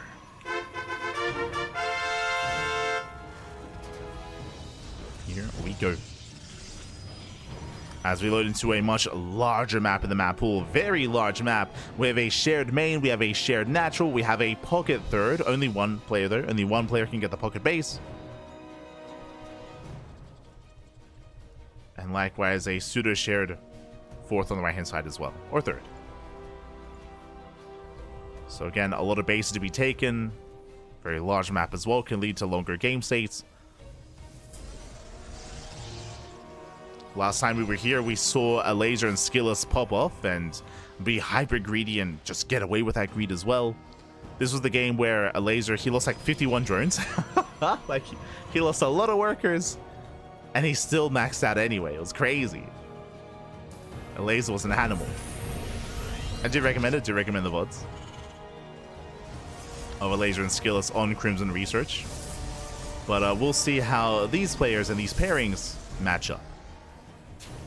See how they compare. As it all comes down to this final game.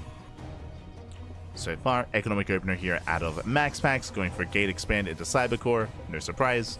Into most likely Stargate, but just because we might see a Stargate opener doesn't mean it has to be Skytoss. We have seen, depending on the map, depending on the game state, MaxPax either embrace Mass Phoenix or transition out of it into Blink Stalkers. Like, he has been mixing it up. That's another thing we have to emphasize as well, is that if you remember, Clem, he was like blindly hard countering Mass Phoenix. He had made 5 or 6 Vikings and there were no Phoenixes made, so the Vikings were like in a way kind of dead supply. Wasn't really worth it. Oh, and for the first time, do you see what I see? Not a Stargate and a MaxPax. I mean, we see that.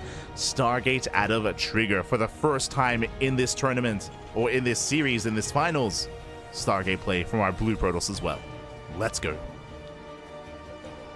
Let us go. Are we entering Phoenix Wars? No shot. As the Reaper Adepta does dive in, bunker is done, shield battery as well. Probes are being targeted. 1, 2 probe kills so far. 2 probes go down.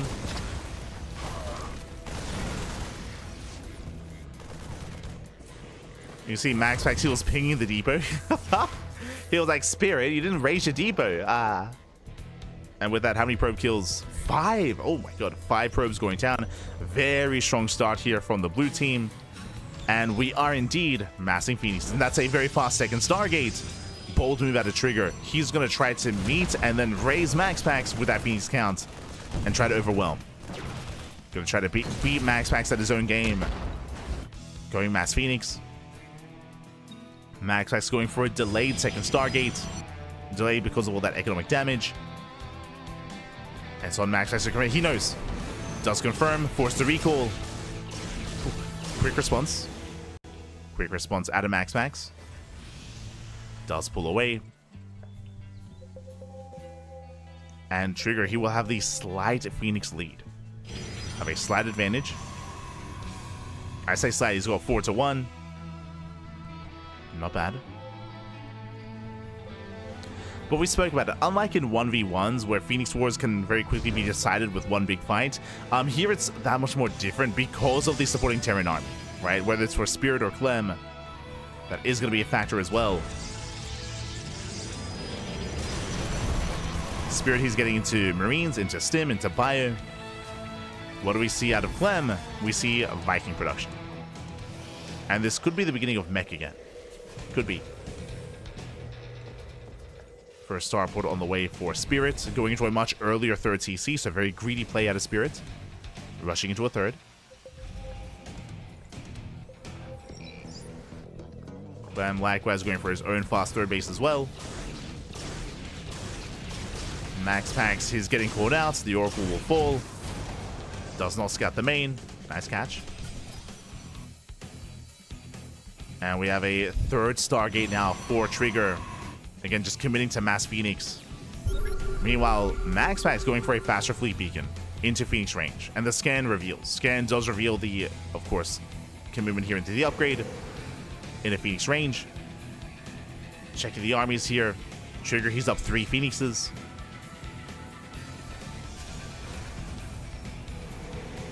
And Trigger, he wants to fight. He wants to force the engage.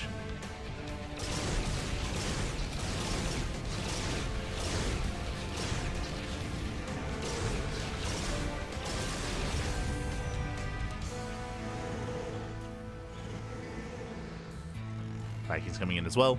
Looks like mech. Yeah, it's going to be mech once again from Clem. So mech and Skytoss from the blue team.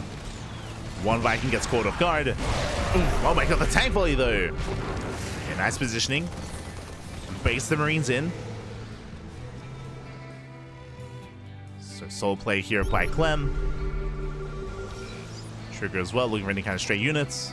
Tanks are pushing forward. Takes down the stasis. Stasis does fall. Phoenix range is almost done. MaxPax, with that, he will get the first shot up. With that, no pulse crystals. Vikings running away as well. And again, I'm concerned that these Marines are not going to be too effective. Like, Marines, they have a lot of anti-air, they have a lot of DPS, that is true. But what happens if they cannot get close enough because of these tanks? Like, the goal here for Clem is to zone away the Marines with these tanks. Oh. Nice pickoffs, 2 Phoenix, very nice pickoffs here out of MaxPax, and here comes the Stim. The boys are being pulled, and Spirit, he wants those tanks. Takes down 1, takes down 2. He's gonna get all 3. Yeah, all 3 tanks going down, massive pickoffs. Clem overextends. And so does Trigger as well. Force is trying to engage, but here come the Marines to support.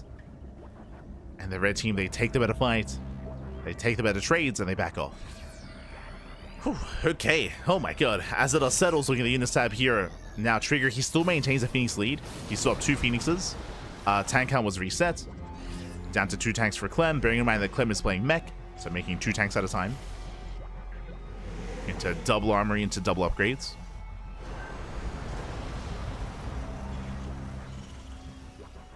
Bearing in mind, Vikings are less mobile than Phoenixes. But ideally, Clem wants to be there to support Trigger in the air battle. And again, honestly, the tank army here for Clem is going to be really crucial. As we mentioned before, as we saw, without those siege tanks, these Marines, they're going to go uncontested. Like, these Marines are going to be a big factor here in these Phoenix Wars. As there's just so much DPS available here. And without the tanks, these Marines are going to go unchecked. So Clem, as you can see, is spreading out his tanks between all the bases, doing his best. MaxPax and Spirit, they are taking more bases though. Mass expanding. They have map control. Ooh, Trigger, he's going for the carrier already. Okay. Working towards Skytoss. Getting to Mass Carrier. MaxPax, he's still committing here into Mass Phoenix with the Mothership. And we're going for the Doom Drop. We're diving into the pocket base, and are we in position? We're not. Yes, Trigger is completely out of position here. He's racing on over, tank goes down, the base is gonna fall. And Clem, he will lose the expansion. Again, he's just spread too far thin. Again, his tanks, they were spread between 5 bases. And they targeted one base and they brought it down. And here come the Marines. Oh my god. They stim in, they take down 2 of those Phoenixes, a tank as well.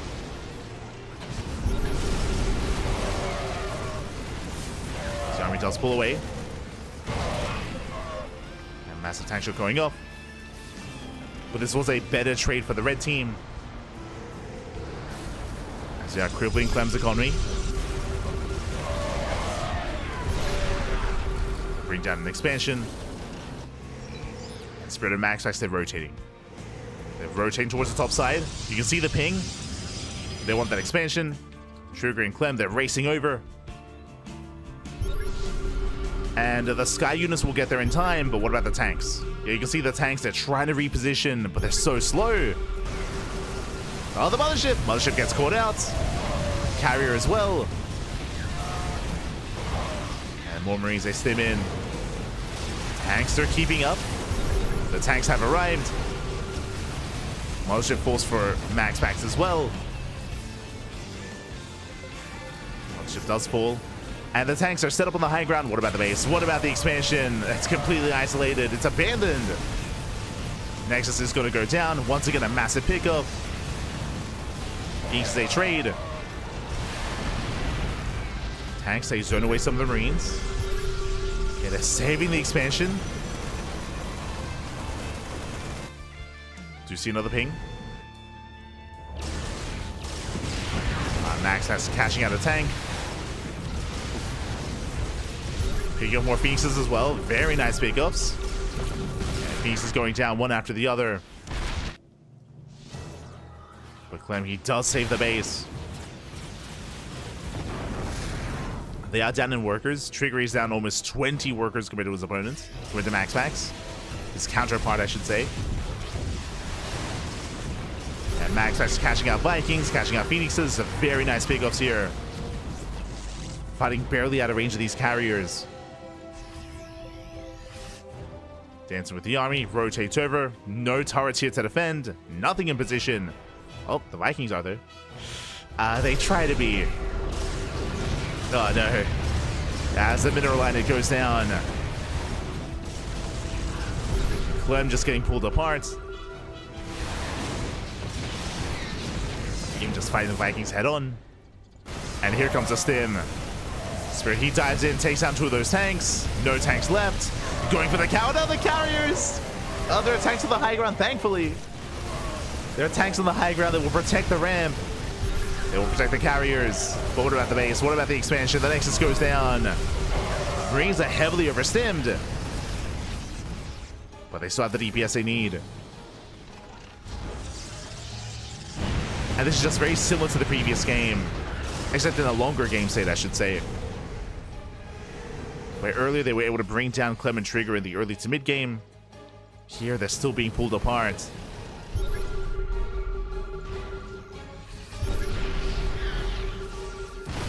Clem is trying to keep up with those tanks. More bases under control of the red team. Spirit scans, sees the army. Gets one more tank. And pieces that they just find another mineral line. They just find another base.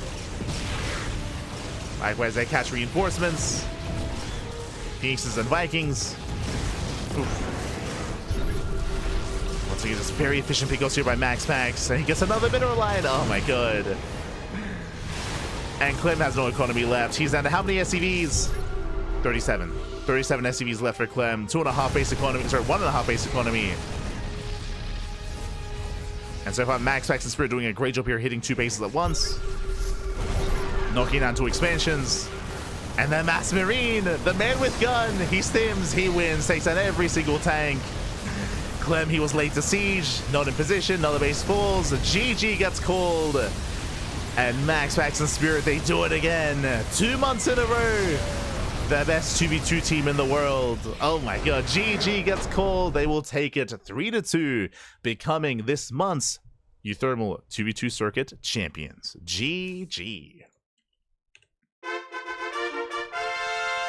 GG, well played. MaxPax and Spirit, they will take it. And what I appreciate here out of these last 2 games is that traditionally, the go-to composition in 2v2, like the kind of like ideal, like what everyone pins as like the best way to play 2v2, is not just Terran and Protoss, but Mech and Skytoss. Like Mech and Skytoss, like that is you don't get better than that, especially when it comes to like maxed out 200 supply armies.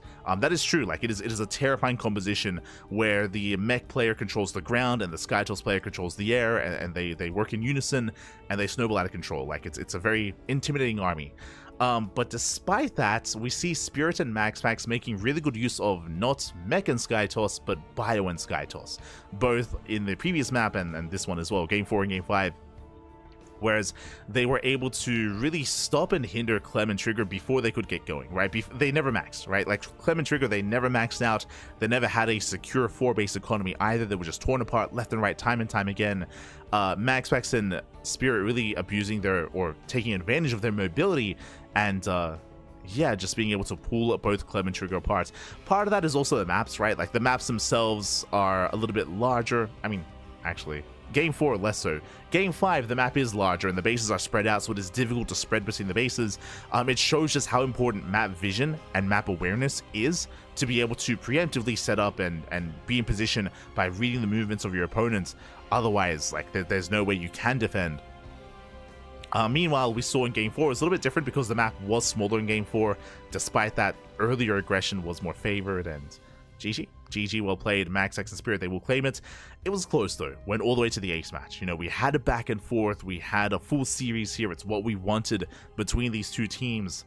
And yeah, MaxPax and Spirit, they win it again. But I should emphasize, because of the ace match, it's not like there's like a big skill gap between one team and the other. Clearly, they're very closely skilled, very evenly matched. And I'm sure Clem and Trigger, this is also a learning experience as well. I mentioned this at the start of the broadcast. Like 2v2 is like criminally, like I almost said underperformed. It's like criminally under researched is what I will say. Where 2v2 fell by the wayside real fast and real quick. Like it never really was taken seriously as a competitive form, and we saw like a little bit of 2v2 throughout the years, throughout like the 10-year life cycle of even more than 10 years actually now, StarCraft 2. Where we had like a little bit of 2v2, like a sporadic event here and there, or like a show match here and there. But for whatever reason, in the twilight years of StarCraft, there's been a lot more attention on this format. Whether it comes to Wardy's 2v2 events last year in 2024, or now the new circuit that uThermal has started. And what's really cool about this is that it's forcing, or it's allowing all these pro players to indulge in a different format and to explore it as well. Like I would say that at this point, like 2v2, there's still a lot of like growth. There's still a lot of room to like research and explore as well. The meta is slowly shifting, slowly evolving, especially with the latest change. 2v2 meta has shifted, especially because of the feeding change. For those that are unaware, for this tournament specifically, not for January, but for February, we did enforce a mod to be used, which does actually limit feeding. It does limit resource trading a little bit more. It means it basically extends the time that is required for you to then trade resources. I want to say up until like 5:30 or something. Like so. Now it takes longer because previously in January, like feeding strategies were really popular and really dominant. Just the ability to just give your resources to your teammates and go into mass Phoenix, which we saw kind of be really dominant and really prominent in the previous month. So a mod was introduced to get rid of that, or to limit that, I should say, just because, you know, it kind of takes away from the spirit of 2v2.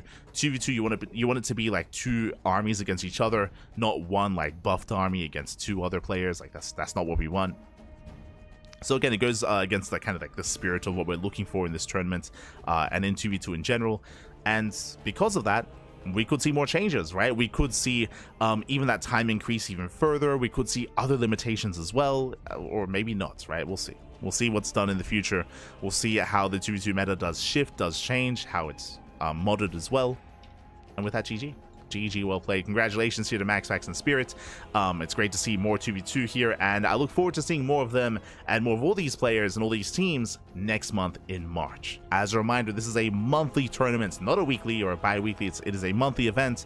And shout out to all those in uThermal's community for making this happen as well. uThermal, of course, he is covering it, he is casting it, he is bringing it to the forefront, but it is his community that came together and is funding the event as well. They got a lot of support, a lot of donations, a lot of just incentive here to run the event. And so far, it's been a lot of fun. Has been a lot of fun. And again, it's not like we're getting into this like on a regular basis and it's taking over 1v1, not at all, but it's just really refreshing to get a little bit more out of StarCraft, because there's more to StarCraft than just 1v1, of course. I mean, we're branching out in a lot of ways, right? We're casting a lot of StarCraft Evolution, we're casting Warcraft 3 Evolution, casting 2v2s, casting Beast of the Hill FFAs. There's been a lot of over the past year, we have seen a lot of like branching out into these other forms of SE2, and it's been a lot of fun. It's always great to kind of sprinkle it in every now and then. Sprinkle it in. GG. Otherwise, with that, we're going to be wrapping up. We're going to be wrapping up here for the morning. Again, when it comes to the next event, if you want to take part, signups are open. They're open to all players, all shapes, all sizes. All you need is a Valentine. All you need is a partner, another player to sign up, to play, to compete. There's no region restriction, there's no league restriction either. There are plenty of amateur players that do compete in these tournaments, and again, we will be there to help out if there's ever any issues making lobbies or making or using the mod or anything like that as well. For those that are curious, here in the CranKy Ducklings, we were helping to admin the event. We weren't casting it live, that's why we're casting it via replays a couple of days later. So we're covering the replay cast. When it comes to the main events, we are working behind the scenes. And again, shout out to uThermal for reaching out again. uThermal, near and dear to our hearts, uThermal, if you will. Again, long history of StarCraft and long history with the NA region or with the StarCraft region, and then the CranKy Ducklings as well. I say NA because, you know, uThermal, he's Mexican now. True. From Mexico. uThermal.